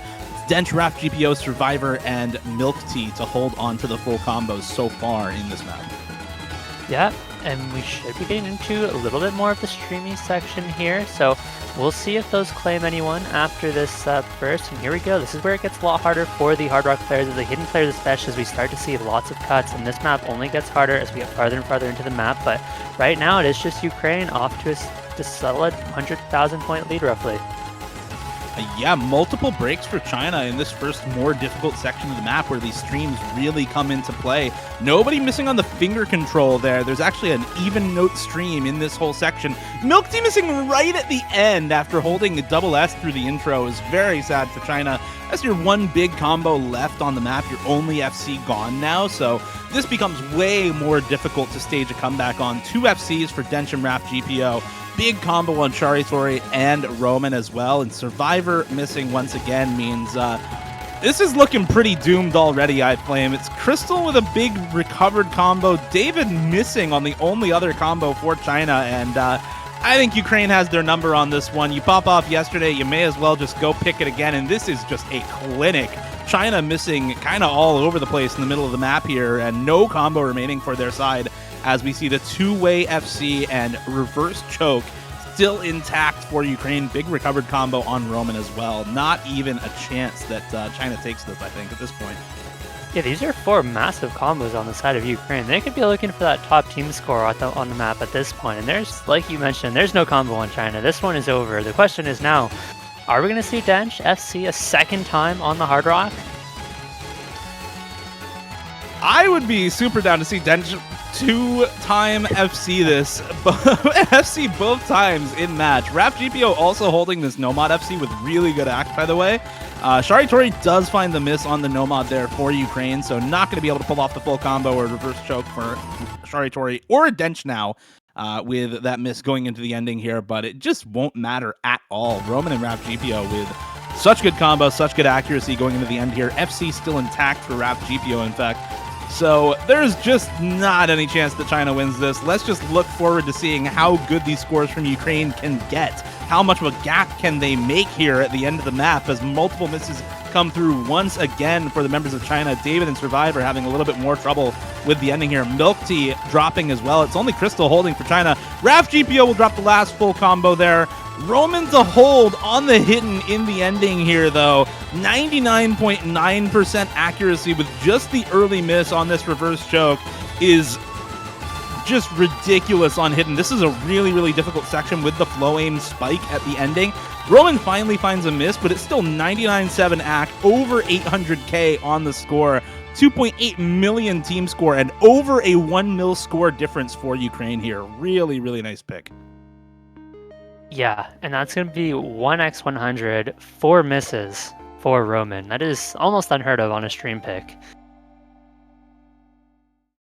To be fair, this is OD8, so it is, I think, more doable on this than almost any other stream pick in modern map pools, but look at the accuracy for everybody else in the lobby and tell me that's not some incredible act. 1x100 compared to the next best is 10 100s from Milk Tea.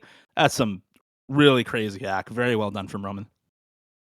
And China, not dissuaded by the hidden 2 pick. They're going to go right into the HD3, and so despite Ukraine's previous performance, they still think they're the better hidden team, and they're going to be going into Rasan. This is going to be your alt focus pick. I do think this is a great pick for China. You have players like Crystal, as well as David, who are very, very good at these alt style picks. And aim control for China is kind of the name of the game, right? Like, this is a roster that is not necessarily a gimmick team in the traditional sense, where you talk about gimmick as like low approach rate, super high circle size, overlap stack reading. Like, this is not necessarily their forte, but when it comes to non-standard maps, especially in the Hard Rock pool, but still in the hidden pool, in the free mod pool, in the nomad pool, tech maps, alt maps, finger control, aim control in general, that is their jam, and they are always really, really strong on these sorts of picks, even in comparison to a lot of teams that are seeded higher than them in the World Cup, or that are seeded higher than what is usually a full stack China roster in lots of international tournaments throughout the year. This is a roster that plays together throughout the year in community tournaments and comes back even stronger for OWC every single year. So looking forward to seeing what they can do on a pick like this, where the flow aim and the snappy aim control is tested very heavily with hidden applied. Yeah, and this is kind of a pretty standard pick in terms of evolve. There's no crazy patterns that are super uncomfortable that are going to be catching players out, so a team like China that is so consistent on these alt picks are going to have a good time with it. We did see both Rap GPO and Anavel struggle on this map yesterday, so I think we're going to have to look to them for some better scores if Ukraine wants to take this one, but we've seen them do it on the hidden 2. Can they do it again? Get another break point? That would be 4 in a row, Dio. And into the map we go. It's a very early miss from Net Why Not. Not quite 4 in a row breakpoints. We did see Ukraine win their last pick, so let's hope China can win this one and keep us tied up here. If you're rooting for a close game, you're rooting for China to win their own pick here, but unfortunately an early miss for My Angel Anzu, going to make that a little bit more difficult. Again, probably won't impact too much. The accuracy alone keeping the score lead on China's side right now, despite the combo advantage for Ukraine. And this map will really pick up when we get to a couple of the key eye times, especially about halfway through. Yeah, it's a fairly easy start to the map, gives all the players a chance to settle in. We do see Rap GPO finding an early miss. That's going to be the first big one, so China is going to be off to the lead as no one trades it back, and Angel is on a pretty nice recovery now. There goes Net Why Not as well, so 4 big combos to 1 as it's Anavel finds the next miss for Ukraine. Yeah, if free mod is Ukraine's domain, then in this matchup at least, Hidden is going to be part of China's. This is a team that you don't normally see this team pick into Hidden or Hidden alt in particular, but I think against Ukraine, who is definitely more uncomfortable than most on this sort of thing, China's going to be feeling pretty good about this pick most of the way through the map. Still 3 full combos intact. Another couple of breaks for Roman and Rap GPO. Behind Jalanzu on the reverse choke compared to just Shari Tori on the full combo and a little bit of combo on Enable for Ukraine right now. This is China showing some dominance in much the same fashion we saw for Ukraine on the free mod 3. This hidden 3, I'm not going to say over already, but that FC and a 4-way wipe. A little bit of a delayed 4-way wipe for Ukraine there with, actually only 1 full combo left for China, but the score lead iFlame is already 600k. David and Milk Tea have done enough. It's all good to leave it to Crystal at this point. Yeah, the big combo is gone from Ukraine. They don't have anything to make a recovery with, their highest being 300 on RAF GPO, so does look like China are going to be taking this one back, evening things up. And China, we could see a FC from Crystal here. End of the map, not easy though. Yeah, ending of the map, definitely the hardest part. Hardest KI time yet in the last quarter of the map. Luckily for Crystal, this time around, it's not a tense situation. It's not a nerve-wracking situation to be full comboing here. You already know your team's winning the pick. Even if you miss, there's no harm, no foul for China. So Crystal able to just focus on hitting the map. No nerves allowed here in the ending, and Crystal is going to just pop off on this map. Next best score is 670k or so from David. No troubles for Crystal to pull out the FC here. 990k on the full combo with pretty good accuracy as well. Actually, worst 100 count on the side of China, but the only full combo for Crystal. We talk about clutch genes kind of ironically here in OS, as most of the time you don't see the opposing team's scores during the match, but if there's ever a player who really has it, it's got to be Crystal, right? Crystal is quietly one of the best players across all 4 modes, and at this point, not really quietly anymore, has been lauded for how well they can perform in pretty much any mode, in every World Cup, in community tournaments and standard as well for a while now, and so I think getting a lot of recognition for just how good they really are as of recent. Yeah, quite over the last couple of years maybe, but after last year's OWC performance along with this one, Crystal has shot into the spotlight for this Chinese roster. Ukraine has the next pick. We could very well see them go back to the free mod, something like the free mod 4 they look good on, but it depends how consistent they're feeling on that pick. They did get one of the better scores in the tournament on it, but China only 500,000 points behind, and they left it up until their last pick to go for that free mod 4. So it's very possible they may feel more comfortable on something like the GT4 Spiral 2005, but I think that's a risky one up against China. Yeah, China with a pretty good score on Spiral 2005 yesterday. In fact, they had the number 3 team score on that map yesterday with almost 3.8 million. They had the number 4 team score on DT3 yesterday as well with 2.7 million, but the gap between number 1 and everybody else, between Indonesia and everyone else, is pretty huge. Unfortunately for Ukraine, I really don't like this pick at the moment. You compare the team scores from yesterday, it's China with 2.7 million, Ukraine with just under 2 million, so an over 700k advantage for China on paper in this map. But you never know the team scores. You never know how they were feeling yesterday versus how they're feeling today. We've seen the team scores for both of these teams go up since they've already played a match yesterday, especially when it comes to maps they've already played. So we'll see if Ukraine can far outdo their previous team score on this map, because they're probably going to need it versus China here. They're going to have to, and I think they're going to be relying on Net Why Not, who put up 730k yesterday with 97 accuracy. If you look at all the other accuracies between these two teams, it was pretty much all 95 and below. So they're going to be putting kind of all their eggs in the Net Why Not basket here, hoping for some stronger supporting combos than they got yesterday. It is a very short map, so 1 or 2 breaks can really cut the score, but yeah, this one's risky knowing that China put up a 2.7 million on it, and they could improve as well, right? Yeah, on paper, I really don't like this pick, just honestly speaking. I would, even if you feel good on speed today, I would probably save this for later, especially considering you already lost the DT2, right? yes, you win on the 3mod 3, but that is very different as a map from something like this DT3, and DT2, frankly, more similar despite the BPM difference. So definitely a little confused at the pick from Ukraine here, but we'll see if it works out for them and whether their team scores on the practice sheet are more indicative of something more from this roster on the double time 3. It's Rap GPO, Roman, Shari Tori, and Dench to come in here. Netwine not Roman for the side of Ukraine. Kurumi, Milk Tea, Midsi, and Z numbers for China on this map to try to replicate some of the scores they had yesterday on this one. Yep. Go to speed roster for China, and this is one that I feel China might have liked to pick later in the match had Ukraine not picked it, so they're going to be pretty happy with this one. And this is a bit of a not necessarily as stamina intensive as the DT3, so we won't see quite as much difficulty later on into the map. As we do see some big combos early on. There goes Z numbers, going to find the first miss for China, so Ukraine do get off to an early advantage. There goes a Milk Tea as well. iFlame, what is this match? The picks that look good on paper end up being breakpoints, and the pick that looks bad on paper, I mean, a 700 score difference for China looking at yesterday's scores, right, compared to Ukraine's. Ends up being, at the start at least, really good for Ukraine. 4 full combos to 2.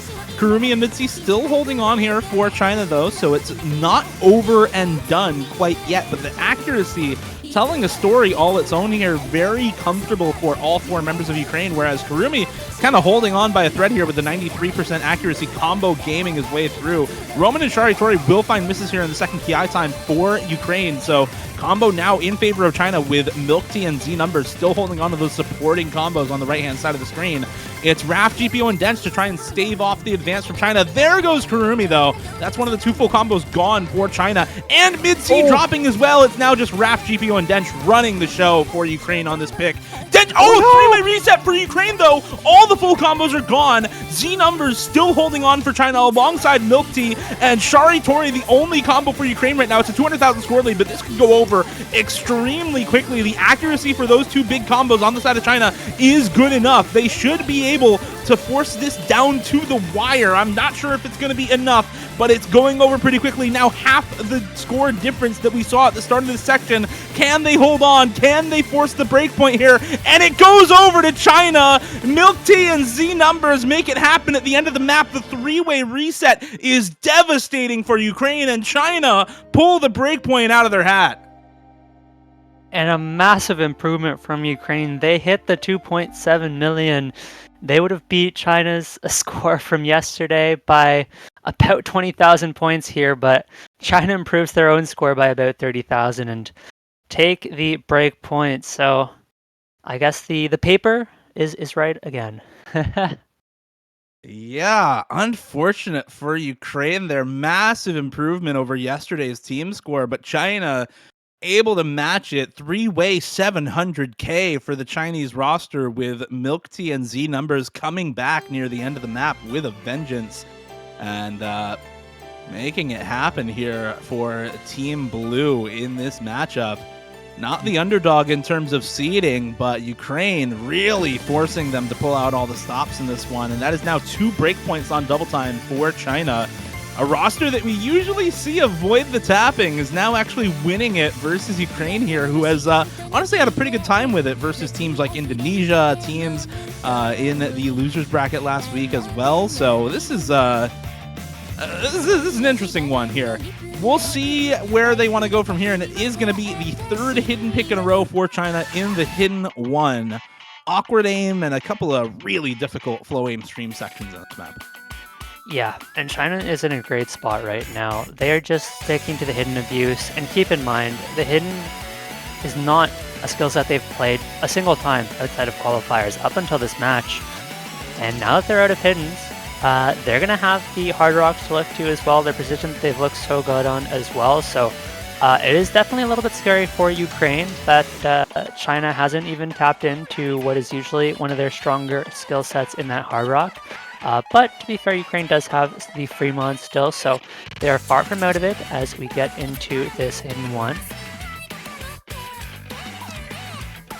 It's a relatively long pick, very focused on the wide angle jumps and relatively uncomfortable aim in this map. With that being the main focus, there is that stream section about halfway or 2/3 of the way through the map where you'll see probably a lot of people break. It's relatively comfortable streams, but when you've been focusing on the aim so much and the nerves get to you in that section, it becomes very easy to miss aim on one of those streams, especially at 200 BPM. You have to be on point. And this map is still relatively combo dense at AR 9.3. I think a lot of newer players will find AR 9.3 200 BPM with Hidden to be relatively dense for sure. So some players may struggle with the reading aspect a little bit on this map. This map has some pretty tough spikes as well, so if we see a few players hold on through those spikes, then they're going to be in a good spot. We do see 2 early misses traded from both countries, and okay, there's a lot of misses actually. 2 FCs to 2 now. GPO, Sherry Tori, Angel, Crystal, and David, hold on. I haven't even gotten to the hardest section of the map, let alone the hard section at all. It's been relatively easy to start, and though potentially concerning things from both teams, luckily it is fairly even, just a small accuracy lead for China. About even on the combos with those early resets for now. As you said, Crystal, David holding on for China. First KI time now to start. Shari Tori going to miss immediately alongside David and Milk Tea for China. Mind Jolanzu also dropping on China's side, so it's 3 combos to just the lone full combo standing for Crystal on the side of China. I've seen this story before, though, and sometimes that lone full combo can make the difference. Net Why Not will drop for Ukraine, but it's Raf GPO on the full combo. No longer, actually. Raf GPO missing there. Rema holding for Ukraine. That's the only big combo. And I said I've seen this before. Crystal, the one full combo might just be enough, and for now it is. Keeping the score on the side of China by a slim margin, only about 20k at the moment. And there goes Crystal's full combo in the slow section, actually. So now it's all down to the supporting combos. Arema on the best combo in the lobby at the moment. Milk Tea and David holding for China. Shari Tori also holding a supporting combo for Ukraine. And I believe it's after this we get into the streams. Yep, this has caught out so many combos. This is where Anavel needs to hold on. There goes Rap GPO, Crystal, Milk Tea, Angel, Sherry Tori now. 2 big combos left on Ukraine, just the one for China. And the big combos make it through that stream section. They just need to hold on a little bit longer and they can secure this one. They haven't built up quite enough score lead, though. It's only 40,000. It is growing. We'll see if they can keep it on the side of Ukraine here. Rema and Roman holding on for their team. It's only David with combo for China. There goes Roman. Rema now has to hold as this score lead, you said it, iFlame, is not big enough to secure the win with a quarter of the map remaining and only a 50k score lead, and dropping rapidly actually with more misses for Roman, Rap GPO, and Shari Tori. This ending so combo dense with all the streams. Milk Tea's going to drop, but it's going to be good for China. Rema to drop the combo as well, and now it's the David show here. Crystal and Maya Angelanzu is back in combo, and David holding on to this big 800, 900 combo now. Maya Angelanzu will drop, but no combo whatsoever on the side of Ukraine to take advantage of any potential drops here near the end of the map for China. It's a still pretty tenuous score lead, though. There goes Crystal as well with a chain miss. So it's all on David's shoulders here. He has to hold, and if David can't hold this, then China is in a pretty shaky position with Rap GPO and Shari Tori building up some combo on the side of Ukraine as well. But that score lead now up near 100. There goes David, though. We'll see if that 100k score lead is enough of a buffer or not for China to take this pick. And Rap GPO, Shari Tori still holding. Milk Tea and Maya Angelanzu trying to stave off the advance by however much they can. There goes Shari Tori for the side of Ukraine. And now it's the score lead way back in the favor of China. Well over 100k again, or just over 100k, excuse me. But even with those misses from, David, Maya Angelanzu, and Crystal all miss at the same time. Is it going to be enough to give it over to Ukraine? I'm not sure. The initial score drop does so much and brings the lead down to about 50k, but it's not enough. China will hold on to the win. Milk Tea clutching it out at the end, and David putting up the massive 1k combo for China there, matching the score coming out of Arema. 4-2 for China now, and this has been such an incredibly close match. So many maps decided by less than 100,000 points, and it was just came down to those misses at the ending. If anyone could have held on for Ukraine for another 50-100 combo, they very possibly could have taken the map. They do have another pick here. And I think it's time, Dio, for them to move away from the DTs. They have not had any luck on them so far. It's time to go for the free mods. They have the free mod 4 open still. I think that's going to be the best option for them. Free mod 1 and free mod 2 could potentially be picks later, but I think they should save those for the time being. I have to agree. Probably the free mod 4. I could see free mod 2 being the pick for Ukraine here as well.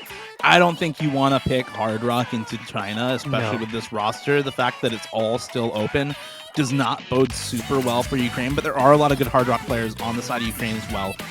Both teams relatively strong at that mod in particular, but Ukraine definitely preferring the free mod. Put a couple of hidden players on the hidden and put a couple Hard Rock players on the Hard Rock. Make sure everybody's comfortable with the maps that you're playing. Kind of been the strategy for this roster, and it is actually going to be that free mod 2, all flow aim focused here in the 160 BPM. Some people would call it alt, some people would call it low BPM streams. At the end of the day, it's 160 BPM flow aim. Lots of accel, decel, a couple wiggle streams here and there, and really, really comfortable map overall, despite the BPM maybe having you think otherwise. So we're going to see Dench on the Hard Rock here. Should be joining the lobby shortly. And it is Sherry Tori on the hidden. Now, yesterday, big score for Ukraine was once again Dench on that Hard Rock with 800k. I imagine we're going to be seeing David on the hidden for China. Not sure who takes the Hard Rock though. We've seen multiple players be very comfortable on the Hard Rock. I don't think this is the kind of map that you see. I have seen a few teams overmod it, but it's certainly very risky. I don't think it's paid off for a lot of teams, so there's a good chance we'll just see China take the 2 mods here, possibly the Hard Rock on Crystal. I wouldn't be surprised to see Hard Rock on either Crystal or Milk Tea. With David in the lobby, maybe he could take the hidden for China as well. Although Crystal has been performing really well on the hidden so far today, so I wouldn't be too surprised to see Crystal on either mod for China here. Raf GPO Sharitori and Lepin, that is Roman with the 0 in the bottom right there for Ukraine. With Sharitori in the lobby, I'm thinking we're going to see hidden there for Ukraine. It'll be Dench Hard Rock. Yeah, and Dench Hard Rock for sure, as Dench finally coming in for this map on the side of Ukraine. Mid-C coming in to fill out the roster for China.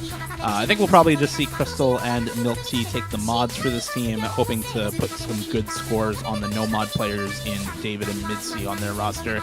And as you said, probably the Dench Hard Rock and likely to be Charitori hidden for Ukraine. We'll see exactly what the mod combo is. I'll be shocked if it isn't. And there it is. Pretty much as expected, we have got David and Milk Tea on the hidden and Hard Rock respectively, and of course Dench Hard Rock, but it is an overmod for Ukraine, taking the second Hard Rock on, I think that's Lapin this time, not now why not. Yeah. And so, did take it play at no mod yesterday and put up 430,000, so I guess looking for a comparable score on the Hard Rock, if not better. We'll see if that pays off for them. Might be a risk worth taking, as we do see an early miss out of both Sharitori and Raf GPO, so early lead to China, but it is a decently long map. The ending of this map is absolutely brutal, so these early combos are going to be really important, as now it's Lepin who finds a miss, and all of a sudden there's only one combo left on Dench for Ukraine, and they're in a tricky spot if we don't see some misses from China shortly. Yeah, especially the comfort for Raf GPO just not looking there on this sort of map. Multiple misses coming out already. And as you said, 3 full combos for China holding strong right now. David on the hidden, the only player to have missed so far for this Chinese roster, and that was at the very beginning of the map. He may as well be on the FC as well, versus just Dench holding on the Hard Rock for Ukraine. Dench has been a key performer this weekend for them so far, but just cannot carry with only one FC against the three-way holding strong for China right now. And we talk about China as a team that really likes stuff like flow aim, stuff like aim control, stuff like alt maps. This is what we're talking about. Crystal will find a miss on the Nomad, but it's still effectively three full combos holding strong for China here. Milk Tea, David, and Midsi all holding with 3 different mods as well, and this is just kind of disastrous as a start for Ukraine. 300k score lead already halfway through the map. Midsi will drop on the Nomad there. Just the 2 modded players holding for China now. Dench on the full combo, still holding strong for Ukraine, and there's good recovery on Rap GPO and Roman now. Shari Tori going to drop a big chain miss there, though, and drop a lot of accuracy in the process, so we'll give a little bit more score over to China. And you know, as long as these 2 full combos hold, there's not much that these supporting scores for Ukraine can do. If they can hold on to their combos, though, they can potentially keep it close enough to make the comeback into the ending, but they're going to need to get that score much closer than it is now. The really tricky ending comes too late to make up a score lead of this size, so they need one of those big combos to fall off soon, and realistically, they need to all hit the very hard ending if they want to win this one. Things are looking dire, but, you know, mathematically, they're not out of it yet. Shari Tori finds another miss, is not going to be helping them out.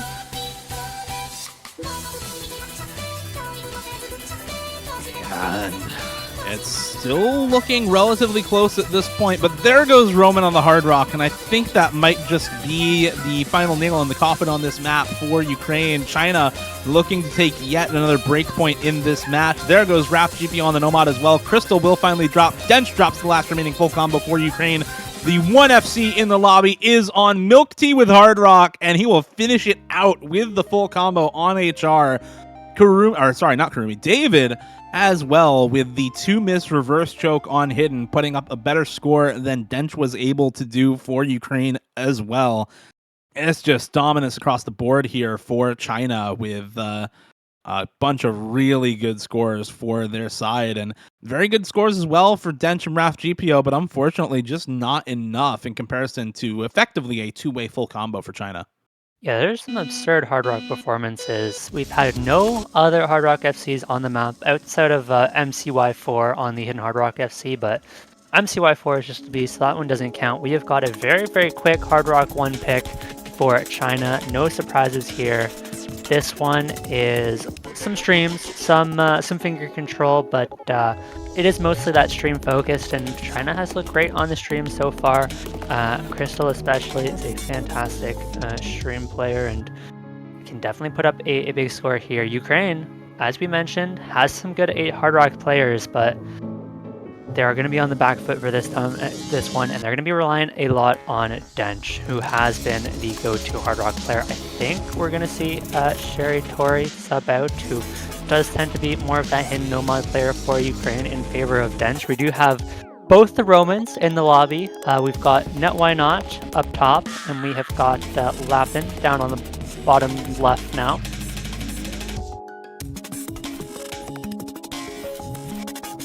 And that looks to be Shari Tori moving out for Dench here on the side of Ukraine as predicted. This is the Hard Rock core roster, though, for China. Crystal and the Lolol gang coming in. This is what teams see in their nightmares when they think of going up against China, is Crystal and 3 laughing players on the other side of the lobby, staring them down, picking Hard Rock into them, and ready to pop off. This is not your everyday average Hard Rock 1 either. This is Altai-Stream Tech in the Hard Rock slot with some really, really difficult patterns, lots of fast sliders, a little bit of reading involved in this map as well, despite being in the Hard Rock pool. This is a tough one, and China, again, thrives on these unconventional Hard Rock picks. This is what this team is built to crush everyone else on. So Ukraine in a very tough spot here. They are going to need to see some pop-off scores from multiple members, I think, in order to make it happen and keep their OWC 2023 run alive. This is an elimination match in the losers bracket. Loser advances to top 12. Winner advances to top 12. Loser is eliminated, tied 13th through 16th with a top 16 finish this time around. Kurumi and Dench to start off with a couple of misses. This map really does not pull any punches. It just comes out of the gate throwing these wiggle streams, cut streams, slider patterns at you immediately, and they are very difficult to adjust to. Yep, Dench is just getting the nerves out of the way early so you can full combo the rest of the map. And of course, if you forget who the Lulls are, just use !lol in the chat, and we have a nice reminder. As for the two Romans, we've got NetWhy as the top row Roman and Lepin as the bottom row Roman. NetWhy going to be finding a break there early on in the map. It is still the three-way full combo for China at the moment. Make that two-way as Milk Tea dropping there right before the stream pattern. Crystal and David still holding for China. Raf GPO and Lepin holding for Ukraine. And there goes David. This is actually now going the way of Ukraine. Crystal dropping as well. It's no FCs now for China. And big recovered score for Dench as well as NetWhy for Ukraine here.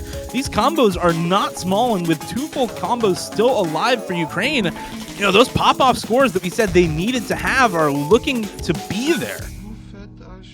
Oh, and there goes a big combo drop from Kurumi now. That's one big combo left on Milk Tea, and it's falling behind Rafshi, Pio, Dench, and Lapin here. So Ukraine off to a big advantage here. There's a lot of map to be played though. This is a long one, and so they're going to need to hold on to those combos. NetWhy finds a miss, but that wasn't one of their bigger combos. There goes two from Ukraine. It's Dench and Lapin. It is only Raf GPO holding up, trying to fend off Milk Tea here. And Raf GPO is going to see this at the break. He's going to see he's the only combo remaining for Ukraine. A couple of bigger combos for Crystal. Now only Milk Tea with the bigger combo for China. David and Kurumi on a little bit of a recovery here on the bottom row for China. But Raf GPO, as long as he holds, this score lead is going to stay put for Ukraine. And China, honestly, I think having some rough shakes, maybe low rolling a bit here at the start, because you expect a lot out of this roster on hard rock maps like this.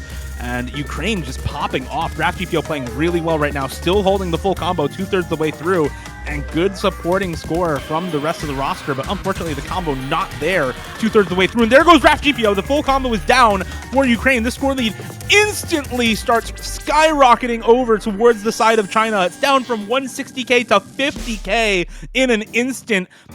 Milk Tea, Kurumi, David, and Crystal all holding combo right now. Nobody on the side of Ukraine can match any of the combos China is putting up here in the back half of the map, and these slider reading patterns with the flow aim built in are so difficult. Ukraine not able to hold on. It was all on Raf GPO's shoulders, and it's just not going to be enough for Ukraine. It seems like China holding on to now 3 combos with that extra miss from Crystal, and that is the strength of this core roster. Yeah, Crystal might drop, even as unexpected as that can be sometimes, but somebody's going to be there to pick up the slack, and in this case, it is Kurumi still holding on even through the further breaks from Milk Tea and David. The rest of Ukraine dropping yet again here near the ending, and now a 200,000 score lead built up by the 4-man squad of China, with Kurumi clutching it out at the end here to put a stop to any hope for Ukraine to continue their run in this World Cup. China advances into the top 12. Yeah, Dio, this is the China we expected on the Hard Rock 1 pick. They had a rough start to the map, but a beautiful recovery into the end to bring it back and secure themselves that top 12 spot in the semifinals. Next week, they're up against Poland, so pretty rough draw there. We did see Australia beat Poland in the tiebreaker, so maybe China can do the same. We'll have to see. Unfortunately, Ukraine has been eliminated, but they're going to be so happy with their performance in this World Cup. It is, I believe, their best placement in the OSU World Cup since 2014, and so coming in as that lower seed, upsetting many teams that most people would not have predicted them to beat from the start of this tournament. Good stuff from them. But again, congratulations to China. Yeah, one match away from tying their best ever performance is Ukraine, but China putting a stop to it here in losers bracket round 3, knocking them out, advancing into top 12. China looking for now their best performance since 2016. They have tied their 2020 performance now with this top 12 finish. And if they are able to beat Poland in next weekend's losers bracket match, that's a big if. Poland is one of the favorites to win the tournament originally. So China going to have, I think, a tough bracket next week. But if they are able to do so, they'll have secured their best OWC performance since 2016, where they were second place. Have you heard the good news, though, iFlame? I have not. Enlighten us, Dio. I have two pieces of good news. First, we've got another match coming up in about 35 minutes. It'll be France versus Sweden in the losers bracket here. There's the bracket displayed for you all. That's our last losers bracket matchup of the weekend. We do also have a couple, or one more winners bracket match this weekend at 19 UTC. That'll be the United States versus Canada, followed by the semifinals map pool showcase. And our second piece of good news, as a door-to-door religious salesman, I come to bring the good news of our Lord and Savior Peppy, allowing us to purchase multiple OWC banners for all of your favorite teams this year. You can purchase them for a reduced price and get multiple of them on your profile, as our Lord and Savior intended. And in addition, our Lord and Savior has also graced us with the fact that if you do happen to have the winning team's banner on your profile, it will stay there after the World Cup is over until either you buy another banner for a World Cup of a different mode, like Catch or Taiko or Mania, or until the next OS World Cup starts. So you can potentially have the winning team's banner on your profile all year long. Go ahead and check those out in the OS store. And that is going to do it for us here. iFlame? Yep, that'll be it for us, guys. Stay tuned for the next matches. Go get yourselves some banners. Subscribe to the Church of Peppy. And thank you, Dio, for joining me today. That'll be all, and have a good one.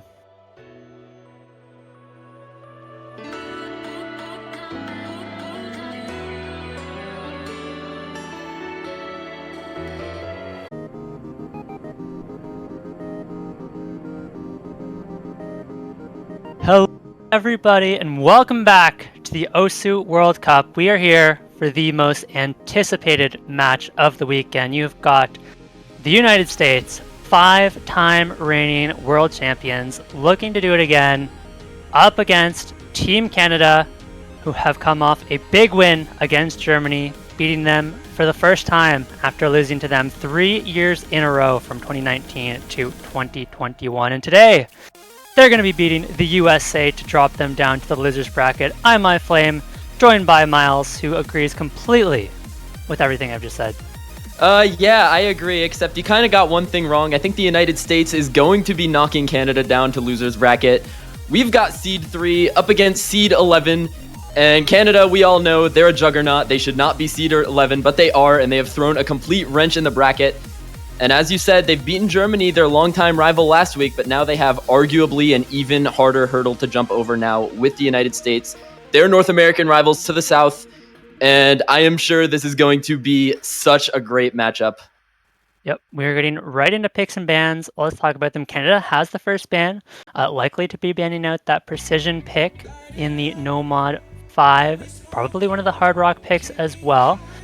USA has definitely been the stronger Hard Rock team. Canada has been the better rating team, so I think either the Hiddens or the No Mod 2 going to be the bans from the United States. And this is an interesting matchup because Canada has the edge on the hidden reading, United States have the edge on the Hard Rock precision, but both of these teams have looked incredible on the double time so far. Those are going to be hotly contested.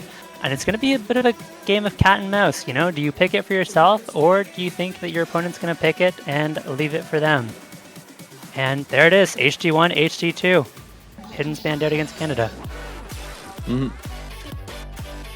And, But yeah, as you were mentioning, I think when you have two teams as strong as these two on a quarterfinals pool, it's really difficult, I think, to designate one skill set to one team, because Canada did have the higher compared score on the round of 16, Hidden 2, by actually quite a large margin, by 600k.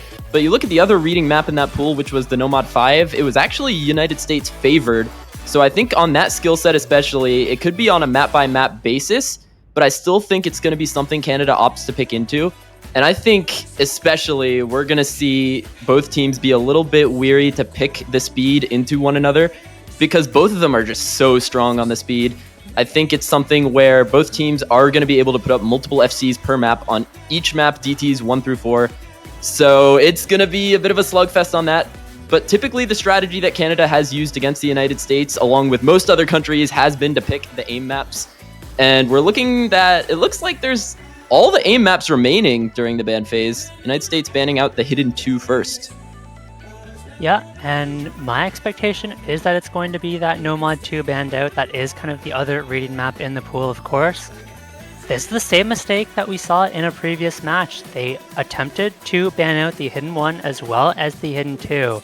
Of course, you cannot double ban, so they're opting to ban the hidden 2, now leaving the hidden 1 open, and now that's additional information for Canada. They know the US isn't comfortable on the hidden 1s, and Canada is going to be eyeing up that hidden 1 as an early pick. They're going to ban out the No Mod 1 instead, so there's the aim that you mentioned. Canada loves to pick into the USA, and believe it or not, these two teams have so much history, and yet they've only played each other once in 2020, where the USA did win 7-1. So Canada is getting their revenge today, Miles.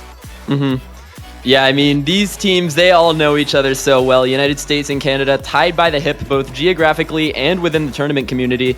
Lots of players on both teams play with each other in community tournaments. So definitely players all know each other very well. And even though they may have only played each other once in the OSU World Cup, they had quite the rivalry down in 4-digit this year where they played each other twice, I believe going to tiebreaker twice in that tournament. Although the only returning player from those matches is Cut Paper. So maybe not much of that here, but still. I mean, let's talk about Cut Paper for a second. This guy, in his first WGC, has been an absolute menace. Was number 7, individual overall last week in the round of 16. If you can put up a similar performance this week, Canada are going to be a really good spot. Of course, you have his kitten, the star player for Canada, known by some as Zoodinator, along with Silas, banning out that Hard Rock 1 as expected. And of course, on the US, such a stacked roster. You've got Rectigon, you've got Vaxi, even Fiery Rage. Fiery Rage is statistically the most accomplished OC World Cup player with, I think, 5 first place finishes, 1 runner-up. Fiery Rage has been here through it all. He's just been around for it all, and it's cool to see him going for another ride with this team. It looks like Canada is going to be first picking that hidden 1. So USA may be showing their cards a little bit with that mistaken hidden 1 ban. So Canada just going to pounce right on that, picking hidden 1 Weenie Walker custom map by Funny. This map is so awkward, has lots of difficult aim patterns, and also a lot of difficult aim control stream patterns that you don't typically see in tournaments. Yep, it is primarily that aim-focused hidden though. And I think the players on both teams are going to be comfortable enough that they shouldn't be getting caught out by those kind of streams towards the middle of the map. It is 11 a.m. for Fiery Rage. That is unfortunate on the for the West Coasters. Well, I think fortunately between these two teams, there isn't really much of a bias towards or against West Coast, because both of these teams do have West Coasters. I believe Zoodinator is in a Western province? You could be right. I wouldn't know. But yeah, United States also with Bashi Man on the West Coast, so they've got a few 11 a.m. players, but for them, I think they're pretty happy with 19 UTC. I know they've been forced into playing a lot earlier than that, 16 UTC being the standard time for most tournament matches. These guys have been through much worse. Yeah, 19 UTC, fantastic time for both teams. That's the joy of getting the Battle of North America, is that you're all in the same time zone, and it's pretty easy to agree on a time. We do have most of the starting rosters in for both teams. We're just waiting for one on Canada. Question here is, are we going to see Cut Paper or are we going to see Vesprit? I think Cut Paper probably more likely, but Vesprit has looked fantastic on the hiddens, especially in the earlier rounds. I think Vesprit is going to be more focused towards some reading-based hiddens. I think when we get to this more aim-intensive stuff, yeah, here comes Cut Paper. Going to be entering the lobby for the mechanics. And it looks like rosters are set. We've got Vaxei, Bashi Man, Rectigon, and Taquito up against Zoodinator, Xylus, Ryuke, and Cut Paper. We're getting into the first map of this North American rival matchup. This is a long one to start us off. It's 3 minutes and 47 seconds. They are going to be testing the consistency here for both teams, testing the early nerves. But it does mean that players will have some time to get adjusted to the map, to the World Cup stage, as this map is easy enough to start us off. I would actually say this is one of the hardest maps in the pool, but in terms of a single skill set tested, it doesn't really specialize in one thing, so you're going to be warming up almost every skill you've got in your arsenal. You got 200 BPM tapping, you've got difficult aim, you've got lots of aim control, all with some hidden reading. It's going to warm up all aspects of a player's game, so definitely, I would say a comfortable map to get out of the way first. Yep. Not easy, but at least comfortable. And we're not going to see any misses early on. We do see some accuracy drops for Ryuke and Cup Paper, but it's going to recover as we get farther into this map. And as we approach the Ki now, this is where we're going to start to see some misses. The question is, who will find the first miss? Will it be the Canadians looking to take down the Giants in the USA, or will the US fall off first on this map they were looking to ban? Here we go, into the first chorus. Everybody looking good so far, but the Ki just gets harder as it goes on. Oh, Bashi! The first miss traded by Zudi and Ryuke. So it's going to be an early advantage towards the Americans here as they get through the first Ki with 2 SSs still intact from Taquito and Rectigon. But still 2 FCs on the board for Canada. They are not out of the woods yet. They need to hold on to those FCs for dear life because the United States are already up by about 50k on their opposition's first pick. Yeah, there are 2 more really tricky sections coming up, and so those later ones will be the deciders as long as Zudinator and Ryuke can recover, but Ryuke finds another miss. Canada does still hold on to their 2 full combos, thankfully, but about halfway into this map is the really tricky stream that always claims a couple, and that's where Canada is going to need to start to make their comeback. And I think we're actually approaching that stream section. Here it is, the aim control streams coming into effect here. Is anyone going to break on them? Bashi man goes down, but it's okay. He wasn't the FC on USA. Still 3 FCs still going. But importantly for Canada, none of their players drop on it. Oh, but there goes Rectigon. That's a big one. Canada has the supporting combo now with Zudi on a 500 combo, and they're going to slowly bring this score lead back. It's going to inch towards Canada if they can hold on.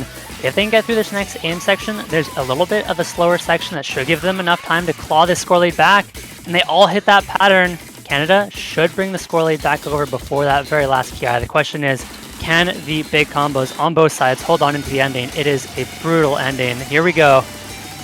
Oh, Vaxe down. That's another FC for the United States gone. It's only Taquito left now for them. There goes Xylus. And through the breach, it looks like Taquito and Cup Paper are the only 2 players to hold on. The hidden specialists on both sides. But there's an 85k lead for Canada, and it's growing because of Zudinator's 850 combo. So Canada now back in the advantage on their own first pick. Only the last course to go. United States needs a break from Zudi and Cup Paper if they want to bring this one back. But it's only 100,000. We still got a quarter of the map to go. There is time if Canada finds the missing. There goes Cup Paper, but traded by Taquito. Zudinator is holding, has the 900 combo. Rectigon's trying to match, but not enough. If Zudi can hold, should be able to close this one out for Canada. Cup Paper finds another miss, but it doesn't matter anymore. And I think Canada should be able to close this one out unless they fall apart into the ending. Rectigon is there with a 600 combo if Zudinator were to have broken, but with Zudi still holding on into the very ending, it's looking to be a first pick converted for Canada as they get through the Ki. And that's just it. Canada takes the first point. HD1, the US wanted to ban it, and just gave the information away to Canada. Canada taking full advantage here. Nicely done. And there it goes. 169k in favor of Canada is their first pick. Big scores coming out for Cut Paper and Zudinator. Zudi actually on a 1 slider break. That is a really unfortunate score, but luckily for her, they did indeed win the point.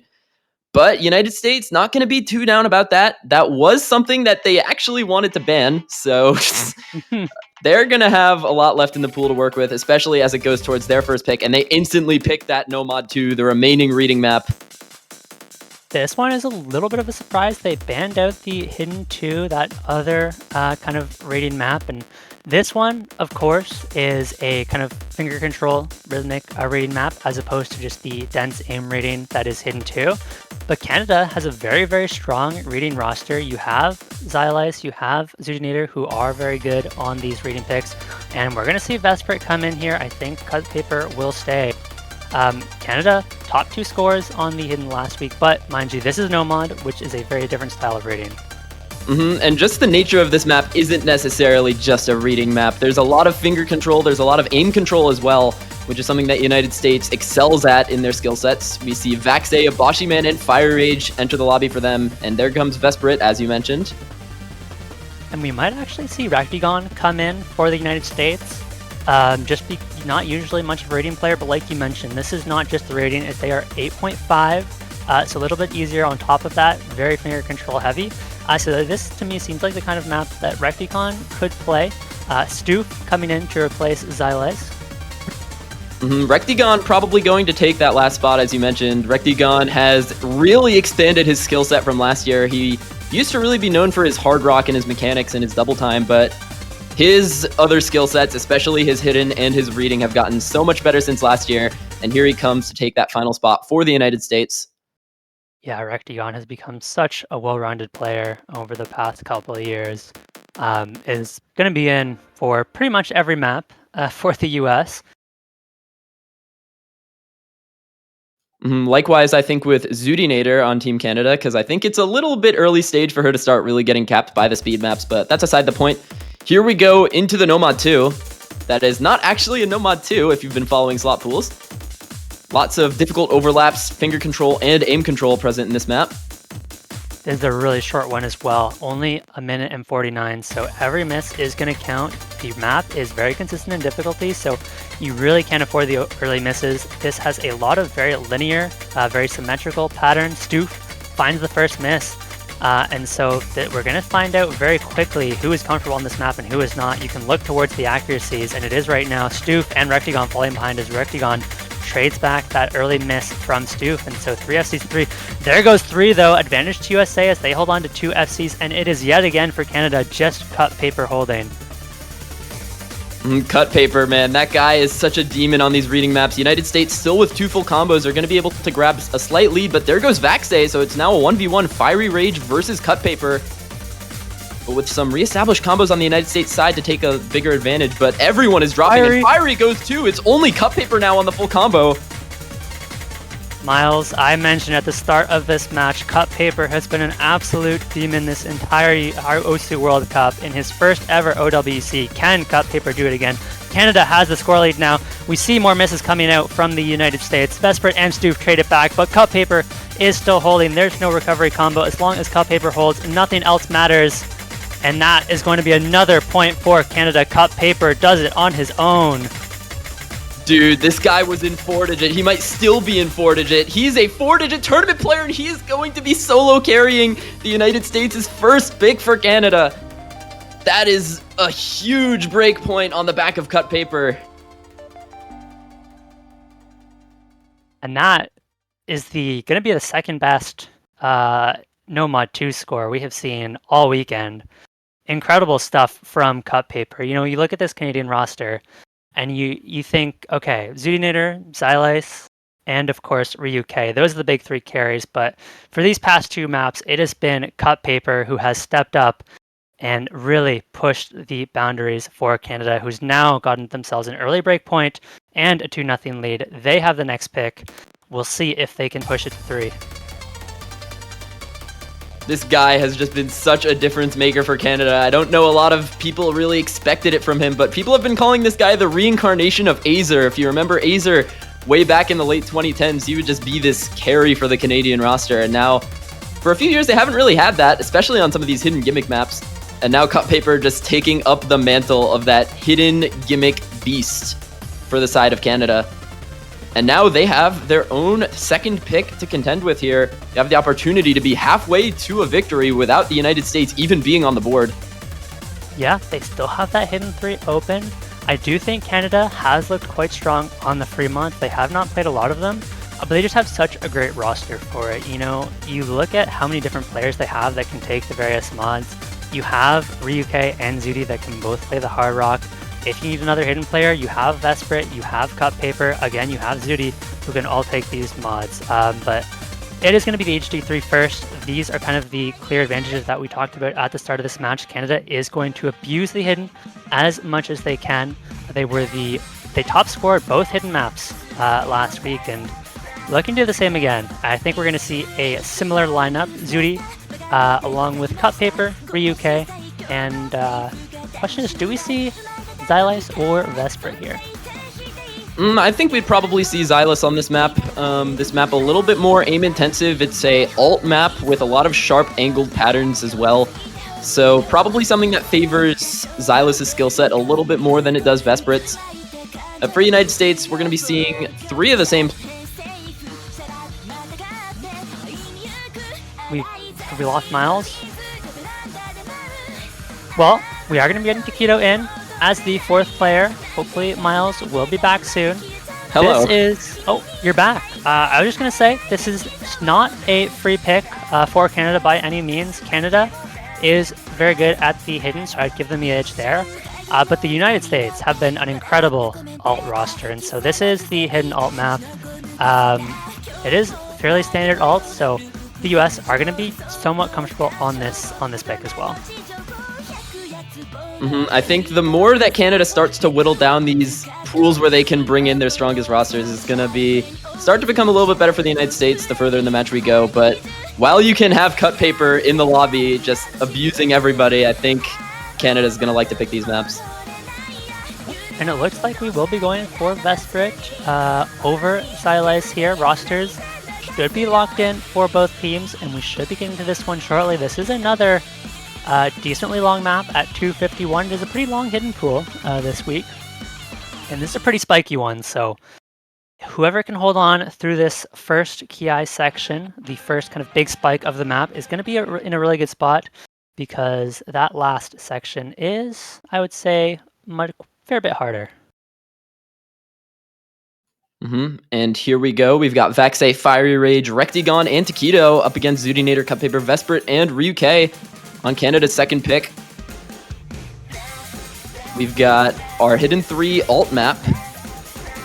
Early break coming out of Vesprit, but this map is on the longer side, up at 2 minutes and 57 seconds, so early break's not going to be the end of the world. Nope, just getting rid of the nerves for Vesprit. It was all part of the plan. Vesprit will, of course, combo the rest of the map. As the god of Canada intended, they will be FCing every single map, as we see a break from Taquito coming out for United States, so gonna be pretty equal now in terms of combos. A slight advantage for Canada because Vesprit's re-established combo is now bigger than Taquito's.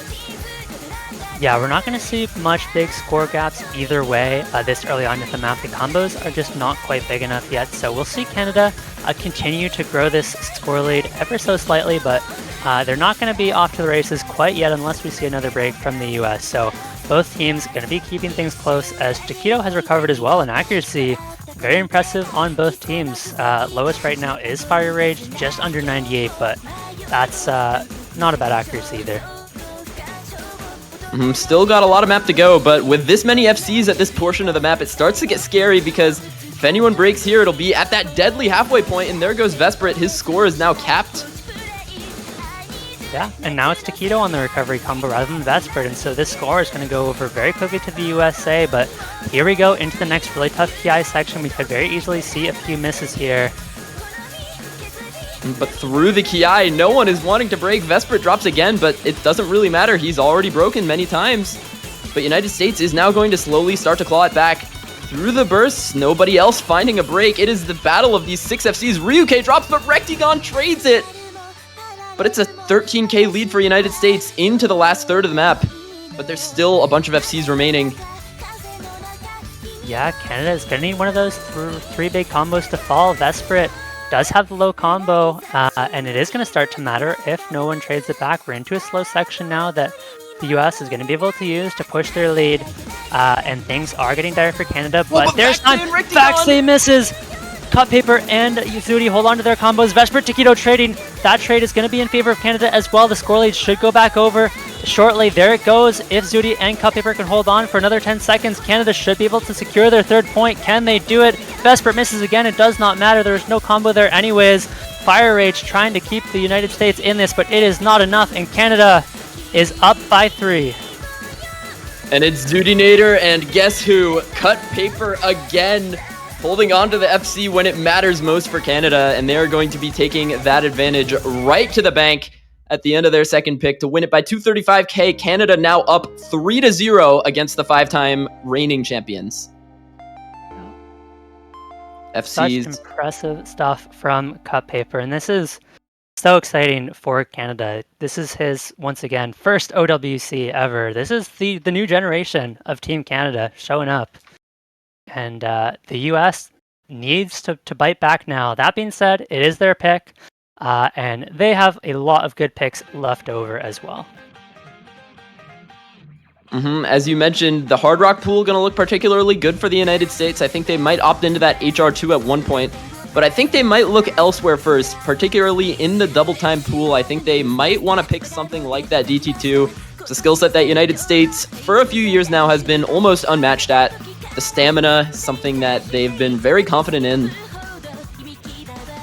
Yeah, Canada doesn't quite have the speed roster, and so that's definitely going to look like a solid option for the US, possibly the Hard Rock 2 or the DT2, and it is the DT2 Paranoia, so this is going to be 280, I think, 0.5 BPM speed, very fast, and like you said, US has a great speed roster. On Canada, you do have Silas and Ryuke, who are 2 incredible speed players.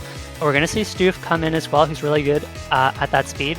The problem is more with that 4th player. I think we could see either Zudi or Curtis if this is too fast for Zudi, but they have historically struggled a little bit with that 4th player on these speed picks. I actually disagree with you. I think this is the most Curtis map ever. It is just all bursts all the way through, lots of long streams as well.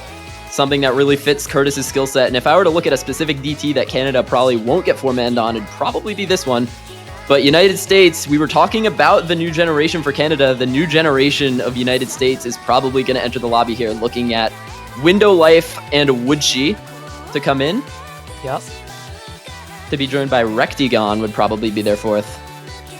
We could see Kama as well. Has played more of the kind of slower DTs, so this might be a little bit fast for Kama, but there's Window Life in the top right corner, Cheeto Blast, and there is Woodsy. This is the 2 of the newer players for US, their first OWC as well. I mean, I'm going to keep an eye on Window Life in this one. Window Life has been an absolute beast on the DT picks ever since he really joined the tournament scene. Has been one of the best DT players in the world, and so he's going to be the player to watch. Window Life is Cheeto Blast 2, by the way. It's a name change. You've got some really great name changes on both of these teams, looking at a Zudinator as well, but I'm not going to be saying that name. You don't want to say his kitten live on stream? You can say his kitten live on stream, but you'll also have to be saying Cheeto Blast 2 and Cheeto Blast live on stream. It's a very good point. And we would never say those things. Yeah, we would never say that, ever. No. But yeah, it's actually going to be Vesprit going to be stepping in for this one. Okay, interesting. So, a little surprised not to see Stoof, but we'll see how Vesprit can do. This is a pretty stamina-intensive map, so we're likely to see more misses into the ending as players start to run out of stamina, see some gear combos at the start, but we have seen some early misses, 2 on the side of Canada, 1 for the United States. This one has very dense burst, so the aim isn't too tricky. As long as you have the speed for it, you should be good to go on this map, but that speed is by no means easy. This map is very fast, and the streams are really brutal as Curtis finds another miss. And as we get into the first chorus, this is where the streams start to pick up the most. You see Curtis breaking on some aim earlier, and there goes Vesprit. He finds many breaks. That's a chain miss for Vesprit. Yeah, United States are going to be off to a very good early lead as they still got 4 big combos, and it is only Xylice holding for Canada right now with Ryuke not too far behind, but they're going to need some misses. There's a lot of map to be played. There's still 2/3 the way to go. Would finding another break? That's a slider break from him, but he had already broken on the US, so it's just a reestablished combo down. Still holding on to that triple FC. But there goes Window Life, and he drops a lot of accuracy as well, so his score now going to be massively nerfed, especially as that miss was in the dangerous middle section of the map. Yeah, and I think the nerves getting to Window Life there. He was shaking like crazy on that burst, and now Canada has a foot back in the door, but they need Ryuke to stay on this recovery. They need another miss from either Vaxei, and there it is! Canada has the chance to bring this one back. Besprit does trade it, but that was a low combo on Canada. They have the recovery, but they need to keep holding. Xylai still on a full combo is going to be massive. The accuracy is there, but look at the accuracy for Rectigon right now. Rectigon now all alone at this FC as Vaxei breaks again. Curtis finds a drop as well, though, so it's only a 43k lead in favor of the United States, but Ryuke and Xylus, with their two massive combos going into the last chorus, need to hold on if they want to take this back in favor of Canada, because Woodchi and Window Life have brought their combos back to just about equalize one of that of Xylus and Ryuke. Yeah, the combos are actually really close. Besprit finding another miss and not gonna help. Oh, but Window Life! There goes Window Life. That's a big combo down. The score should go over to Canada now. And could they get a 4th point in a row? We'll find out into the end of this map. This is where the streams are really tough. Rectigon misses! What a turn of events this is now. Canada taking a second break point, their 4th in a row. Going up 4-0 up against a team that seemed nigh impossible to beat just a few years ago. Yep.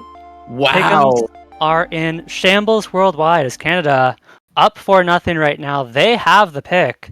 They can put this to match point right here, right now, and try and take down the Titans. And we're still early on in this match. They've only had 2 picks so far. They have good options left in this pool. They do have to move away from the hidden, but that hasn't been a problem for them so far in this match. I think on most of these picks, we've seen the United States actually have an early lead on most of these picks, but it's just at the very ending, they're faltering, gives Canada the opportunity to take it back in the last seconds. We've seen that for, I think, 3 out of 4 of their points. Yeah, it is just those nerves into the ending potentially. It's always the recovery combo from Canada holding on. They're going to go for the free mod 1, and this is the aim that we know Canada is so good on. And this is a team that has a lot of different options for these free mods. We have seen Zudinator take Hidden Hard Rock on the both previous free mods Canada has played. And so Canada, less so the United States, is the kind of team to overmod these free mods because they have players that are comfortable to do so. But I have a statistic for you, Miles, of all the teams that have overmodded this weekend. Probably 15 or so. Only one of them has won the pick. So, is Canada gonna get baited into the overmod? Very possibly. I mean, with a roster like Canada's, they might be the most suited team to overmod in this entire tournament. You have Zudinator, who's arguably one of the best Hidden Hard Rock aim players in the game. You have Cut Paper, who's Hidden Preference, along with a lot of very strong and comfortable Hard Rock players like Ryuke to enter the lobby probably. I could expect to see a Ryuke Hard Rock with a Zudinator Hidden Hard Rock on this. Yep. This one is, I mean, the great thing about this match is any of these maps could go either way in a heartbeat. You've got Rectigon, who is infamous for his Hard Rock aim plays, definitely going to be on the Hard Rock. You've got Takedo, who is so good at the hidden, going to be taking the HD for Takedo. And of course, Vaxei, who is one of the greatest tournament players of all time, without a doubt. Joined by Woodsy in for the United States as that 4th player. USA needs to pick up the pieces soon. This match is very quickly getting out of hand for them. Being down 0-4, it doesn't matter what your history is at that point. When you're down 0-4, you are 2 points away from going to loser's bracket.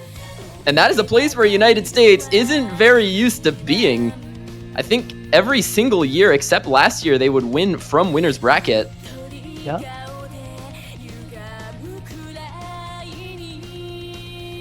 And yeah, now would be a big shakeup for the losers bracket as well. With the upset, Australia taking down Poland earlier, it would mean that if the United States lose here, they would potentially face Poland in the losers bracket next week, but that could be Canada just as easily We know the United States are an incredible team. They have won the last 5 World Cups for a reason. And if any team can make the comeback, it will be the US. What she does find the early miss shouldn't matter too much. There's plenty of time to recover, as this is, I believe, the longest map in the pool outside of the tiebreaker. You'd be right about that, but a lot of this time is off of a 1-minute intro, so this map is really closer to 3 minutes than it is 4 minutes. But still, this is one of the most comfortable maps in the pool. You have an aim-free mod, which very typically is something that's a comfort pick for a lot of these players, but with how Canada has been playing this match, you just have to favor them a lot on this. With Cut Paper back in the lobby, it's going to be tough for the United States to take this one back. Mile 3 hiddens for Canada. Only one team that has overmodded so far this weekend has won the map. Can Canada defy expectations? It's looking good at the start, but it's a tiny lead. There goes Ryuke yet again on the Hard Rock. These jumps are really rough with Hard Rock, so not a big surprise, but if these 3 hiddens can hold on to their combos, that's going to be worth a little bit more score than any of the no-mod players, so a potential advantage for Canada. We'll have to see if it materializes as we just kind of wait now for the next KI of the map. And here goes the big jump section. Xylize finds the miss. That's an FC down for Canada. Nobody trades it back on the United States, and they're going to start running away with this one. United States needs to hold on to their combos. There goes Vaxei. That's one of the no-mods down for USA, but they've still got a combo advantage on those 3 big combos from Taquito, Rectigon, and Wuchi. But into these difficult jumps, is anyone going to break? So far, no. Yeah, this map is so awkward. Some of these aim patterns are really tricky, not helped by the hidden whatsoever. And it is, once again, oh, there goes Ryuke and Sudinator for Canada.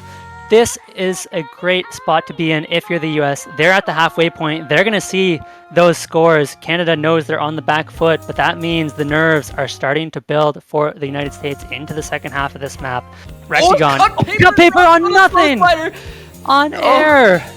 Who has been such a pinnacle of consistency so far in this match, finds a break on a slow slider, and now finally, for the first time in this match, United States looks to have a comfortable advantage on a pick.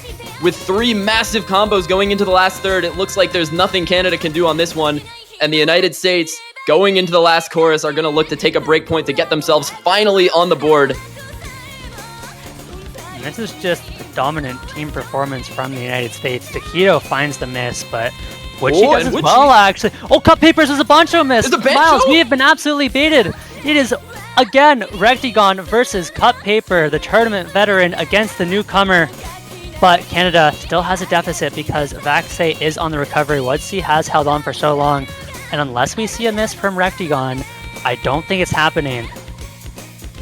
I definitely don't think it's happening. With about a 300k lead going into the last 20 or so seconds of the map, there's really nothing Canada can do at this point.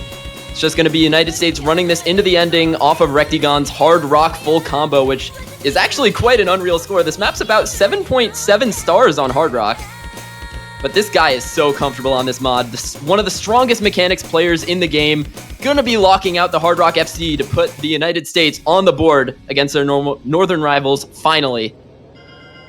I mean, that is just an absurd performance from both Rectigon and Cut Paper. Those are going to be the top 2 scores of the entire weekend on this free mod 1. We haven't had any modded FCs on the map so far, and just incredible stuff from both teams. But now the United States, they take a breakpoint back. They have the next pick, and this could be where they try and stage their comeback off the back of a Rectigon FC 99.22 accuracy on that Hard Rock. By the way, Cut Paper is genuinely putting up like a performance right now that rivals some of the strongest tournament players in the game. Just thought I'd point that out because his name still maybe doesn't have name value to some people. But look at this MP link. This guy is unbelievable right now. And he did the same thing last week. I'll say it again. He was the 7th best player across the entire tournament last weekend, and I imagine he's probably in a similar spot again right now. Here's the Hard Rock 3 for the USA, and this, I think, is a fantastic pick for them. Canada, they have players that can play the Hard Rock. You've got, of course, Ryuke and Stoof, but largely, it's tough to compete against players like Rectigon and Kama on the Hard Rock. Finally, we're seeing the original Cheeto Blast, also known as Kama, arguably one of the strongest newcomers for Team USA entering the lobby on one of his main skill sets, the Hard Rock Tech. Something he's just so strong on. And this is very, very heavy aim control tech. It is Horizon Blue, only 153 BPM. So Kama is also an incredible aim control player. I feel like that's a little bit of an underrated skill set for Kama. And of course, Woodsy has been great on the Hard Rock. This is just, with the additions of Kama and Woodsy this year, the United States has one of the best, if not the best, Hard Rock lineups in the entire tournament. But Canada, not to be underestimated on Hard Rock 2. You're seeing one of their strong Hard Rock specialists enter the lobby, Yip. Also very strong on the tech, along with Ryuke and Zudinator, both seasoned Hard Rock players. This is not something that United States is going to instantly be out of the woods on, especially as we've seen so far this match with how Canada's been playing. United States needs to be at their peak performance if they want to get themselves out. And I actually think, I just want to call out, this is really clever stuff from the United States. A bit of a kind of strategy that's very rarely talked about is right now, Cut Paper is going off on absolutely everything. So if you're the United States, you pick the maps that Cut Paper is not in for, get Cut Paper out of the lobby, try and kind of slow his momentum a little bit because Cut Paper is going to be having to sit out for a map now. And so just clever pick strategy from the United States to get Cut Paper out of the lobby and try and get some momentum back for themselves. I think that might just be a goal for United States for the rest of this match. They need to keep Cut Paper out of the lobby because right now he's got like a 2.8 match cost, I'm seeing. Like, just putting on Okay. one of the carry performances of all time for Canada. I mean, he single-handedly took that Nomad 2 from the USA. So USA wants to avoid him if possible. And this is yet another long one, 3 minutes and 40 seconds. These teams, they love the consistency picks. They want the big numbers in their combos. They want to make this one intense as we get, into the end of the map, and there's still 1,200, 1,500 combos on both teams. We'll see if they can do it again. Both teams have been impressive so far. The United States have the edge in this one, but maybe Canada can get themselves a third break point here and put themselves to match point. A break point here for Canada would be absolute destruction for the United States. Being down 5-1 going into a Canada pick after finally getting a break point back, it's do or die for the rest of this match if you're the USA. And they have put all their eggs in this basket now for Hard Rock 3. It's an early break for Ryuke into the first chorus. And this is what we've seen throughout the match. Canada falling behind early and getting the recovery into the end to make the comeback. 2 misses from the United States. Woodsy and Kama find misses. So Canada is going to take the score lead back. But Miles, this is a map where the ending is really tricky. So Canada, if they want a chance on this one, need to hold on to their lead at the start. I don't think we're going to see a late stage comeback with how difficult the ending is. And they're in a good position to do so far as neither of those misses have been traded. But this time, it's not the United States with an early lead. It's actually Canada, but with Zudinator finding the break, it's going to start to go back in favor of United States. Only Yip and Xylus holding on for Canada with Ryuke up at a reestablished 430 combo. It's Vaxe and Rectigon with Woodsy and Kama all holding on strong into the slow part. They're going to be able to take the lead very slowly but surely back in their favor. Yep, and it's so close. The combos from Ryuke and Zudinator are only about 150 combo behind Kama and Woodsy combined, so it's really going to come down to accuracy drops. It's going to come down to consistency until we see that next miss, but there is another very tricky section coming up. The second half of this map is a lot harder than the first, and we've got a bit of an easier section here. Players' nerves are going to build as these combos get big, and they know the hard part is coming. The anticipation builds as we wait for that next miss. Any break here would be absolutely tragic from anyone because this is, objectively speaking, the easiest part of the map. Yeah, back into this repeat of the beginning. It's going to be a 35k advantage for Canada with, I think, a slight combo lead for US. They are inching it back maybe by 1,000 every couple seconds. So they need to hold on as long as they can through the hard part and hope for some more breaks from Canada. And as long as the United States doesn't miss, Canada cannot win this one. The score will go back over, barring no misses. But here we go into the ending. this is where it starts to fall apart for somebody, but both of these teams have been so good. Kama. It's Kama for the first miss. The score lead won't go over to the US. Canada does not trade. The ending, though, this is the real test of consistency. Who can hold on? Yip and Xylice, Rectigon, Vaxei. These sliders. No one finding breaks. Everyone looks so comfortable on this section. It's unbelievable. These space patterns. Yip does find a break, though. That's one of the full combos down. United States, and there goes Xylice as well. United States are going to start pulling this back, but Wood, she drops as well. But I think it's an advantage to United States, but they need to hold on with Rectigon. In fact, Vaxei! Overtraded! it's Zudinator and Rectigon alone, but I think the lead might be enough for Canada to be able to convert this one. It's gonna be close. The combo is so much bigger for Rectigon, and the full combo is worth a lot more score. It's dropping slowly, 40,000, 35,000, but they're running out of time. I don't think there's quite enough map left unless we see a miss in the ending. And 30,000, the final difference. Zudinator holds on to that combo just long enough, and Canada takes a break point on the Hard Rock. They are on match point against the United States. Miles, what timeline are we living in? Definitely not one that I expected. Definitely not one that I think a lot of people expected. But nonetheless, this is the real one. Everyone pinch yourselves. This is real life. Canada 5-1. They have 5 match points to close out the United States in absolutely dominant fashion. They have the pick. If you're Canada, what do you go for to close this one out? Do you go back to the DT, something like that DT3? Do you go for one of these free mods? You could look towards, of course, that free mod 3.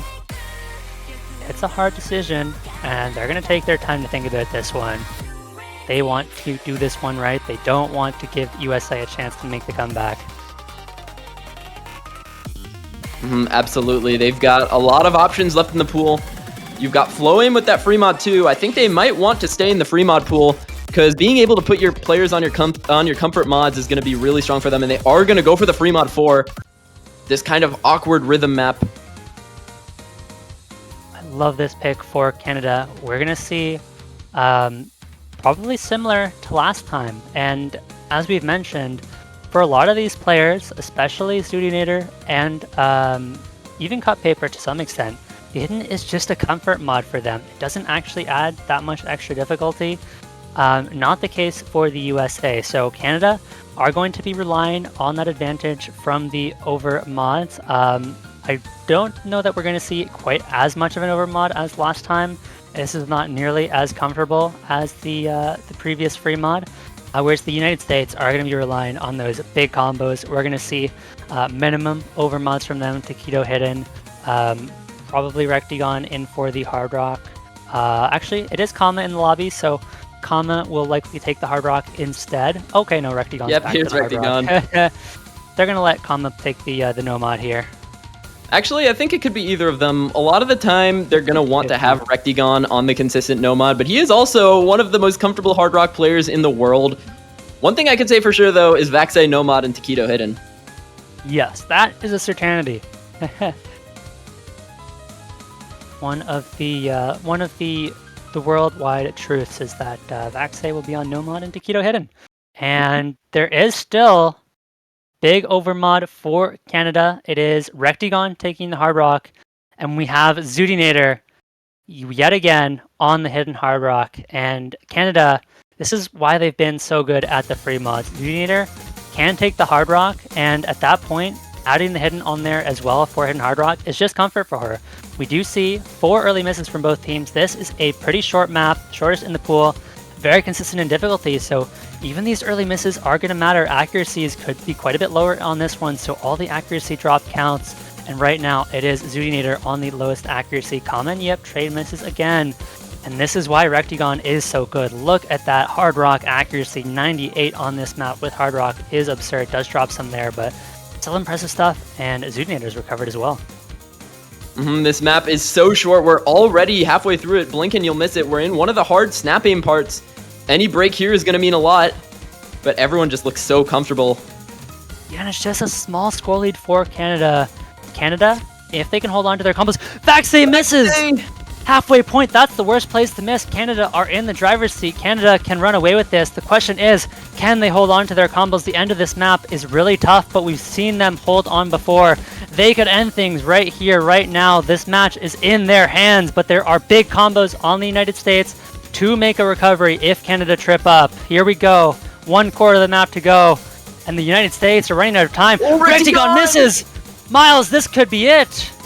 What an unbelievable turn of events, folks. It looks like now with a 500k lead, there is nothing the United States can do. And now, finally, after many years, Canada is going to be triumphing over their neighbors to the south. Their dreaded rivals now are gone. To the losers bracket you go, United States. Go have fun with Sweden in semis, because it is going to be Canada advancing to face Australia in winners semifinals. And guess who it is? It is Cut Paper with a full combo on the hidden. He does not miss. It is the new blood for Canada, taking down the Titans. The USA dropped to the losers bracket, and I believe that is the earliest the USA has ever been knocked down to the losers bracket. Huge congratulations to Canada. They are going to be so happy with that performance. So well done. I can tell you every time the United States has gone to losers bracket since 2015, they lost to China in finals in 2015 going to losers. In 2016, I believe they went from winners. In 17, they lost to Poland in finals. And then no losses until South Korea last year. And now in quarterfinals, the United States are going down to losers in quarters to run the losers bracket gauntlet that has now been created.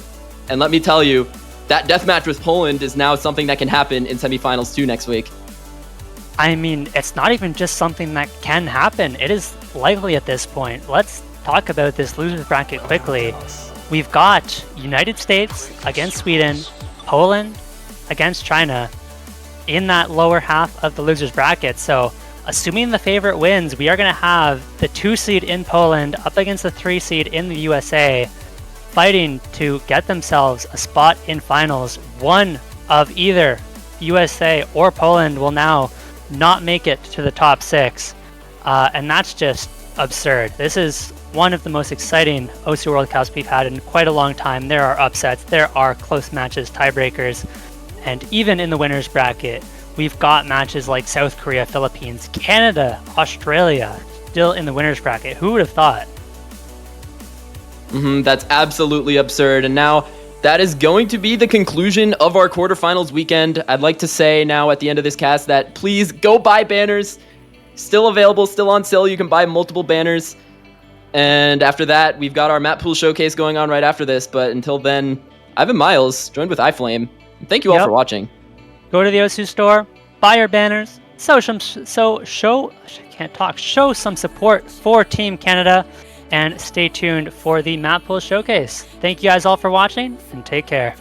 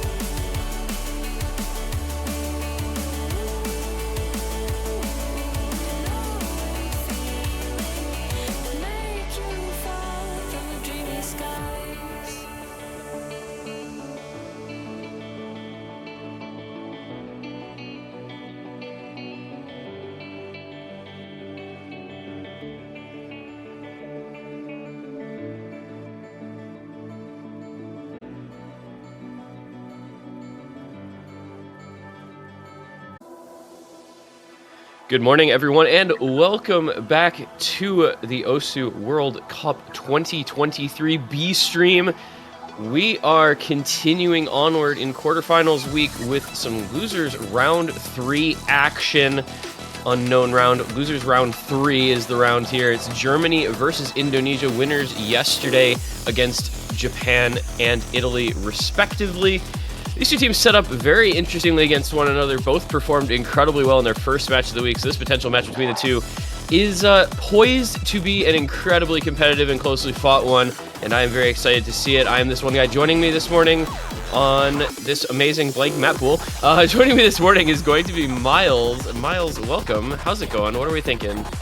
Good morning, Aaron. Glad to see another fellow East Coast American on the 8 a.m. cast here. We've got Seed 9 Indonesia versus Seed 6 Germany, and this is a matchup that I frankly think should not be in loser's bracket.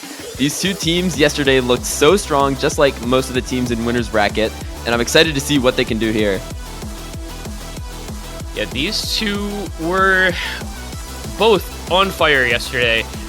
They set some incredible scores through yesterday's matches up until like the last match. These two teams combined for something like 6 or 7 of the top scorers on this pool.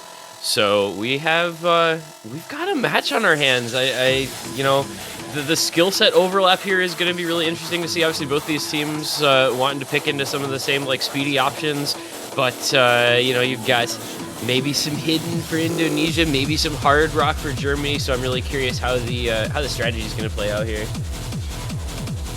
I think stylistically it looks really weird for Indo when you look at the map stats, because they beat Germany on a couple of DT maps, but they've had 4th player syndrome on those maps. Like, they have #1 on DT3 with 3 FCs and a 300k on their 4th player. So they're going to be really reliant on those 3 players if they do go into the DT pool once again today against Germany.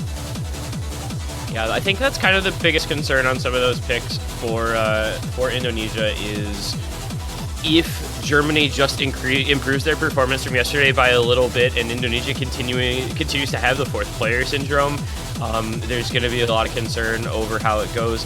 The ban's going quite quickly there. We missed actually a couple of them due to the technical difficulties there, but it's going to be Germany banning out free mod 4 Hard Rock 3, so that's the rhythm free mod and the sort of tech alt Hard Rock. That was a map that Indonesia put up a really good score on yesterday. And meanwhile, Indonesia going to ban out the Reading Hidden and the Reading Nomad, which is a little funny to see a team banning out Reading against Germany, but they did ban those, ban Hidden 2, Nomad 2, and they had Hidden 2, Nomad 2 banned against them yesterday by Italy, so I don't know, it's funny to see that kind of turnaround. You get them banned against you one day and then ban them yourselves the next. And still, Nomad 5 has yet to be picked this weekend, so now it is actually open. Is it? Did they ban Nomad? Yeah, Nomad 5 is available in actually both matches. I should mention over on the main stream, of course, we weren't already aware, winners bracket quarterfinal Russia versus Philippines going on. They did not ban Nomad 5 either, so it is available for either or both of these matches. But we might just have the gentleman's agreement across this entire weekend. Nobody seems to be too interested in picking that particular map, unfortunately. And it is going to be a Nomad 3 first pick once again for Indonesia. Just like yesterday, they opened up with Nomad 3 there as well, put up a 3 million team score, which was #1 for most of the day, I think, until I want to say Chile came along and top scored it later that evening. But this is a really good pick for Indonesia. They're saying, regardless of 3rd player, 4th player syndrome, we are going to go back into that speed. We are going to opt into those because they won this by a compared almost 1.1 million points when compared to Germany's score yesterday. And Indonesia's still #1 on this map throughout the weekend. Oh, are they? Okay. Yes, they are. And it feels so weird saying that picking speed into Germany is like a good thing. Germany, unfortunately, I think regressing a little bit in this skill set between last year and this year.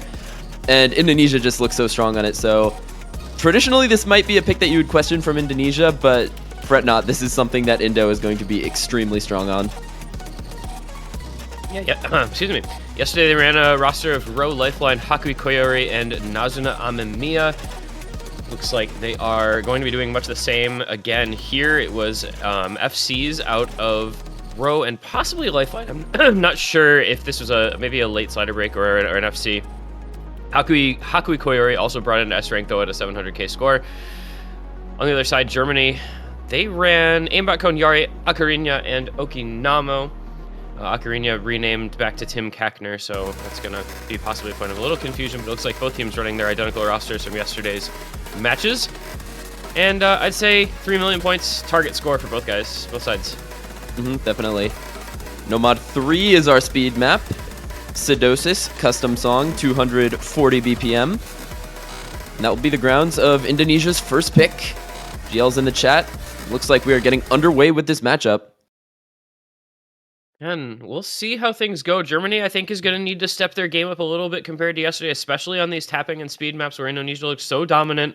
Germany talked about how they were a little uncomfortable at yesterday's match time, having to play at 10 a.m. When, whatever you want to make of that, you can make of that. But this is a little bit later, so maybe a little bit better warmed up, maybe a little bit more prepared. We'll see how it goes. But away we go. One of these teams eliminated at the end of this best of 11. The other team moving on into semifinals week down in losers bracket round number 4. And it is an early break from Lifeline to start things off to under combo win. Germany looking a lot more comfortable, and Aaron, you say that the 10 a.m. might have been uncomfortable for Germany. If there is a single skill set that you will improve on as the day goes on, it is definitely going to be speed. So you can expect a better performance out of this German roster if they're playing later in the day. And Germany, of course, historically has been known as a speed and mechanics favored team for years and years as they've been a top competitor in OWC. So you expect them to do super well on the skill set, and that is a break from Hakui Koyori, so it is already 2 FCs down from Indonesia. My favorite phrase, regression to the mean, maybe affects Indonesia a little bit with those outperformances yesterday compared to expectations. Maybe this is going to be them crashing back to earth a little bit here, as this is not starting off super great. They're already halfway through. Still a 4-way for Germany and only the 2 FCs, though Lifeline is recovering well, but only the 2 FCs for Indonesia. And Germany's accuracy across the board is looking so much better than yesterday. They had a couple players down at 95 and 94 on their run yesterday. And now look at those accuracies. 98.5, 98.5, 98.3, and 99. Like, that's so absurd halfway through this map, still holding on to the 4-way. Yeah, maybe there was something to be said, like, about the, playing a few hours later in the day. You just get the better warm-up, you get better on the speedy tapping maps, and Germany now appearing to fire on all cylinders on this pick. It is finally their first break from aimbot cone, but that lead is 400,000 points, and unless the full team resets right now, it really doesn't matter what aimbot cone does anymore. With the triple FC still alive against only a single FC on Nazuna Amamiya, Indonesia just does not have a chance at making this comeback happen. Germany looking outrageous. And there goes that last FC from Indonesia. This is going to be an opening break point here for Team Germany. This is going to be a really good team score as well. Will they be able to pull out the last moments for a triple FC? And indeed, they pulled a double as Okinamo misses the last note. Yep. And Germany, by the way, just getting the top score of the weekend on that, beating Indo's last run by around 300k. That is an unreal way to start the match. An early break point for Germany on the Nomad 3 speed. And that was always going to be the concern, was whether or not Indonesia could keep up the speed performance and whether Germany could improve their scores from yesterday on those speed maps. And it looks like the pretty clear answer for Germany is yes, and the answer for Indonesia might unfortunately be no. We'll see how the match progresses. Obviously, a lot of time still to go. There's DT2, DT3 that'll still be available. We'll probably be seeing those at some point in this match. But that did not start out the way that Indonesia would have liked. And now Germany gets their own first pick. This could be any number of things here. They could pick another speed map if they're feeling comfortable with the skill set. They could pick into, alternatively, something like a hard rock if they want. Obviously, a team well known for their hard rock ability. This Nomad 4 pick as well was really good for Germany in their last matchup. They currently have the top score on that for the weekend as well. So maybe something they opt into. Also, traditionally, Germany, a very strong hard rock team. Very well could opt into that Hard Rock 2 that's still open. I think it's going to be a great pick for them. But they're going to be taking that timer very slowly because they just took an early break point. Yeah, you really want to get this the best pick possible in here. Get something to consolidate that early break point. Their picks yesterday were pretty tapping heavy. They picked the DT2, DT3, Nomad 3. They also picked the DT4, though they lost it. Their only pick that wasn't one of those maps was the Hard Rock 2, the Precision Hard Rock. So they're going to go DT1 here. So this was a map that neither of these teams played yesterday, interestingly enough. It is the aimier of the DT picks. We are going to see an old-style aim map, though, with some tapping thrown in. This seems to fit Germany's skill set pretty much to a T. Especially right now, after that improvement on Nomad 3, they're going to be able to tap this map. So all that you can really question them on this is going to be the aim, and as you just mentioned, Germany's aim and mechanics just so strong. Yeah, this is like basically always been the Germany skill set. It feels like the reason that they were in the grand finals a couple years in a row, the reason that they were so competitive with the United States, a lot of it hinged on their ability to play the aim stuff and the tapping maps so well. And even with some changes to the roster, that ability has not gone away. And also just the format of the map pool kind of overlapping with their strength at the time. Like, that was at the peak of like Nomad 2 stamina, Nomad 5 speed, the whole DT pool virtually being speed. Like, they had so many picks back in like 2020, 2021. But yeah, here... This pool is kind of along those lines as well. You've got Nomad 3 and then DTs 1 through 3 all pretty speedy, so... And that free mod map, I think free mod 3, Capriccio of my mind, I think is something that Germany could also opt into. That stream map also in the pool. But yep. Boy, free mod 3 is such an Okinamo hidden map. Like, that's just Okinamo hidden flow aim 200 BPM stream map. Oh boy. Oh, this is gonna be I like to think this is another one that should be competitive, but again, this one definitely is a Germany type of map. Indonesia really needs to put up a good score here and you know, kind of just get back on what they were doing yesterday quickly here with that, what I can only say is an underperformance, getting 2.8 million on the Nomad 3. So we'll see what they can do here. We go into the high AR, high BPM, Amy and Bursty DT1. Man, if Germany looks again, though, on this DT1 like they did on the Nomad 3, I don't know that there's a lot that Indonesia is going to be able to do. I agree with you, but I also think that this is Germany kind of throwing Indonesia a bone here because, you know, Indo, they fancy themselves as a speed pick team, so they're kind of put in their own ballpark once again, being able to play a pick like this. Since this is fairly simple, something that every player in the lobby should be able to play to some extent. It's just going to be looking at who has those unfortunate misses at the worst time, and unfortunately for Indo, it's going to be Rowan, that noob guy, finding the first 2 breaks of the map. Boy, Indonesia just not starting off so hot in this match. They came out firing on the match yesterday, but this is very much the opposite here today, with Germany opening things up with just a couple of really strong first map and looking very, very solid to start off this second map as well. The accuracy out of Kriller at 99.45, 98 on Tim Kackner, decently high 97s on White Cat Okinamo. There is the first break for Germany, so Kriller will fall. Still triple FC though, double FC for Indonesia is going to hold it in check. They need another break from Germany though to try to bring this back. It's only 130k, not the end of the world, third of the way through. Especially on DT, only 140k, that could evaporate in a second if a team finds a couple of breaks. That 1.12 multiplier is not to be underestimated, but there goes that noob guy on the burst. Gonna make it even worse for Indonesia in the center of this pick. Yeah, fortunately, I guess you could say for Indonesia, that was that noob guy's second miss, so it's not like he was getting score caps specifically off of that. It wasn't one of the FCs breaking, but you still can't really afford many breaks at all when the other team is holding triple FC and a decent backing combo as well. Once again, Indonesia finds themselves on the back foot needing a lot of help. This time on Germany's pick, so it's a little more to be expected, but they've got to be careful because this can start to get a little out of hand here. 275, 280 up to 300k here shortly is going to be the lead, and that's going to be 2/3 of the way through already. But Germany, man, they're still looking so strong. 3 FCs all approaching 1k combo. Okinamo does break on the square, so only 2 FCs remaining for them now. But Hakui Koyori trading it right out. That is not good for Indonesia, and that might as well just lock in this pick now for Germany. Tim Kackner and White Cat still holding on to the FCs into last chorus. It's going to need a breakdown from Germany for Indo to have any chance in this map. Yeah, I don't know that this is really able to have a comeback possible. You've got 1 FC and a decent couple of backing combos. We're too late now. This is going to be Germany consolidating the break point, winning their own first pick.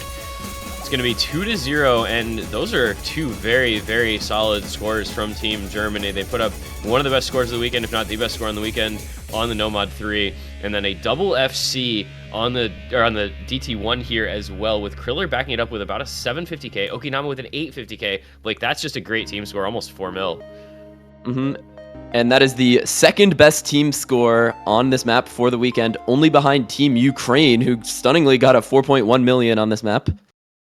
score that is. Wait, how? Dench and Raf GPO FCing with That's both unreal. both Pumas getting 962k and 814k. That's how you do that. Well, that was what Germany needed. That was exactly what the doctor ordered after we were a little concerned about what their tapping might look like with the way they played yesterday. They come out and win Nomad 3, win DT1, quick 2-0 consolidated breakpoint advantage. Now it's the pick back over to Indonesia. If you are Indonesia after losing those 2 points, do you still stick with your speed strategy or do you try to find somewhere else to go? And if you do the latter, where are you going to head? Because all you had to pick yesterday were the speed maps. That's a really good question. I think Indo absolutely cannot pick speed anymore. After those first 2 performances from Germany on the Nomad 3 and the DT1, it just makes a lot of sense. But one place where I think Indo is also very strong is in the aim department. I think something like Hidden 1 or Hidden 3 especially could be good picks for Indo as they have a really strong hidden lineup. But that's also picking into one of Germany's strengths as well. I mean, White Cat, Kriller, both really good aim players, both really good hidden players as well. And now it's just looking like a nightmare scenario matchup for Indonesia now that their biggest strength has really been neutralized. But there's the aim map. Yeah, it's going to be that big switch up. It's going to be the free mod 1. This is not a map that either of these teams played yesterday either, so we are getting some quick adaptation, some big changes. Neither of these teams really had to play much in the way of aim yesterday. If really, I don't think these teams played any aim yesterday. Excuse me, the Indonesia did play Nomad 1, was the only aim that these two teams really had picked into them in yesterday's matches. So free mod 1 we'll be seeing for these two for the first time. Relatively high BPM, Amy, 1/3 flow aim streams, by the way. I think those are pretty challenging. We saw some breaks on that section when we've seen this map played before. So this will throw a lot at you, and it's 4.5 minutes long, so a lot of consistency challenge as well. Also at quite the awkward BPM, 236, not your typical BPM for an aim map. And that's what I think makes the 1/3 streams really difficult on this. Especially some of the overlaps on those as well could be of contention for the hidden players. But otherwise, I think this is one of the most comfortable maps in the pool, and we should probably be seeing some very high average scores on this one. Yeah, I unfortunately don't have the stat sheet up at hand to check what the scores have looked like on this so far, but I definitely agree that this is a map where we can see some players doing really, really well. I'm very curious. This is probably what, like, Okinamo hidden and then maybe like White Cat Hard Rock. And on the other side, I don't actually know what Indonesia goes for mods on this, so I'm kind of interested to see who ends up in, you know, kind of the mod gang for their team. Their rosters for a lot of maps look pretty similar, so it's hard to just offhand predict their Hard Rock and their hidden players. I don't know. What do we think? Cypherfrost going to be coming in for Germany. I actually believe he's going to be taking the Hard Rock. They've been running the strategy of Okinamo hidden and then put White Cat and Kriller on the Nomad, 2 most consistent players. Makes a lot of sense. For Indonesia, I would say...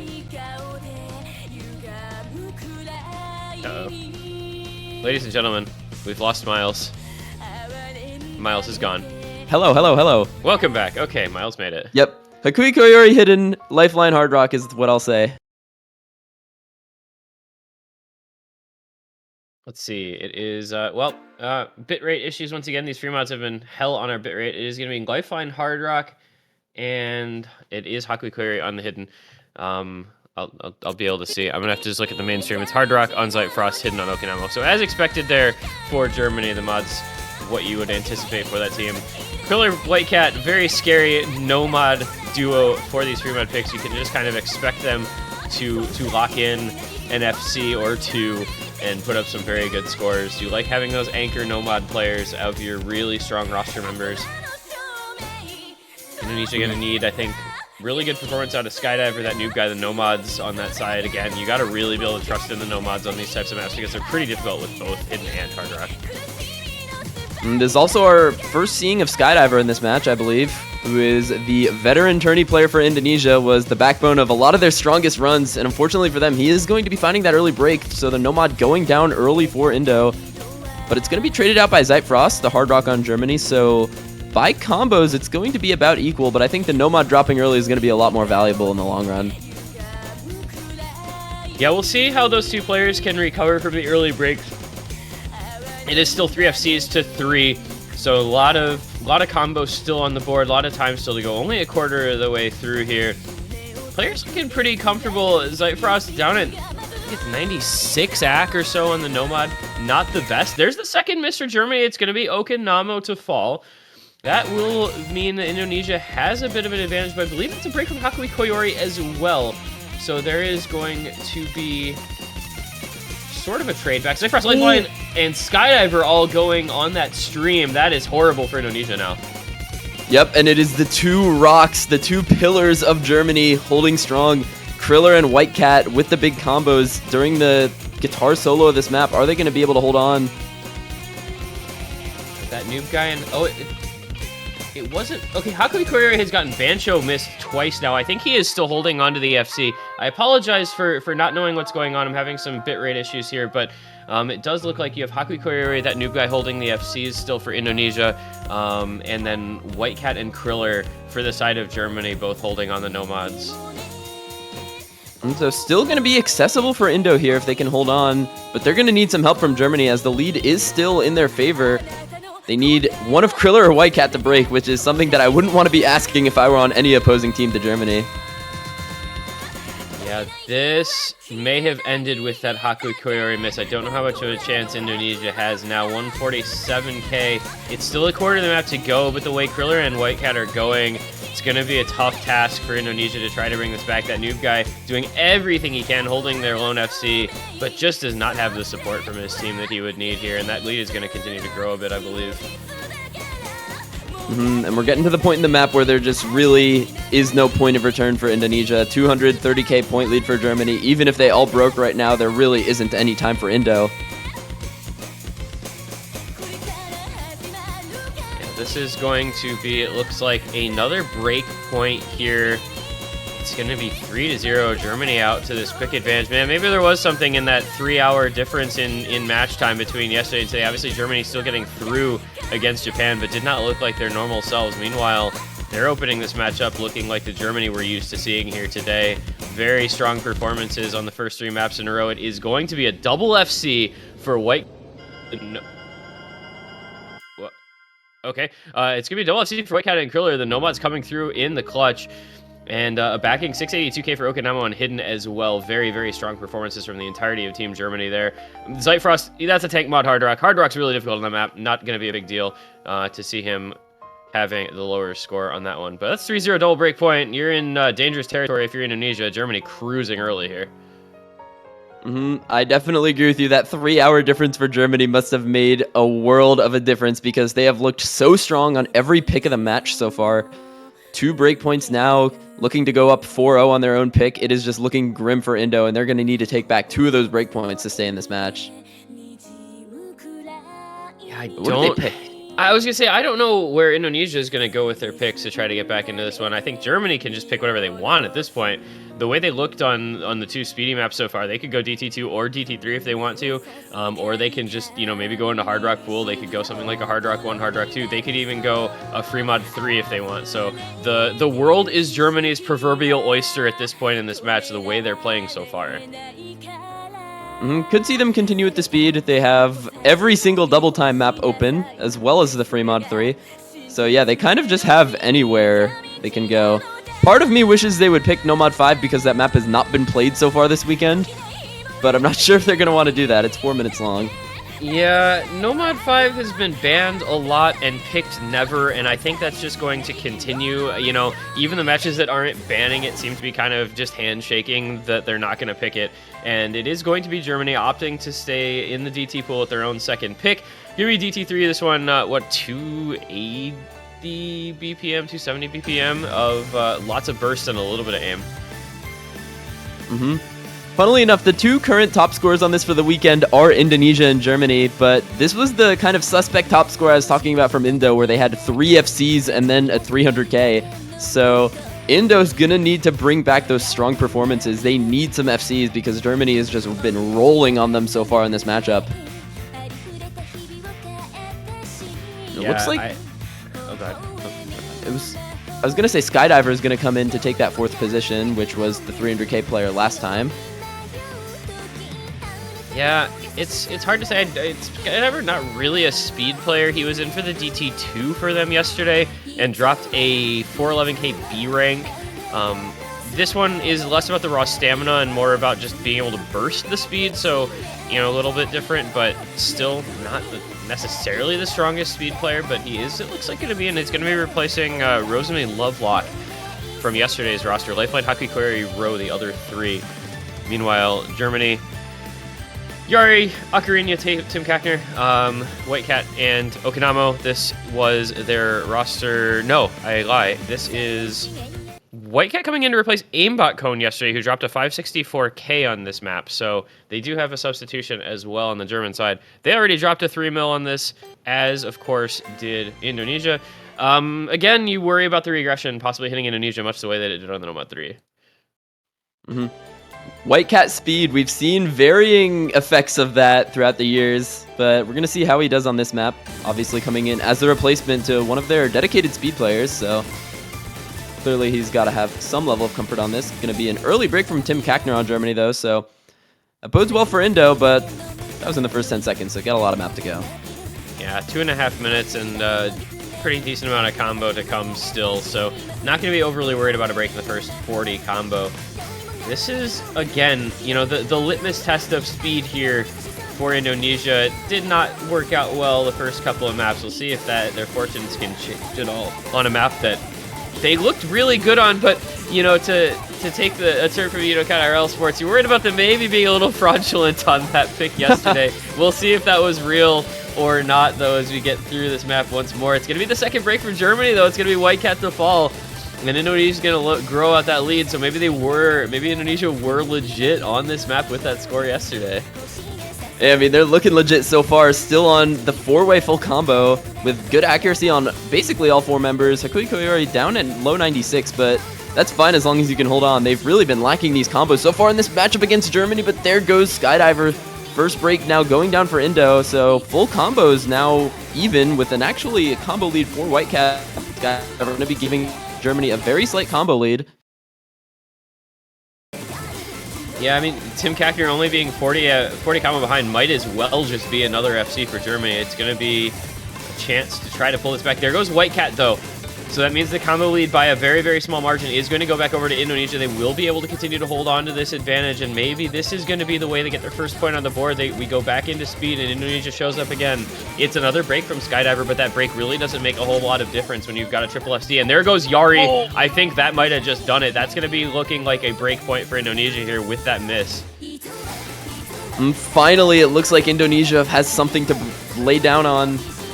A pick on the board looking to go their way. 3 full combos still going, and that lead has just exploded in their favor. What was so close for most of the map is now already quickly 200k in their favor, and even though Skydiver continues to break, once again, it is going to be the 3-way for Indo. Yeah, this is actually going to be an even better score from Indonesia, I believe. Skydiver coming in to replace a 294k, and he does finish out with a 445k. So that's going to be an improvement over yesterday's score for Indonesia by 155,000 points, and it is enough. The triple FC once again coming in from Row, Lifeline, and Hakui Koyori. Those 3 are so consistent on this map. That was exactly what Indonesia needed to get back into this match. The 3-1 early double break point down.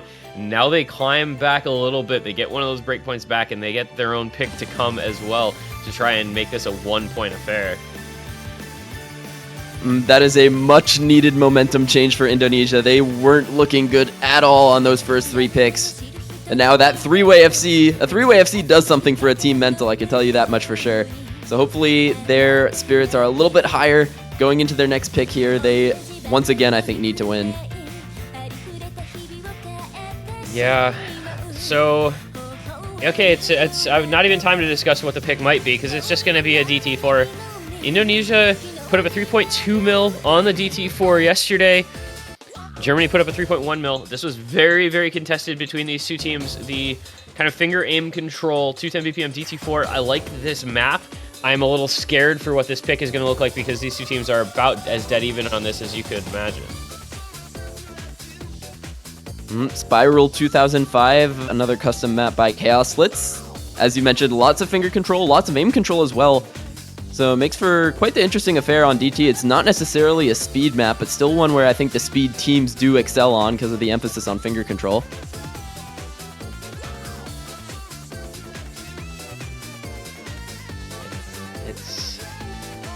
This was the only pick that Indonesia lost yesterday, right? Italy had the top score on the map through most of the day on it. That was their opponent. So you wonder, like, was it just bad luck that caused them to lose it facing such a strong opponent?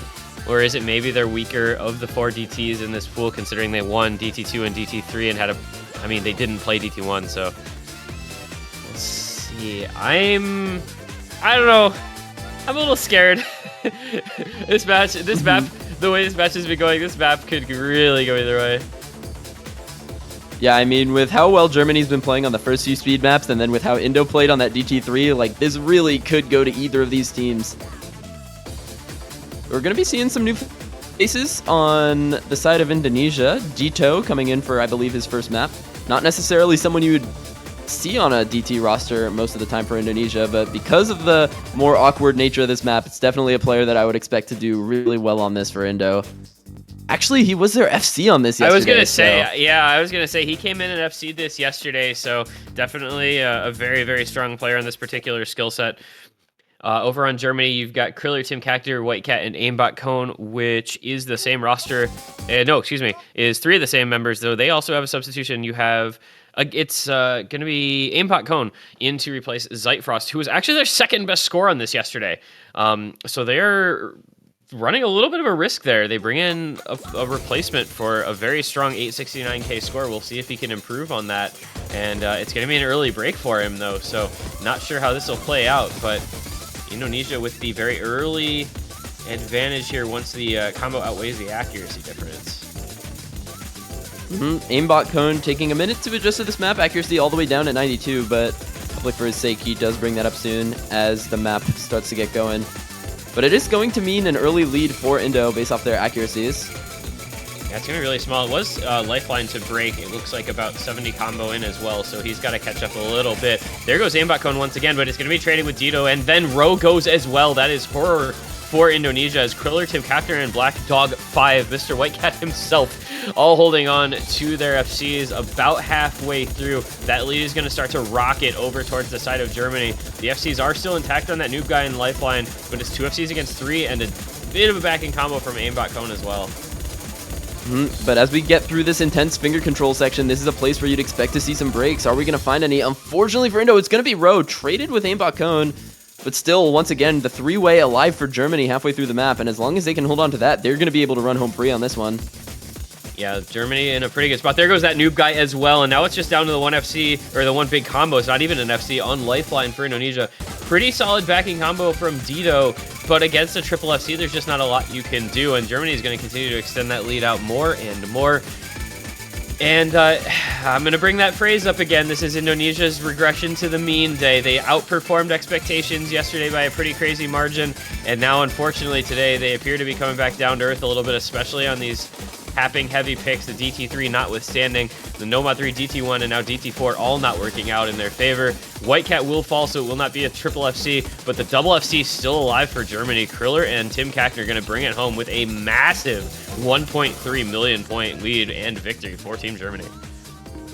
And they're going to be improving their team score on that from their previous match by about 500k for them, so another massive improvement on the DT for Germany in this matchup. So that should strike some fear into Indonesia now. Down 4-1, a break point going back to Team Germany with their pick now to come.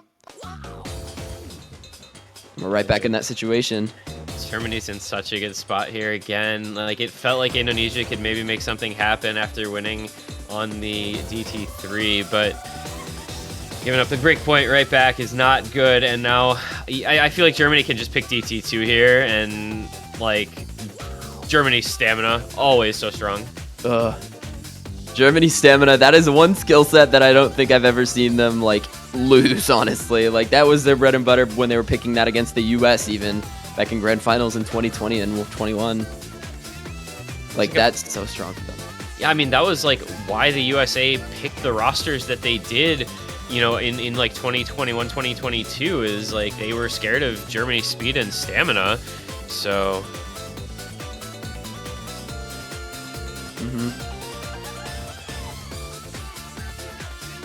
Yep, Germany taking their time with the timer once again. DT2 still open to them, but I think they have a lot more picks in the pool as well. Like still those 2 Hard Rocks I mentioned earlier could be things that Germany opts to pick into, but looks like right now the teams are more focused on mutual farming right now, which is acceptable for sure. But there's a hidden 1 pick. That's not what I expected. Yeah, I can't say I thought you'd get a hidden 1 pick in this matchup. Neither of these teams is really one you expect to be picking this hidden 1. You would maybe think like a hidden 3 or something, but hidden awkward aim. I mean, this is like Kriller territory. Obviously, an incredible player on these types of maps, but we'll see what it looks like for the rest of the German roster, who historically have not always liked hidden very much. I think this is a little bit different, though. You have White Cat, who is like automatic on any type of aim map, with Kriller and Okinama, who are both 2 seasoned players at this type of map. Looks like Yari's going to be the fill, but with those other 3, he should be doing fine. But for Indo, I actually expected them to maybe want to pick this map. I think Hakui Koyori is a very strong hidden aim player. Ro also really good on these more awkward types of maps. But I'm going to see who they fill out the rest of their roster with. I think maybe Dito might play this for Indo. The one hidden they played yesterday, the one hidden that Indonesia played yesterday was Lifeline, Nazuna Amamiya, Hakui Koyori, and Rosemi Lovelock. But it does look like you were right about the Dito. That's going to be him coming in. The other 3, though, are going to be the same as their hidden 3 roster yesterday. Germany did not play a single hidden in their match yesterday against Japan. That pool is completely... well, there was hidden 2 and hidden 3 both banned out. So the only hidden map was hidden 1, and it didn't get played. But Kriller, Okinama, White Cat, Yari, not too surprising a roster, obviously. Kriller, White Cat, Okinama, just good at everything. Kriller, Okinama, both really good at hidden. Yari, a newcomer to the team this year, who I'm not as familiar with as a hidden aim player, but I expect him to probably do well just based on what we've seen so far. I'll be honest, I don't even know what Yari's skill set is. Like, I saw him first as like a shredder, like this guy's like a speed cup stamina player. But he comes in for some of these low AR maps and some of these hidden maps, so he's definitely got quite the wide skill set.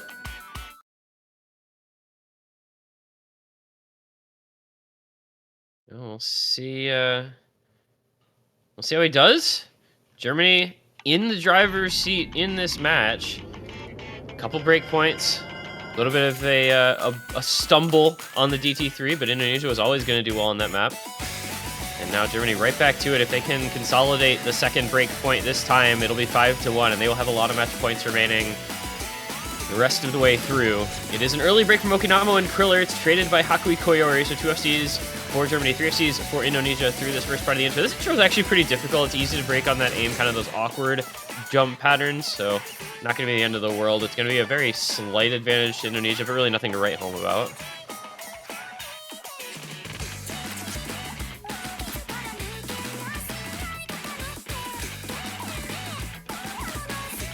Okay, I just went to the void for a second. Am I back? Hello? You are back. Okay, yeah, I generally think this is one of the harder maps in the pool. Just has a lot of really awkward patterns that you don't really see in map pools that much. Like, you know the types of streams that you would see in a movement map? You have some of those in here. So, really difficult to be consistent on because it tests a really abstract part of flow aim that you never ever actually see in tournaments.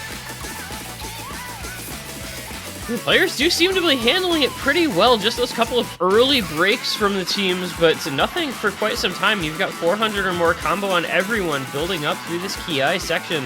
Kickslider jumps working out decently well. It's a trade miss. It's going to be White Cat and Nazuna Amamiya, so that is going to really be no blood for either side. Still the double FC on Dito and Lifeline. It is going to be... Well, it is going to be a bit of a lead now to Indonesia. I take that back because it's a double FC versus an FC with 2 big backing combos. Slight advantage Indonesia to pull this score gap back, but it's going to stay very close.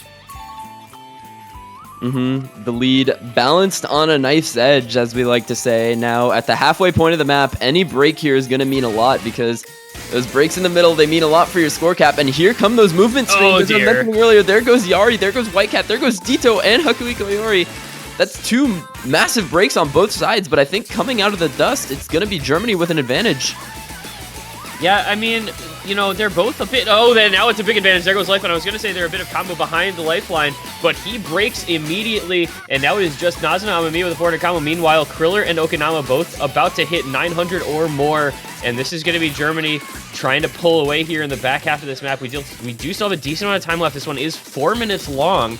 Another one of these very lengthy consistency picks, but Germany in a very solid position now, and that's a triple reset for Indonesia. I don't even know what just happened, but there they all go. Okinawa follows up on the flow, and it's all eyes on Kriller now as he is carrying this combo. Finally does break, but it's the entire lobby done in, and there is just nothing anywhere. Whitecat the biggest combo, and he's only at 250. Man, that section just ate this lobby alive. There are no combos left remaining. It was only Lifeline now at 250. But that's a 274k lead for Germany coming out of the breach, so there's really nothing that Indonesia can do with just that combo. They needed more. Yeah, Indonesia would have needed quite a bit of help in that. They would have, you know, I mean, you saw it's basically 7 misses in that difficult flow section. Indonesia needed somebody to hold on, and unfortunately Lifeline with, you know, a couple hundred combo coming out of it just was not enough. The breaks have come in for Germany in this ending. They're not having the greatest time in the last Ki here, but they built up a big enough lead that it's just not going to matter, even with Lifeline 500 combo and a couple of 300, 200 combos to back him up. It just is going to be all too little, all too late here for Indonesia. And that is going to now be a 5-1 lead for Germany as they consolidate a double break point, and it is match point for the rest of the way for Germany after winning this hidden one. And that is the worst case scenario for Indonesia. Now, they have to get through a whole 5 German match points if they want to stay alive in this matchup. However, for them, they still at least get this next pick. Yeah, but man, what do you even pick here? Like, what feels like a possible comfort pick? The way that this match has been going, I mean, Indonesia has not won a pick of their own. Their only point was a break point. It's just, you know, you lose No Mod 3, you lose Free Mod 1, you lose DT4. Where possibly feels at all like it could be a comfortable pick here? I mean, do you risk the DT2? Do you pick something Mod new? 5. No Mod 5, T1G. I can see it. No. Nothing conventional has that. worked. Nothing conventional has worked for Indonesia so far in this match. They need to throw a ball out of left field here. They need no Mod 5. Come on. I don't think anyone ever needs this No Mod 5 by the looks of things so far this weekend. I'm quite sorry, but with it at a whopping 0% pick rate through the first how many matches is it so far today? Through the first 11 matches of the week. I have a hard time thinking we're going to be seeing it in this one. I apologize to the poolers and the mapper and everything, but it just doesn't appear to be happening. I think this is maybe just a No Mod 1 angle. Hey, look, it's a No Mod 1 angle. So this is just like, hey, we're going to pick, you know, the closest thing to a comfortable aim. We picked Free Mod 1 and we lost it, but what the heck? We'll pick No Mod 1 anyway. This has always been like we need an upset and we're the lower seeded team, so we're going to pick No Mod 1 in the past. This No Mod 1 a little more awkward aim, a little less comfortable aim, but I don't know. This feels like last-ditch effort if you're Indonesia, unfortunately. I mean, with the way Germany's been playing on the rest of the pool, you kind of just have to take a stab in the dark somewhere, and I kind of like this angle from Indonesia. Very strong, consistent aim team. So for their sake, I think this is probably, on paper, the best thing they could have gone for. But against the German aim behemoth that is a Whitecat, I'm thinking they need to have a really confident performance on this one. Yeah, it feels like confidence is something that Indonesia has really been lacking so far this match. They have never had the consistency, the scores that you would need to win a lot of these picks. They just have always been like a combo behind, NFC behind, whatever it may be. Germany has been the more consistent team on, basically every map. So, and this Nomad 1 is like, I feel deceptively difficult. It seems to me that the scores are lower than you might expect them to be for the star rating. So players not necessarily on their A game for this particular type of aim. We'll see if that can change for Indonesia. They certainly need it to change, but Germany is like very solid on aim, and so we could be looking at a quick one here if Germany continues to play the way they have been. I like to think that Piroshki has kind of cracked the code for how to do like a uniquely awkward but also supposed to be comfortable aim pick. I don't really know how to say it. It's really intangible, but the way he does it, it's awkward but also comfortable. Like, you just have to watch it to find out. Yeah, the Piroshki maps we've seen, we had what was it was a Sum 41 map, right? Last year in Fremod. And it's the same kind of thing where it's aim, but it's not the Nomad 1 type of aim that you're used to. I mean, it's not Skyflame, it's not Barking Mad Dog, whatever, Nomad 1 mapper you may think of. The angles are just a little bit different, and it just plays a little bit different than Nomad 1s that you're used to seeing. And, the players have been, I think, playing okay on it, not great. We typically see, I think, a little higher Nomad 1 scores than we have on this one, so we'll see if that trend kind of continues here as we enter what could be, hopefully for Indonesia isn't, but what could be the last map of this match already. And that early break for Lifeline is not going to be very good for them. Map is long, 3 minutes, but still the early break is going to give it the lead to Germany. But into this 1-2 jump section, could see a break from someone here, but it's going to be from Kriller, so now that Lifeline break is traded. And a combo lead back over to Indonesia. Not by a huge margin, only by 100, but, you take every little bit of advantage that you can get and into some more big jumps here. See how everybody feels, see how the aim is doing today, and the answer is pretty good. There goes, oh my god, there goes everyone. It is Dito and Lifeline holding through as there were 5 breaks on the same section. Advantage to Indonesia, though, with the Dito FC and Lifeline back in combo. Dito, the unexpected hero aim player for Indonesia, carrying the lead all on his own as Germany has nothing right now. Definitely an uncharacteristic 4-way miss for a team like Germany. Yeah, you really don't expect an aim roster like theirs has traditionally been to have this kind of trouble on any section of a Nomad 1. There is still plenty of map to go. The lead's only 100k. If Dito breaks, the door will be open for Germany. But that is what Indonesia needs to try and at least stave off elimination for one more map. That noob guy and Row fall, but it is Dito and Lifeline holding on to a lot of combo, and there's really not much Germany can do about it. Germany has to have a break, and it is! It's Dito and Row to double reset for Indonesia. Now the 550 combo on Lifeline is all they have left to cling to. Meanwhile, Kriller, White Cat, Tim Cactor, all building back up and eating away at the score lead. And even with the low speed of how it goes back because it's Nomad, those combos are so big that they're taking it back very quickly, going down at about a few thousand per second. And Lifeline just absolutely needs to hold with his life here and pray for some breaks from Germany because as it stands, Germany's going to take it back in about 5 seconds. Yeah, Lifeline is the Lifeline. He is his namesake for Indonesia right now. Their only chance to hold on in this one is him FCing the rest of the way through and hoping for some misses from Germany because the lead has gone over, but it's a break from Kriller. That was something that Germany could ill afford. The lead is going to go back over to Indonesia now, and the pressure is all on their side. They will need to continue holding through this last KI because Tim Cactor and White Cat do both have a fair amount of combo, but the combos have been built up for Indonesia, and there goes Tim Cactor, and I think we might just be seeing Indonesia's second point going up on the board. That is clutch. All 4 members of Indonesia holding on when it matters most. Dito does find a break near the end, and so does Lifeline, but that is on the last 10 notes of the map. That does not matter, and it is a second point for Indonesia. Boy, they needed that score from Lifeline. They needed that badly, and they got it. Again, a lower scoring Nomad 1 than we often see. 733k, the top score in the lobby. No FCs anywhere, no 800ks even. But Indonesia got what they needed out of those players. Lifeline and Dito putting up the scores that were required to keep them alive in the tournament. It's going to go back over to Germany for the last pick, but it does give Indonesia just a little bit more life to try to make this comeback happen. 5-1 down. It's a long road ahead of them, but You just got to take it one map at a time and hope for the absolute best with the pick going back over to Germany. Pool has started to be whittled down. We've only got Nomad 4, 5, Hidden 3, Hard Rocks 1 and 2, and then DT2, and then 2 free mods. Oh my god, they're doing it. Yes, yes, yes, yes! Nomad 5, Germany, yes!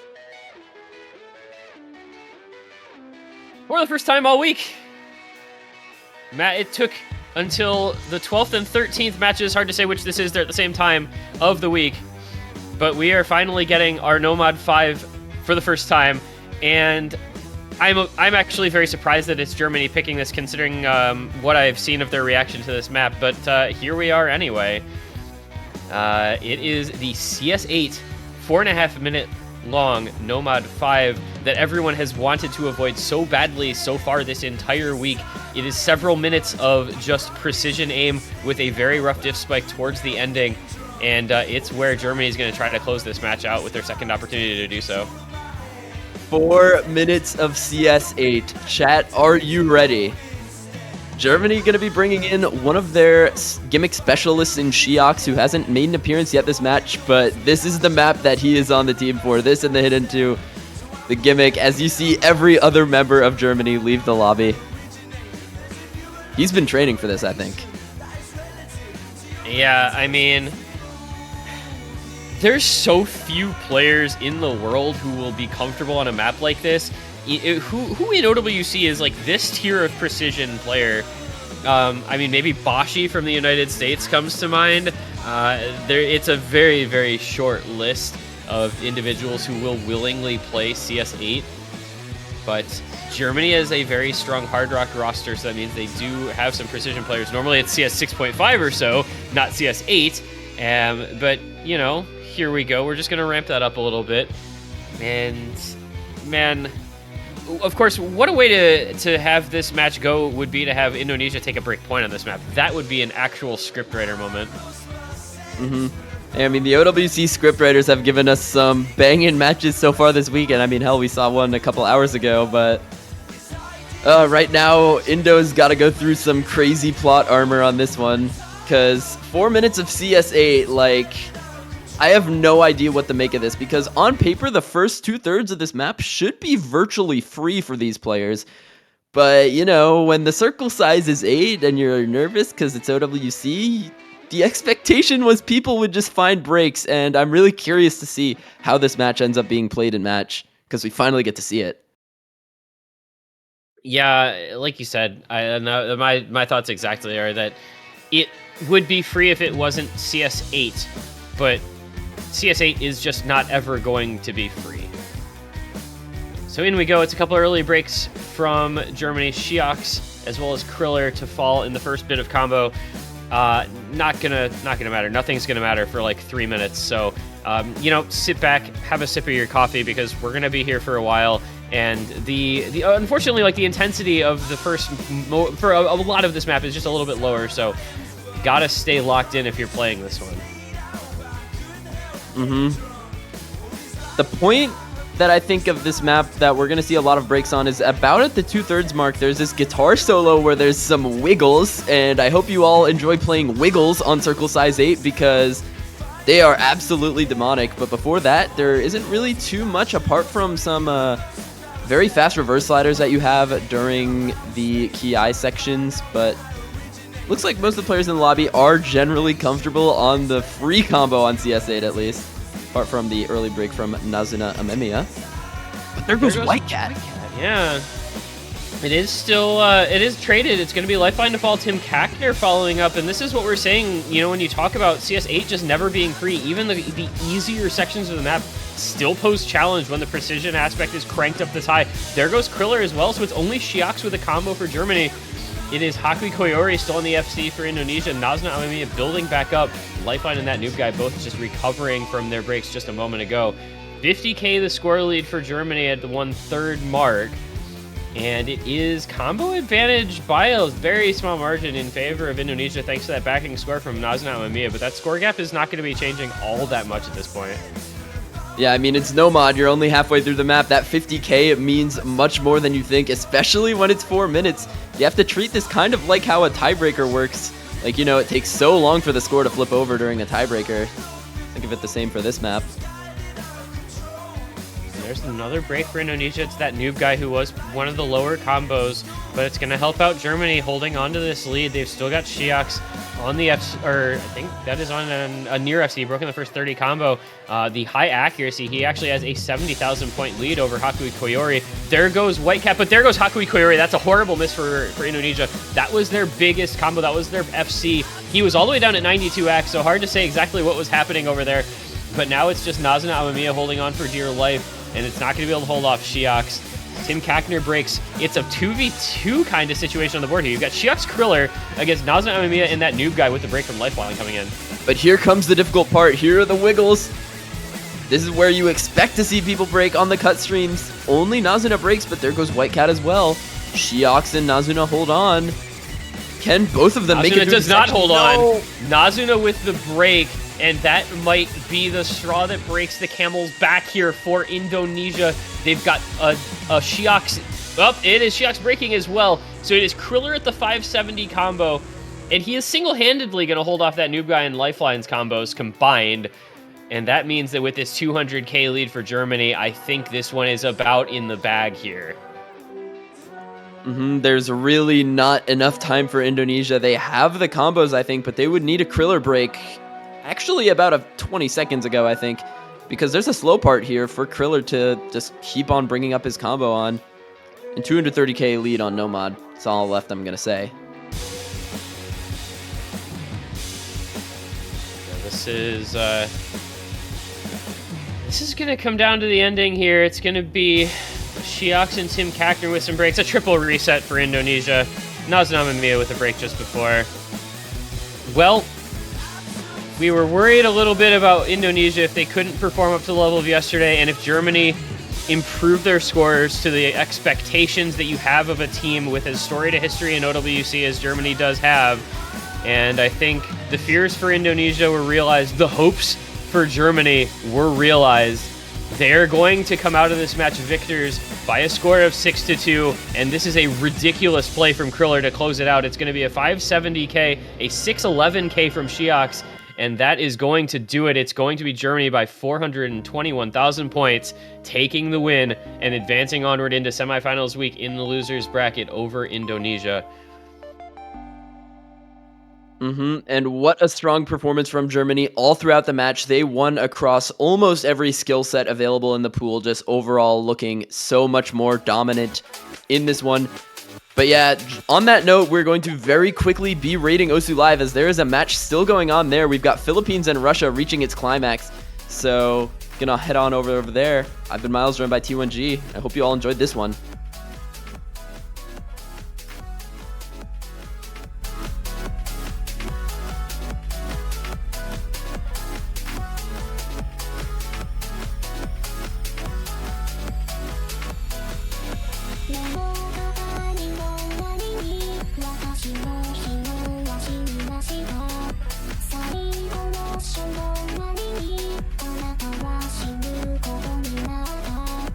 Watching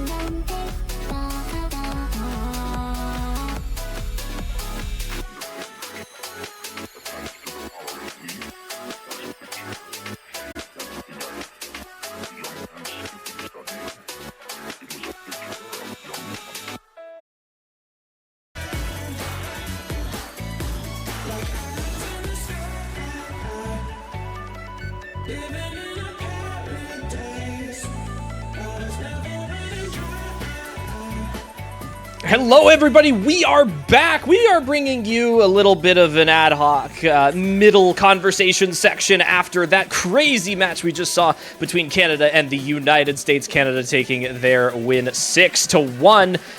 We've just got a huge group for you all, and we're going to run through some of our thoughts about how the heck that match went. Do any of our Canadian friends want to start us off here? I mean, let's start with Cup Paper. I don't know who has been watching the statistics sheet, but Cup Paper was the #1 performer this weekend by a whole lot. 2.1 performance score is just insane. Yeah, absolutely. I mean, like, Franklin popped off, like, but shout out to not only, like, Cup Paper, but also, you know, Zudi, as well as Xylice, Ryan. Ryan's playing on a different setup as well this week, by the way. He's playing at another Canadian friend's house because he's in Toronto. And, like, everyone else at Curtis, like, they pulled up really hard, and, you know, it's actually crazy. I mean, people are still in shock right now, but, like, yeah, it's sick. Check him PC. This is not normally obligatory.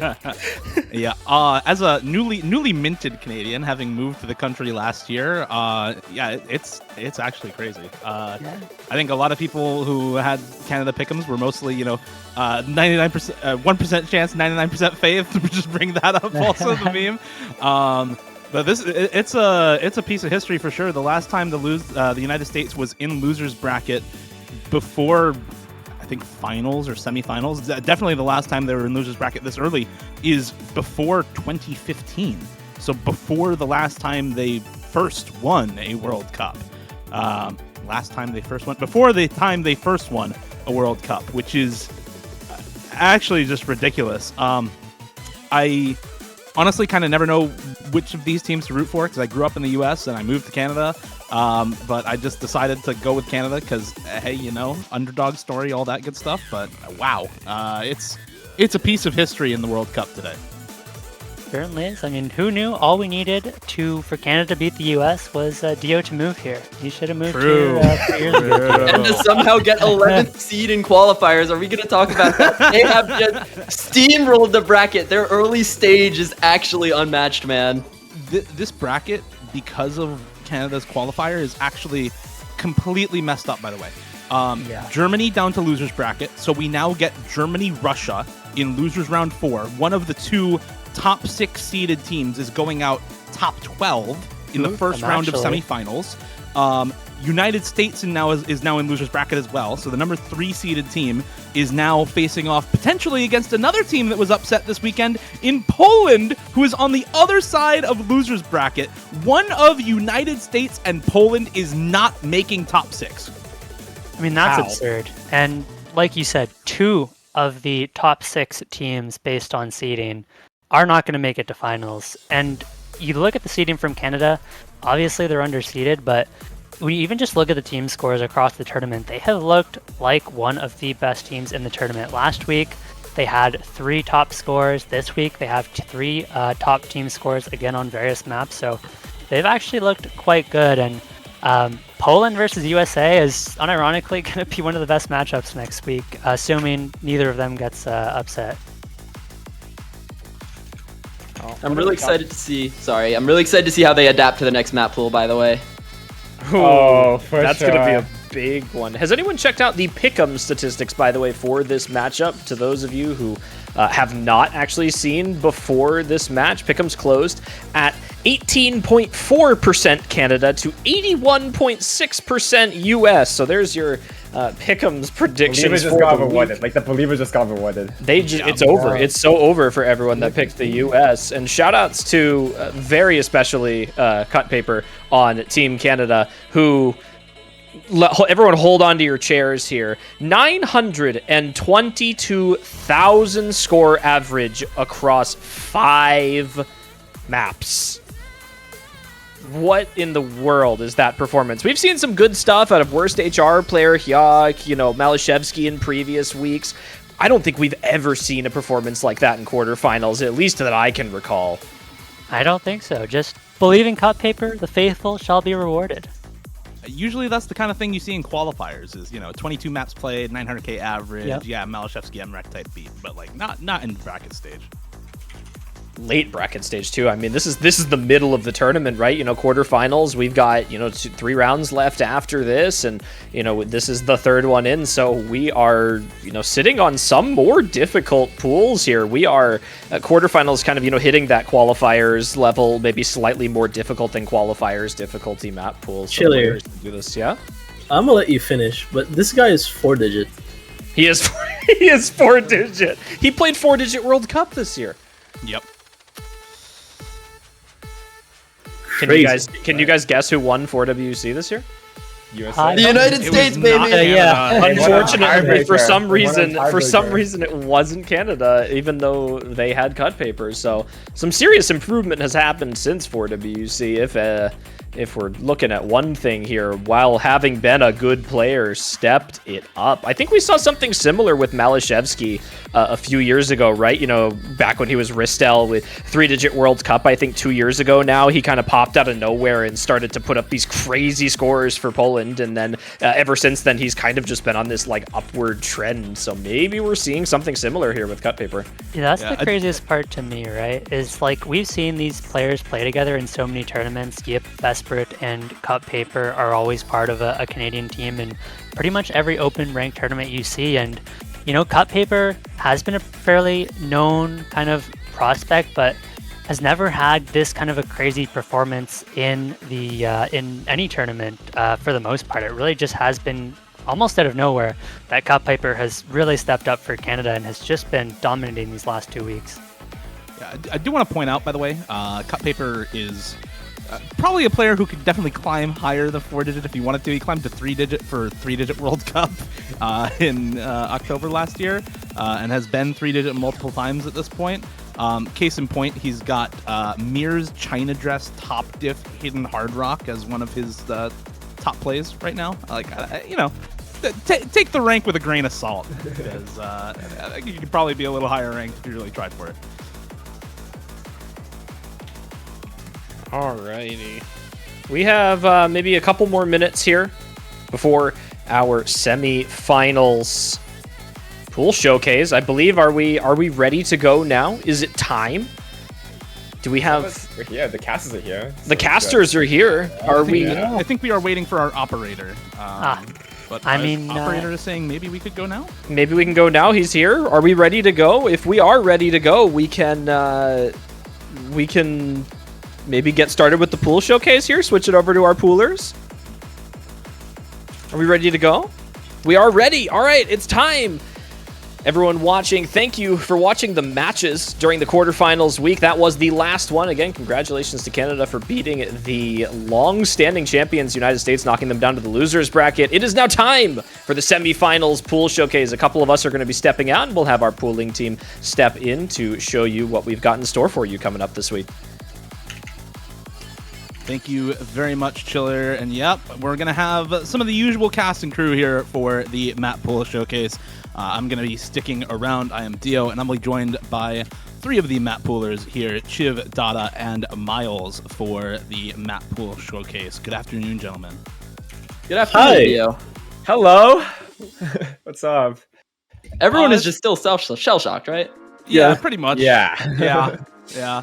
It's been a hell of a weekend here at the World Cup. Besides the obvious that we just saw, Australia upsetting Poland, Philippines knocking Russia down in quarterfinals, multiple losers bracket upsets as well, with seed 23 making it into the top 12. It's been a crazy weekend, and so we want to make sure that the pools continue to meet the level of play of the teams that we're seeing. So we're going to be starting off with one of the more difficult map pools in the tournament, the semifinals. And we'll start off with the No Mod 1, mapped by Melon Boy. Can I say the name? Can I say the name? Can we say the name? I don't actually know. Freaking Friday. Flippin' Friday. Flippin' Friday. Holy flip, dude. Let's replay video. Oh, video. There's a storyboard now, yeah. Oh, I didn't even see this when I checked. And carrying on the tradition of, raw aim normal one we had last week. Like some small homage. This is gonna be another demon named 7.5 stars. Noma 1 cross game name. Feels a lot more comfortable than last week, but it's certainly harder.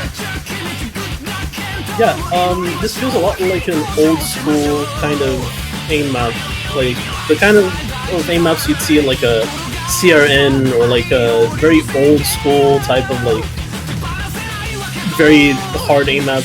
Like it's very geometric, very not super acute angled like you see normally these days, and yeah, it's just fun.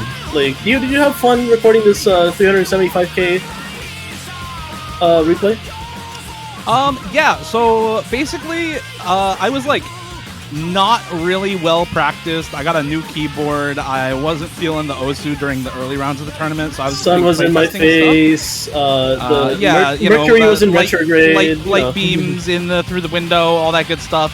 And before I knew it was semifinals, and I was like, I gotta get a replay in. Like, first World Cup as a place tester, I gotta get a replay in. So, I initially went for free mod 1, but that had a replay from somebody with only one replay in the round. So Suwagi very graciously offered me no mod 1 replay instead. So I retried this for a little while until I got, I think, the best possible combination, 97.37 AC and 728 combo. It's a good play by you, Dio. Not gonna lie, this map is not hard, like, not easy at all. This map is not hard. Guys playing live on stream. Misspeak. But yeah, like, Dada, I find it, like, you mentioned that this plays a lot like, you know, some more classic aim maps. This is a Melon Boy maps, and for those of you who aren't aware, Melon Boy is actually Fucho, an OG aim mapper. If you remember some of his old classics like Packet Hero, this is the same mapper. Yep, same guy. And same cool style of aim. I think everyone will be familiar with the mod 1 last week, I believe, which, well, not last week, last year, which was Katamari on the Wings. That was also very well received map, and once you do mod 1 again, and obviously banger song, banger map, that's his wheelhouse right there. Yeah. One thing I will note about this map is that honestly, a lot of the just circle jump patterns are relatively comfortable in comparison to the sliders. They feel super hard to hit, in my opinion, compared to a lot of the circle jumps. Those are still hard, obviously, but I found myself slider breaking way more than I was having trouble with a lot of the just normal aim patterns in this map. Also, worth noting is that this is CS 3.9. This is not a notable fact at all, besides for like one specific person in the map bowling team. Wixinator, direct all of your complaints to nobody, because we're not going to hear them. Yes, I will single you out on stream.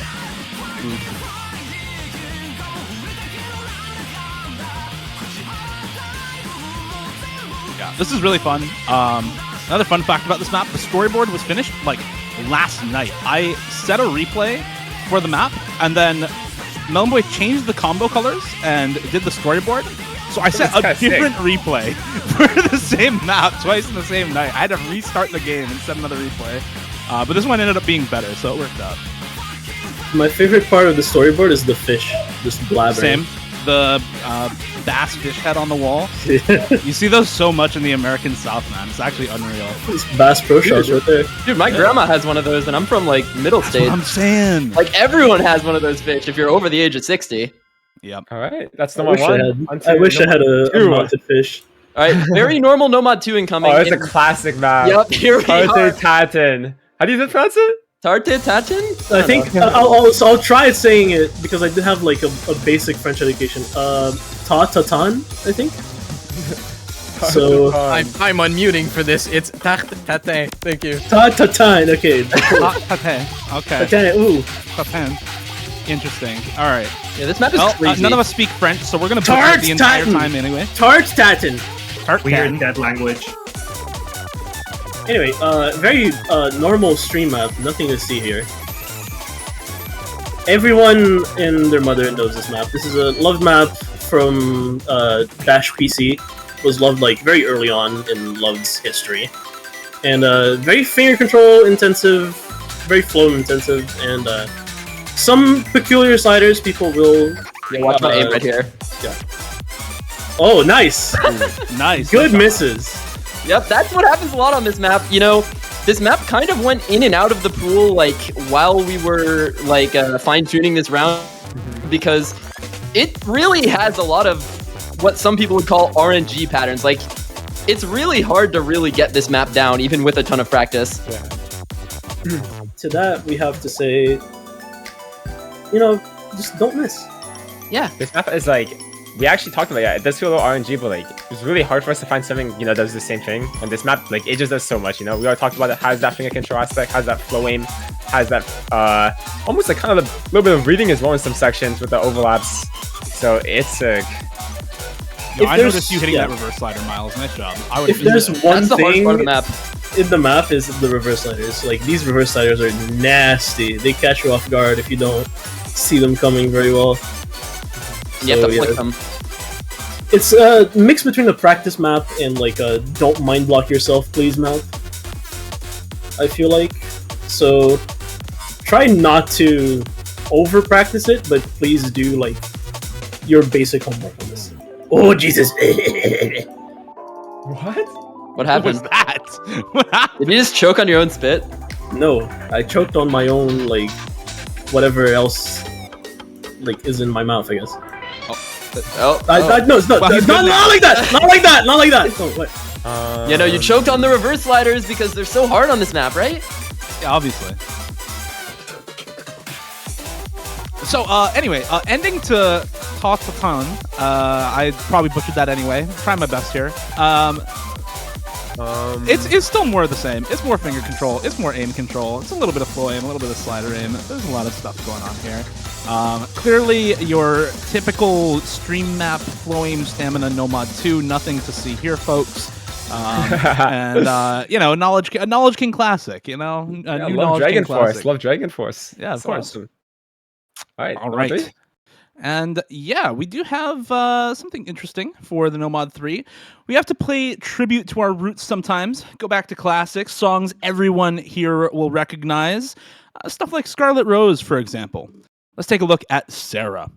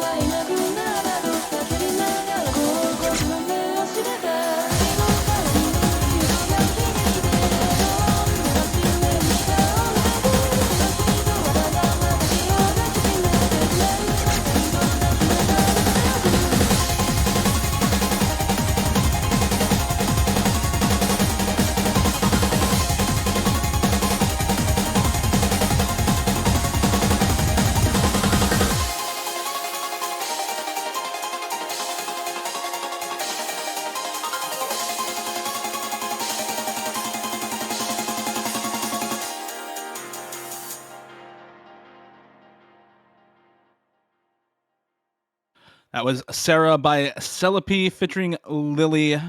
Most original here in the semifinals for 2023. Big shout outs to them for working with the team, making the song. Shout outs to AJ Mosca as well for mapping the custom song for us here.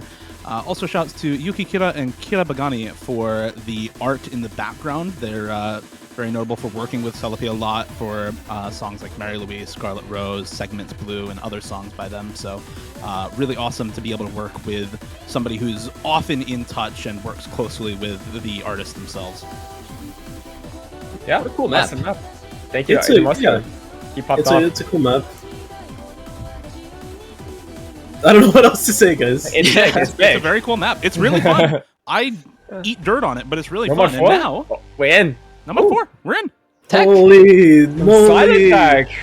I Dude, can't believe what? slots are revived for the 56th time this Yeah, LWC. Nomad 2 was clearly a stream map, Nomad 3 is an alt map, and Nomad 4 is a tech map. Dude, you saw the space streams on Nomad 2. You saw That's the alt pattern true. here. Like, That's look, true. Nuge slider map. Like, this is like the recreation of the slot meta. Am I right, guys? So we saw a lot of you guys saying, wow, cut streams are not the tech I'm looking for. We need more like sliders and funky control, kind of like cursor control that's not just cut streams. And yeah, I'm not saying we listened because this map was ready in advance, but let's just say this map is decidedly different from the tech you're used to so far. Yeah, just some slide attack. Nuge is one of the kind of new age mappers that do this style really well. But yeah, it kind of popped off as you get into this first KI. And Suwagi is back in the replay train. He did the last couple of replays. Obviously, there's still some flow aim in this map. You can't just kind of autopilot the streams in this. They are pretty difficult. There's still some aim control, but pretty clearly the vast majority of this is slider aim, especially with slider ticks abound in a lot of the longer sliders in this map. Like, you really have to be on point for it, both following the slider body, hitting the slider ends, all that good stuff. So it's a tough one. I'd suggest for most people at least, if you're not fully comfortable in following the sliders, for the longer ones, just head straight to the slider tick and just take the 100 at the end of the slider. That's usually fine as well. For consistency, I think a lot of the streams in between sliders are what catch people up. Like, it's not necessarily the sliders themselves, but just transitioning to and from those is very, very tough. I actually think one thing that Nuge does particularly well in this map is having the streams that go from slider to slider, because there isn't really like a big jump from the end of the streams to the next slider. It's very comfortable as long as you have your flow aim in check. Yeah, you usually will hit the slider end if you're just heading towards the next stream, like the next object. So it is kind of, it flows well in that sense.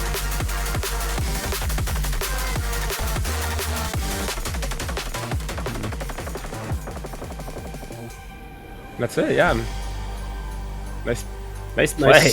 Nice slider. Nice slider. Sure. All right, that's 4 nomads down, 1 to go. So obviously, you know, trend of modern tournaments, we've got the gimmick map in Nomad 5, keeping with the slot pooling. No, guys. Wait. Go back to 2020. The best years. Wait. Nomad 5, speed. Nomad 5. Wow. No. Skin thief. This is a Cannot gimmick be map, right. obviously. I mean, CS3, who maps like that? This is a unheard of mapping style.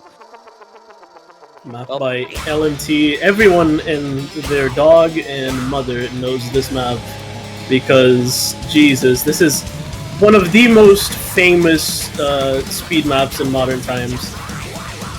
And yeah, it's the Skin Thief in LWC. Very speedy map, very stamina intensive, especially in the last guy. And CS3 Shiv? It's speed. I'm seeing Blue Zenith when you see it in the chat.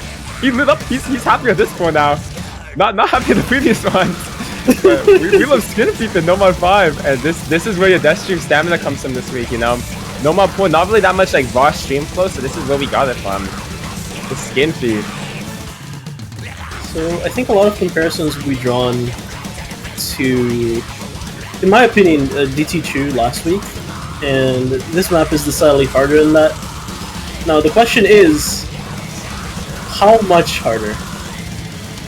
Because it's more BPM by about 5, and some of the streams are a little bit longer, especially, as I mentioned, the last guy is basically one uninterrupted 200-minute stream. So, I can only wish you luck. This is a Curtis map. Oh, this is a Curtis map. There's some tread. This used to be like top end speed back in 2020. No, like this was grand final speed back in the day, and now here we are in semifinals for OWC and Skin Thief. This is a Hard Rock farm map. I don't know what you're talking about. True nowadays, but three, 4 years ago, this was like, yeah, you know, top player no map. It's CS3. Like, aim component in this map is pretty non-existent. I mean, you have a little bit of flowing to deal with, and then you have to, I guess, not miss on nothing on the non-burst parts. Easier said than done. These are pretty awkward jumps, honestly, like all things considered. They are, especially at the end of the solo, yeah. Especially when your aim is a little more tense. If we're missing on aim on this map, like it's over. Like it's over. Okay, this is a PS3 gimmick aim control map.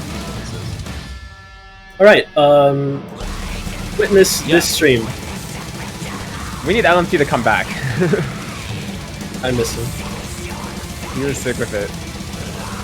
He knows what to do. It's still going. It's still going. It's still going. So some kicksiders, okay, like one tube break and then it's going again. Yeah, there's this is one of the easier maps in the pool. And 1-2 jump breaks. And like that's one of the easier maps. Depends on who you are. I'm gonna be honest with you. Real. All right, hidden one. Hidden one. Bit of a it's another. pick. Yeah, it's another ranked map. Epistrophe by Cephid. That's by Mate. Stream Tech. Well, Flow Tech. Not really too streamy. Remember when we beat the cut stream allegations 2 maps ago? Oh, they're back. They're back.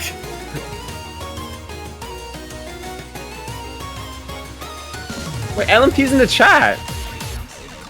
Wait, he's here? Yeah, he's here. He's back. We need him. Like, he needs to come back. That's my favorite guy right there. That's my guy, Speed Cup captain. But he played the game? Yeah, dude, no, he was like a pretty good speed player. I got 4th place in Speed Cup. That's some lore. Anyway, this map is very straight. As you can see, like, a lot of the sides are extremely linear and straight and not curved. And however many synonyms you can have of straight.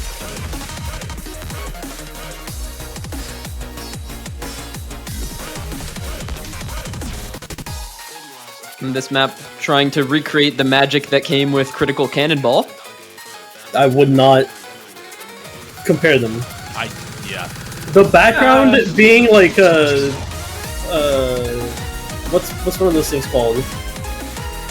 Like the little, no, not kaleidoscope, like the spiral thing. Like a fractal, kinda, sorta. Not really. It's not really a fractal. Like the animal, like the fossil that does that a lot. Oh, ammonoid. Yeah, or ammonite.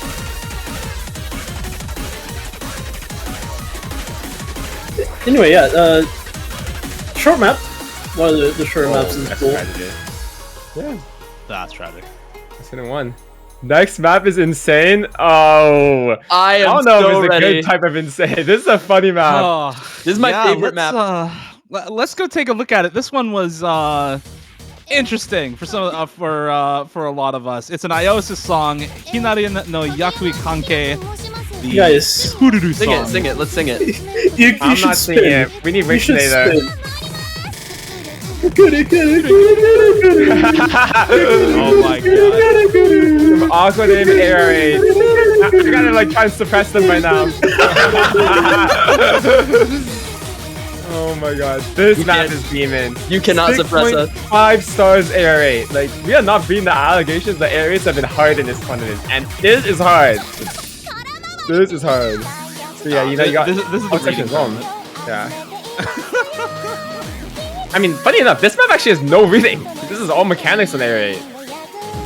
This map has no reading. Maybe for like the boomers among us, but like for people right now in 2023 where AR9 hidden is reading, this is a hell map. Lots of difficult jumps, even outside of those crazy pentagon jumps. So it's not like you have like a free slow part between those parts.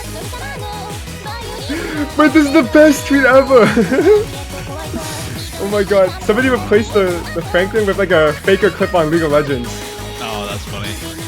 Yeah, by the way, for mouse players, because all of those jumps just went in the same direction, they go the other way the second time around. Like, they just switch directions every time. Actually, we hate mouse players. I chain missed this whole section back when I was testing this, and I was like, yeah, no, this is perfect. Oh yeah, that slider you saw, that little little swirl slider, is a reference to I think a 2009 map of the song. Really? I thought it was a reference to Airman. I guess I'm stupid. There's another map of the song if you check out all of them. No, it's Mafia Master for sure, right? Yeah, Mafia Master.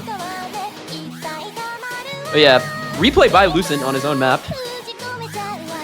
Lucent just to go like that.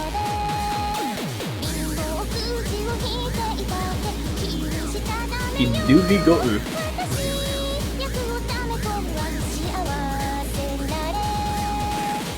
This guy was actually sick at the game. Like, he's OP. he's still sick. He just not for now. He just doesn't play enough. He just went the normal tournament player pipeline of tournament player into easy player into mapper.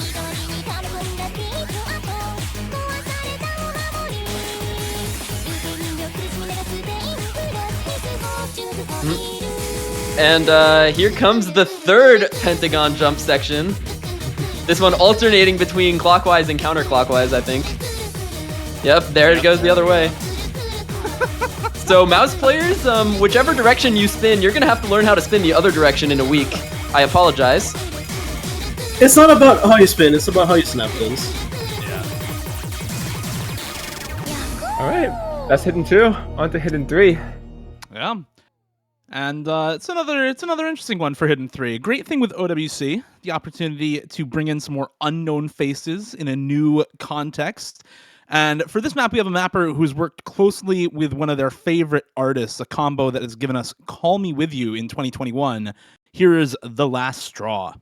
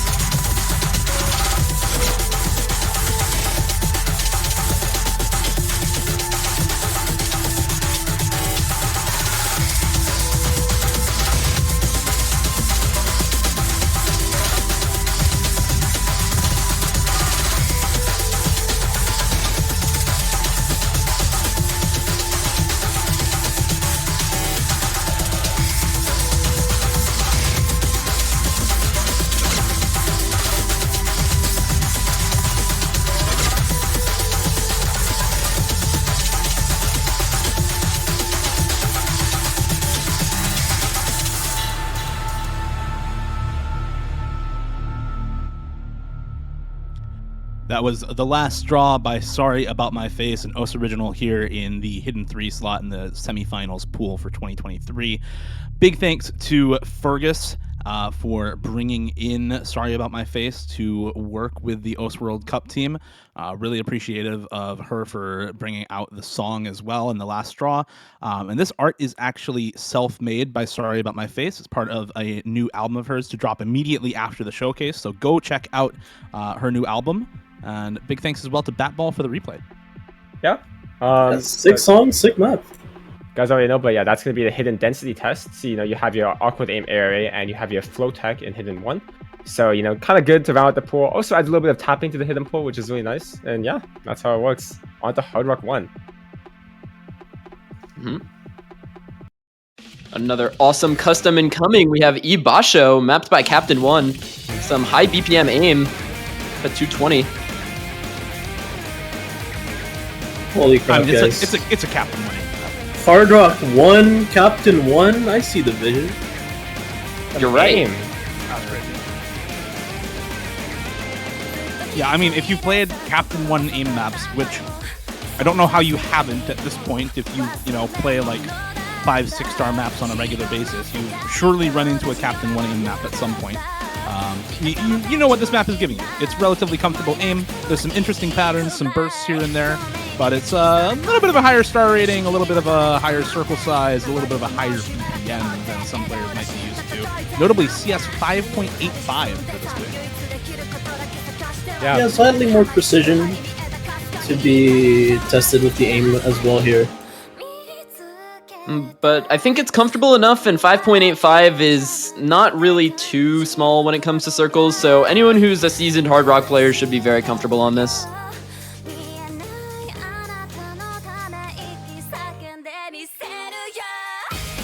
Should feel pretty much like, pretty comfortable players. It is, on the high BPM side, so 220 is going to be a little tricky, but besides that, pretty generic, honestly. You kind of have like a generic no one Hard Rock in this pool.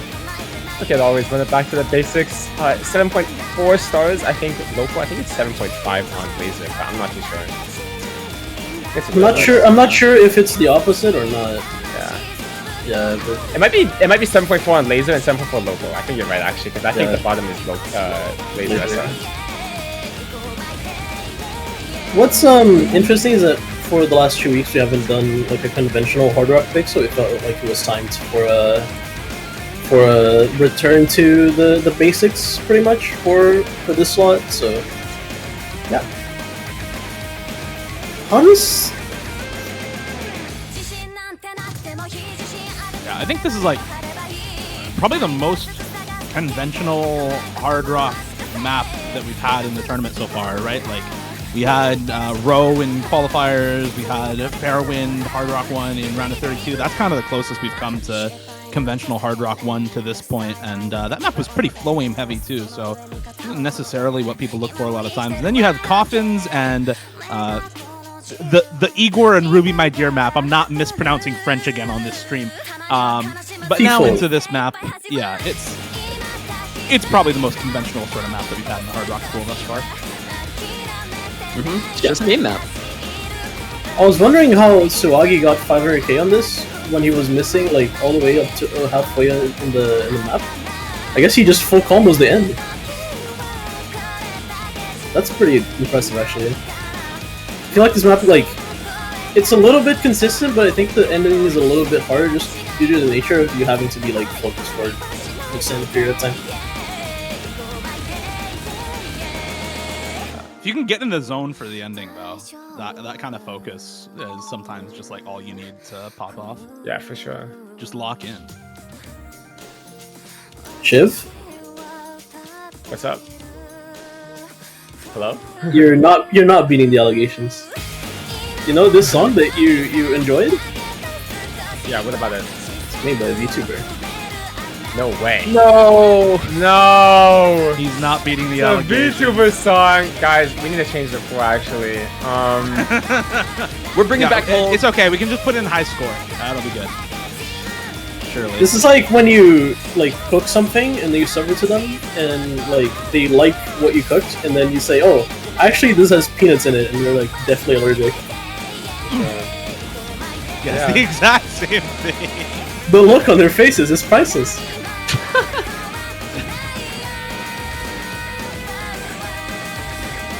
Yeah, this is on the longer side, 4 minutes and 23 seconds, so really gonna have to have your aim in check for the entire thing to be comfortable in getting a good score on this. That's gonna be it. Hard Rock 1.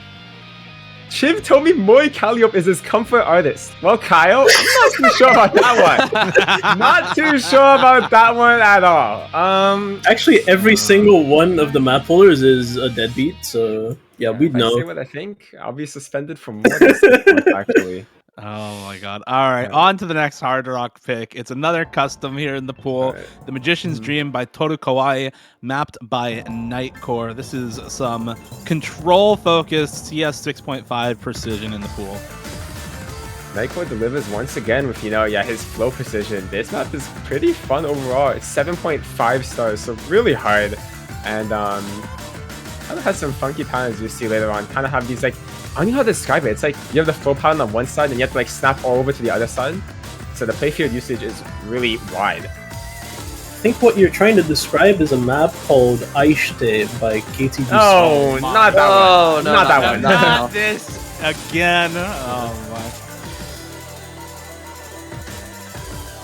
We apologize to all Wixinators in chat. We really are just piling on her today. I don't know why. It's rough out there for Wixinator today. Yes. Anyway, yeah. I mean, this is just it's flowing precision and aim control at the same time, mostly because of very high spacing on some of the jumps and big changes in where your cursor needs to be on the screen. Even some of the 1-1 jumps or 2/3 jumps are really, really high spacing in this map, so it can be very hard to get your cursor where it needs to be and, not just be in the wrong spot, despite a big timing window to get it right.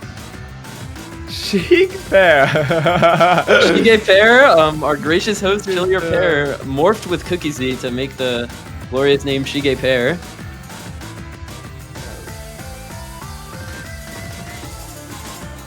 Guy totally. This guy, he didn't he FC this or did he do something stupid at the end? I think he FCs. Honestly, OWC kind of needs Cookiezi now that I think about it. No, actually, that's pretty true. Yeah, that's pretty true. Speaking what of is Cookiezi, yeah, I mean, we had check out Hard Rock 3. Maybe he's there. Yeah, we had the 97.37, 728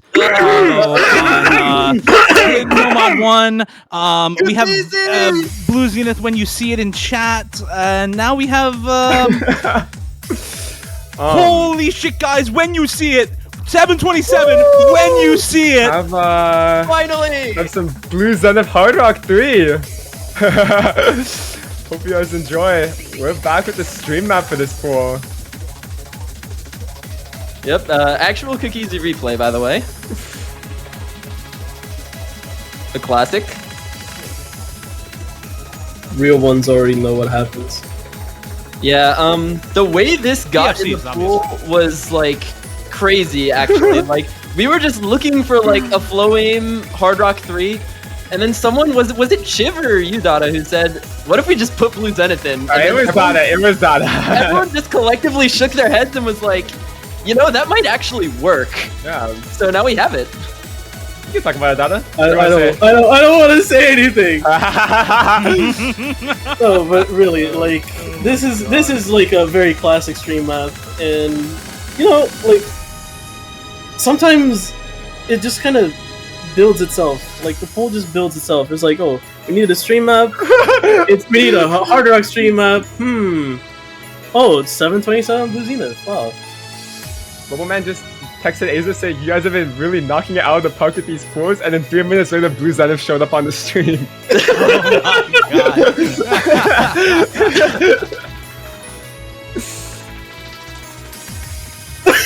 Sometimes you need to go back to your roots. Sometimes you need to go back to your roots. We couldn't say what the messages were when Bubbleman actually saw this pic, so they're not safe for stream.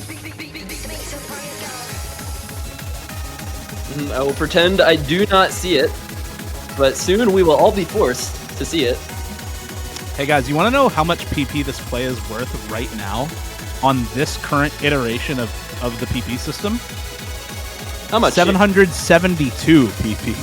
Ooh, same number. They do this on purpose. They do this on purpose. I swear to God, it's just balanced around Blue Zenith and Freedom Knife. I swear to God, every play.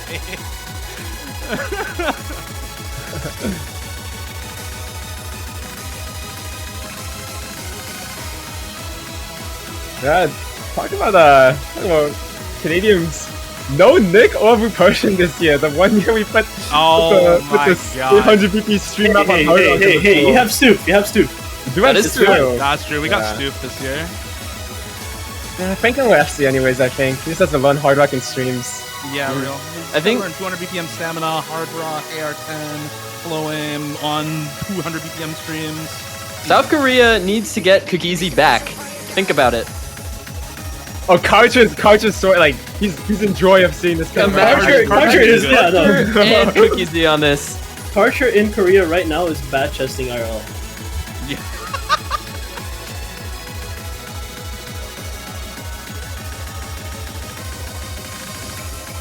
Thank you for the moment of silence after that.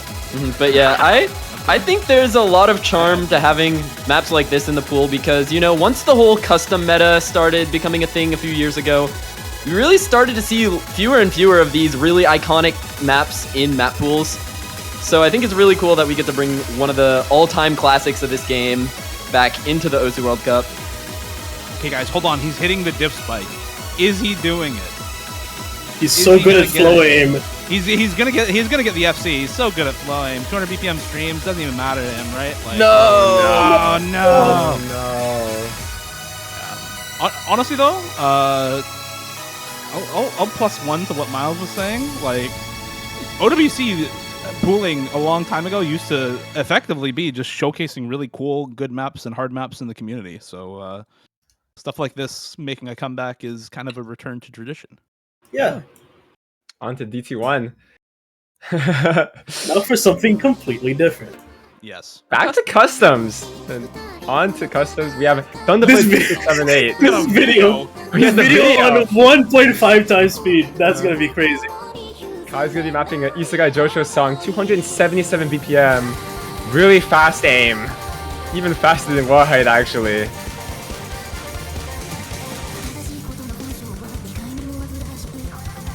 I don't know what to say. It's double time 1 again. I mean, DT1 is one of those slots that's kind of been relatively stable throughout the quote-unquote death of slot pooling here in OWC 2023, right? Aside from the Senya map in round of 32, it's been, you know, high approach rate, high BPM aim every round, including qualifiers, and that's continuing here. It's a little bit higher BPM once again, 278 BPM as opposed to 270 or 268. So for the first time, higher BPM than qualifiers DT1, but still AR 10.3, and a little easier on the precision. It is CS 3.8, so it should be very comfortable for pretty much everybody playing it. Yeah. Videos do not play in the stream. No, not in the stream, no. No. That's just a showcase. Yeah, also, videos do not play if you're playing the map usually. Usually have 100% background dim or disabled video. Although the storyboards, unfortunately for Nomad 1 enjoyers. But real ones would play this with storyboard, or at least Nomad 1. Everyone's just saying, you know, DT1 too easy every week, even though last week is still 0.2 or 3 stars higher than Nomad 1, so it's even harder now. 7.75 pretty much for a 7.4 to 5-star pool. And it's only going to be getting harder. As people, you know, show the confidence. VTuber again, by the way. VTuber again. No, to be fair, this one you did flame Kai for, but... Still a very good map. Glad he could finally showcase on OWC as a Corsace mapper. Let's go, Kai. Yeah. Let's go, Kai. This is different, very different from Warhide in the sense that the aim is completely different. It's not very patterned anymore. Yeah. On to DT2 is, what are we thinking? We missing any genres of music yet? Toho? Yeah. Soundholic. Being up by Neto, this is your 230, 228 BPM finger control. A lot of stamina as well, you know, density pick. There's AR8 as well. 7.7 stars. And if you remember that Mirage map, Discontinuous, that I think was a custom a few years ago, I think this is a little bit of a spiritual successor to that map, except a little bit harder on the stamina. Yeah. That was a 2020 DT4. This is like a 2023 DT2. It has a lot more stamina. It has a couple of 1-6 as well. It's not just finger control. And it's definitely definitely interesting, I think. Even the patterning in the Kiai that's coming up this far, like you'll see a lot of like interesting kind of angles for the streams to go and the actual like doubles to go as well. Like it's rough. It's like very hard to not like snap incorrectly or like maybe snap and not go follow through with the double. Like this is not easy. That's all I can say.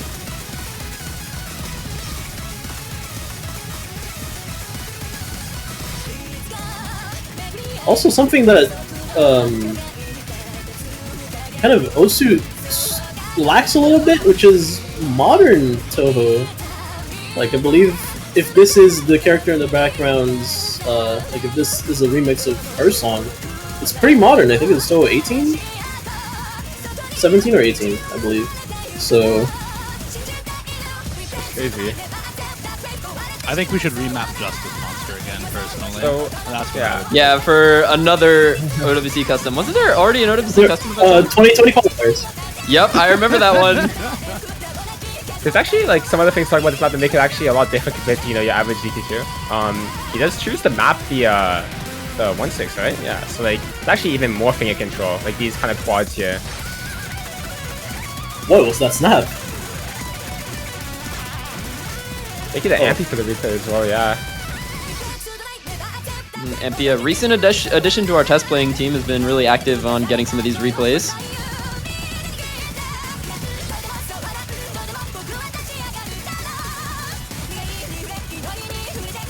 Someone asked for us to be quiet and not talk over the song because it's a banger, so I guess I will listen to that. Yeah, but dude, we still have 2 more bangers in the DT pool to go. This is like, maybe, I don't know if the DT pool songs are as good as last week's, but it does come close with a few of them this week. No, they're great. Nah, they're great. beaten. They're great. DT3 is a banger, DT3. DT3 is such a banger. There's a hood A classic. classic as well. Speaking of bringing back, Bringing back mappers. And classics. This Far is... East Nightbird. I don't know about y'all. This is one of the first, or a map I installed in like one of the first few months of me playing. Yeah, I mean, like, this is one of the most classic maps in the game for so many people. Ranked in, what was it, 2013, I think? I think it's slightly after. Yeah, 2014 actually. Submitted 2014, ranked 2014. It's the RLC difficulty on Jonathan LFJ's set. 2 of the most famous mappers in the game, full stop. OMDB is eating good with this pick. We're reviving ROC for some classic speed. We're not beating the OMDB core allegations. Somebody messaged Wix, is like, Chip keeps pulling maps that he's rated so high on OMDB. Like, what's up with that? It's like, damn, we keep pulling good maps. Damn. Imagine wanting to pull good beat maps. I don't know why you would ever want to do that, honestly. Anyway, if you're not familiar with Far East Nightbird, this is a remix by Korsuke, and a very classic map. There's maps of the original and of the remix. On this particular one, obviously there's like a huge, like, nice storyboard as well that sadly we won't be getting to see in actual matches because I believe that would kill the tourney client and the remote PC we used to host it. But this is also OD9, so like with the DT applied, it's like over 10.4, I believe. Yeah, OD, it's right? OD 10.42 on screen It's right now. rough. Yeah. This is a map for real seasoned speed players. Yeah, I really like the second comment about the storyboard. This storyboard is so nice for what, I think 2013? 2014. Like it's also not too like, I don't think it's too hard on the eyes. Like you could definitely play this in match with like 80% dim if your PC can handle it.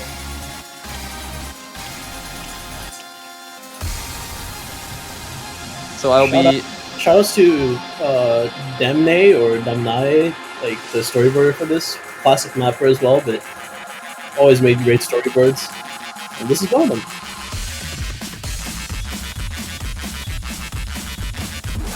That's Jackson for the replay. Yeah, Jackson, resident shredder in the World Cup replay server.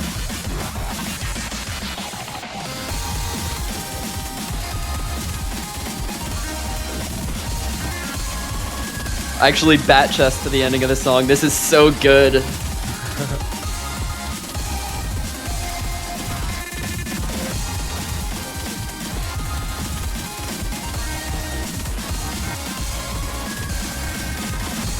I mean, it's just another one of the classics, right? It's an older map that holds up to the test of time and can see play here in the modern era in the OS World Cup once again, and deserves some further recognition for it was ahead of its time. An older map that holds up to the test of time. Yeah, that's a great segue. I think. I'm not saying anything about this pick. This is all you, Dada. Good luck. Yeah, have fun. You have the entire stage. That's a great segue into a map that maybe doesn't quite hold up to the test of time, but still has a ton of charm and a ton of replayability, whether you like it or not. Kero Sex. Sushi map by Sushi. 971, the mapper. Oh my god. AR7 DTO with 260 triples as well. Kero Sax. USC has finally made an appearance in the OWC. AR7, OD7, and 263 BPM. This has a ton of linears, a ton of patterns that you think, hey, this looks so easy. And then you play it, and it's like, oh man, I am instantly mind-blocked on this. Please help. And this was the sentiment amongst every single playtester that played this. Nobody could get an FC on this. That's how tough it was, even though people were genuinely no-lifing this map for a long time. This is the best play in the game. Ampy popped off. If you think the Tarte Tatine was a mind block map, this one has got it coming. Because, like, this... I think maybe my worst like mental block past the year 2017 is on this map after trying it like to get a replay. Like it's impossible. That you genuinely butchered that Tatatan pronunciation. That's I don't all I'm care. gonna say. I don't care. Come back in. It's so wrong. I don't care. It's okay. We'll make sure we have a pronunciation guide for Tart Tatin later on in the week for all the commentators. Don't worry about it, Azure. All right, and with that, let's get on to the free mod pool. AR9 DT in 2 different ways showcased here, and now we get some AR9 for remod. It's Takatori Yusho classic right now. by Everyone's Dark been Phoenix. using this. Yeah, this song is so good too. There's a classic set of this song that's like 5 stars that I used to play all the time way back in the day. Kanbei Kotori, And this, I think. this version's so good. Kind of have this raw, awkward aim.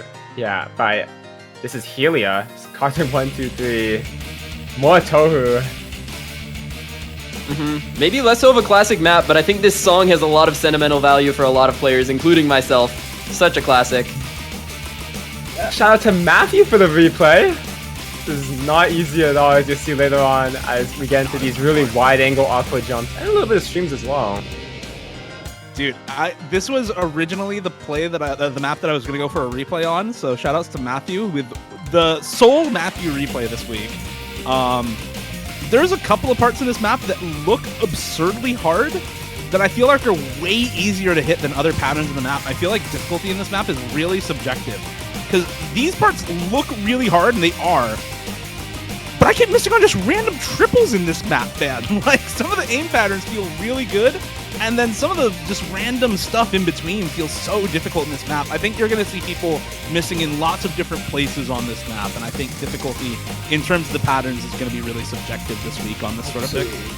Absolutely, because for a lot of people in playtesting, this map's main difficulty was pattern aim, and for a lot of people, it was like the streams and stuff like that. So this map is just a hard map. If you're on Hard Rock, I think you'll have a little bit less difficulty with the density, but if you're on Hidden, this is AR9, 192 with awkward aim, like anything is missable at that point. I personally went for a replay on this as well, and as Dio mentioned, like, this is the type of map where you miss a different circle every time. Like, there's just so much constant strain and awkward pattern aim that, like, you can just miss anything. So hard. That part is so hard. I don't know how Matthew hit that. That was crazy. Oh yeah, squares. So our favorite square players will not be entering the lobby for this one. Those streams are demon. That's all I'm gonna say. Those streams are demon. That finger controls. On Hidden especially, because the cuts just play nasty. All right, here comes the part. I need everyone to just watch. Here's the part. Hidden 2? Oh no. It's back! It's back in the free module. It keeps going too with the 1-2 section afterwards as well. Like every part of that up until here is so difficult. We just killed every mouse player in we really did. 500 kilometer radius.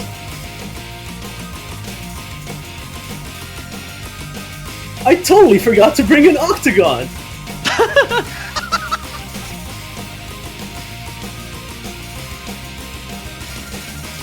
All fun and games till the stop sign pattern hits. But yeah, gonna be your awkward aim, you know, AR9 CS4. Not CS4, CS3.5. Kind of rounds out the aim in the pool, you know, no really like dedicated raw aim pick and hidden. And hard organ is kind of fast. You have like, you know, this 190 BPM. Love aim players. And yeah, 3-1-1. Shiv saying we love aim players as he looks in the mirror and just tries to hug it. See the Twitch chat, this pours too much aim, this pours too much speed, this pours too much tech. Also, that triple is nasty, by the way. If you forget that triple exists after the spinner. Alright. Yeah, that'd be sad. Yeah. Fremont 2? Fremont 2. The GOAT. Blake. The GOAT. We have some, I don't know what this guy is, like, his new style of maps is so cool, and it's kind of like this, like, really creative alt mapping. While Azer is muted, everybody, we've got our anime song. He's muted, not deafened. He's very much listening to this. Well, I hope he's, like, AFK, because... You hope going against... Oh, no. He's gotta cue the maps, man. He's around.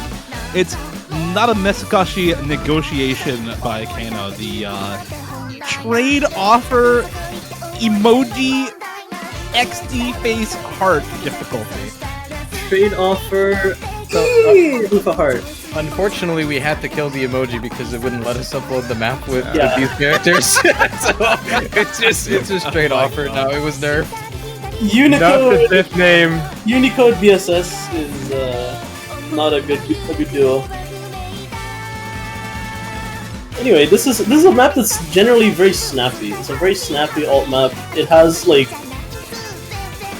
I don't know how to describe really the slider play in this map, but it's very, I guess, interesting is a good word.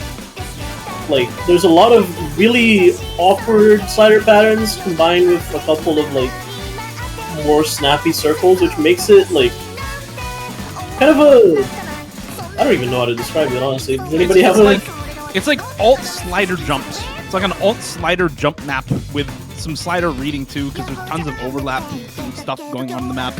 Like, unironically, a lot of the patterns of this map are characterized more by the sliders than the like, quote unquote alt chains in the map. It's a really different sort of alt map from I think what people usually expect out of that kind of characterization and mapping styles. Anime singer, OWC staff, and Diablo 2 speedrunner, Kano is so talented. That's an all-time Twitch chat. Thank you. Oh yeah. I forgot. I forgot all about the Kano jokes.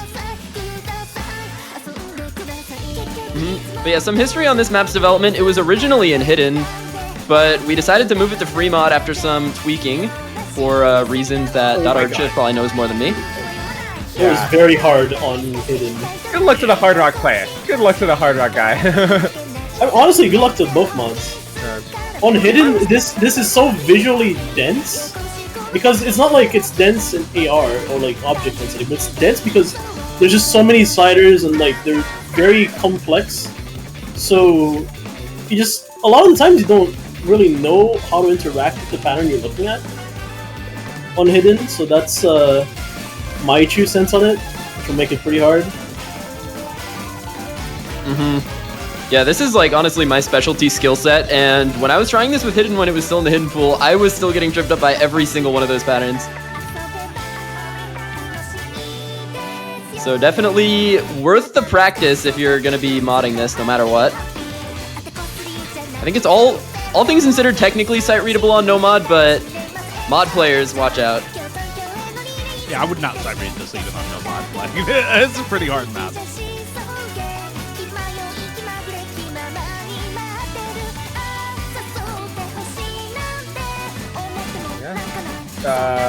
You know, free mod alt pick. And I think we'll have a lot of fun. This map is sick. Alright. That'll do it for free mod 2. And of course, we do have 4 free mods, keeping the same format as last week. So let's get on to the free mod 3. Don't forget the slider and buzz slider there at the end of the spinner as well on that map. You don't want to miss the last notes. It's Zetsu, LMT's extra. 2 LMT difficulties in the same map pool? It's almost like he's the GOAT. Oh yeah, hybrid tapping pick. A lot of also a lot of burst as well, and a lot of flow. Kind of rounds up the free mod pool very well. And yeah, it's Zetsu. More Yosei Teikoku. We aren't beating the Yosei Teikoku allegations. Yeah, no. Sorry, I guess. Sorry for having good song taste. Yeah. if there's anything I think we've done a great job on this OWC, it's definitely the song choice. Like, we got tons of bangers.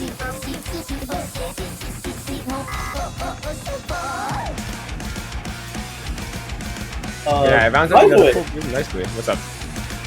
This map specifically, it's kind of a mix of finger control, tapping, and flowing, right? Like, there's a couple of like 1/6 bursts, a couple of like speed up sections where he goes to like 200 BPM, becomes like a kind of stringy map, and the flowing is very complex. So it's not free on no mod by any chance, but I would say that it's much easier on no mod than it is on either mod. On Hard Rock, good luck, honestly. Like, there's a lot of stuff that trips up your act really, really hard on this map. And on Hidden, the flowing especially is gonna really mess you up, especially on the solo sections. There's one stream in particular that I'm gonna point out that overlaps on top of itself that is just so easy to miss on. For sure, should have been the top lift of the 60 mode, not gonna be a good 280 BPM stream at the start. Yeah, I agree. And here it is, this stream right here. I think, yeah, more this stream. This stream is destroyer of worlds. Miles, I think Azer just gaps you. I have Azer's shredded. He's shredded. Azer's shredded. Yeah, I have hit this exactly one time in my life, and it happened to be on this play. Let's go. Well, yeah, I mean, Azer got the top performance this week across all performers. Oh, that's true. Like, Azer popped off. True. Azer popped off so hard in OWC this week, guys. Oh my God. Father and son. Father and son.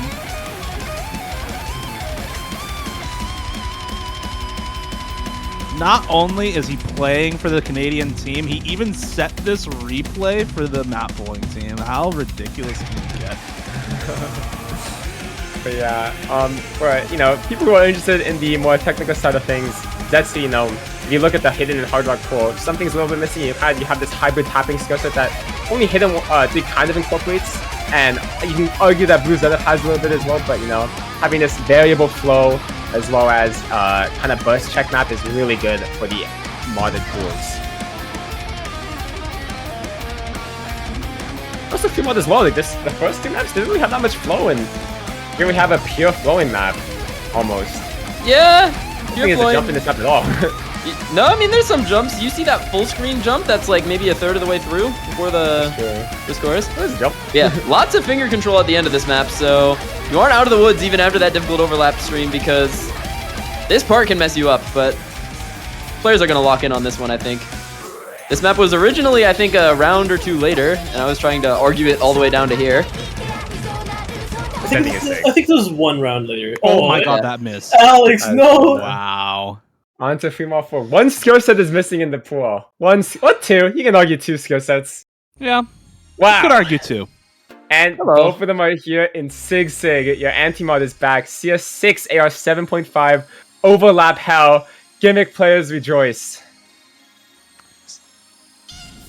This is the USA pocket pick for this weekend, or what? Like, this is just the top diff of this exists and is CS5 AR8 and is way higher star rating, but is arguably easier than this version because of how difficult this map is on both Hard Rock and Nomad. I think the overlaps on either of those are actually way more difficult than the mechanics would make the top diff of this set. Also, shout out to what, you know, there's one pooler in this scene that loves pulling Sig Sig. Shout out to Nick. I think he's put in every tournament that he's made. Shout out to Nick. You know, finally makes an appearance on as in OWC. the ref that we have for OWC? Yeah, the ref. Yeah. Wow. He loves Sig Sig. What a multi-talented guy. No, seriously, shout out to Nick. And, also, for all the CS5 AR8 exclusive players, sorry to report that this is CS6 AR 7.5. Yeah, I can't wait to see JJLF and Cut Paper eat this map alive. True. Yeah, CS 7.8 with Hard Rock. Obviously still AR10 since it's AR 7.5 base with Hard Rock also. And only 6.7 stars with Hard Rock somehow, but that's a lie. Like, the star rating is a lie on this map. It just does not matter. Yeah. And people are actually saying it's kind of easy for the pool on no mod, which I don't really disagree, but it's still really hard to be consistent on. So good luck to everyone who plays this. And maybe people will stop overmodding finally. Yeah, let's get some no modders in. No, we're gonna actually get 3 Hard Rocks. Actually, this map is hard yeah, on Hard true. Rock. CS8 almost, CS 7.8. All right. All right. Tiebreaker. It's time for the tiebreaker. It's time for the last map in the pool. And as a few of you might know, there's a separate popular standard tournament in the community known as Quarterfinals. We found a great opportunity to collaborate with some of their projects. With that said, we brought forward Quarterfinals' best to make a sequel to a beloved tiebreaker from this year. It's time to enter the end verse.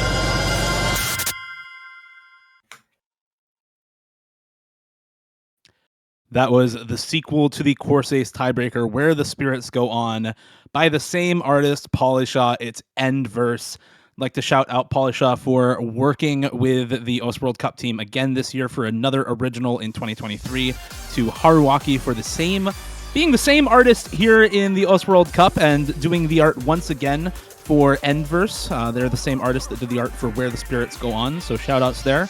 And of course, the fantastic storyboard by Encryption and Hokichi, as well as the full collab mapping squad here between somebody fill me in. Captain One, Deca, and Risen. Actually, I have it right in front of me. Thank you. Used to be LFJ, but I don't know if any of his parts got kept. No. So yeah. LFG was busy. Yeah. And then one other shout out to Mango Miser for the original poem found in the breaks in the storyboard as well. So yeah, full original tiebreaker. Yeah. Anyways, thank you guys for watching. As always, any feedback is welcome. If you guys want to say anything nice or to any of us, feel free to do so in any way, to be honest. And hope you guys enjoyed this weekend, as we think that it'll be a banger. Yeah, make sure you buy the banners as well. We almost forgot, as we have not shilled enough for this weekend. So please buy the banners. You can buy multiple, even of the same team, so you can do some very funny stuff. And yeah, thank you guys very much for watching. We hope you like the map pool. If you don't, please yell at us. We love being yelled at. That's in the job description. All right, thanks everybody for watching. Congratulations again to all the teams that have made it this far into the semifinals in the OS World Cup, and good luck to the top 12 teams left in the bracket this week. We'll see you all this coming weekend for the OS World Cup 2023 semifinals.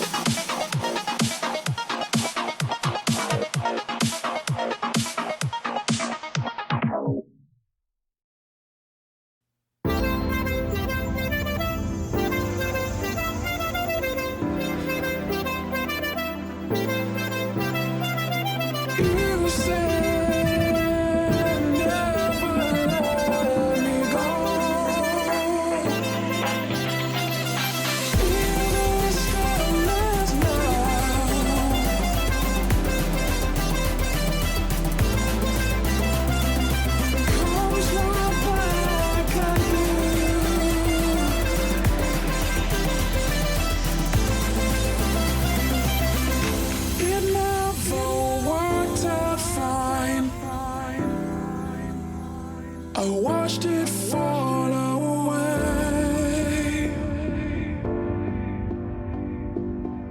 It slipped right through my fingers.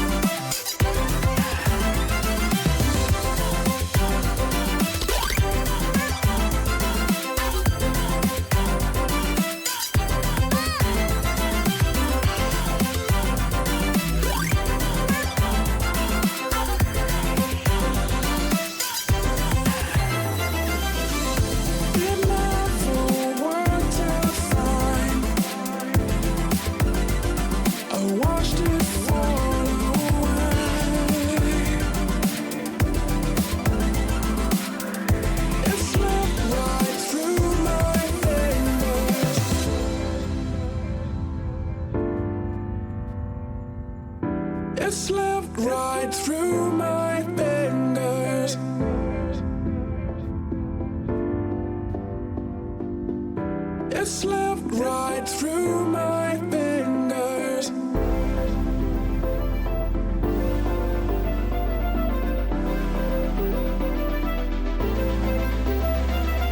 You said never let me go.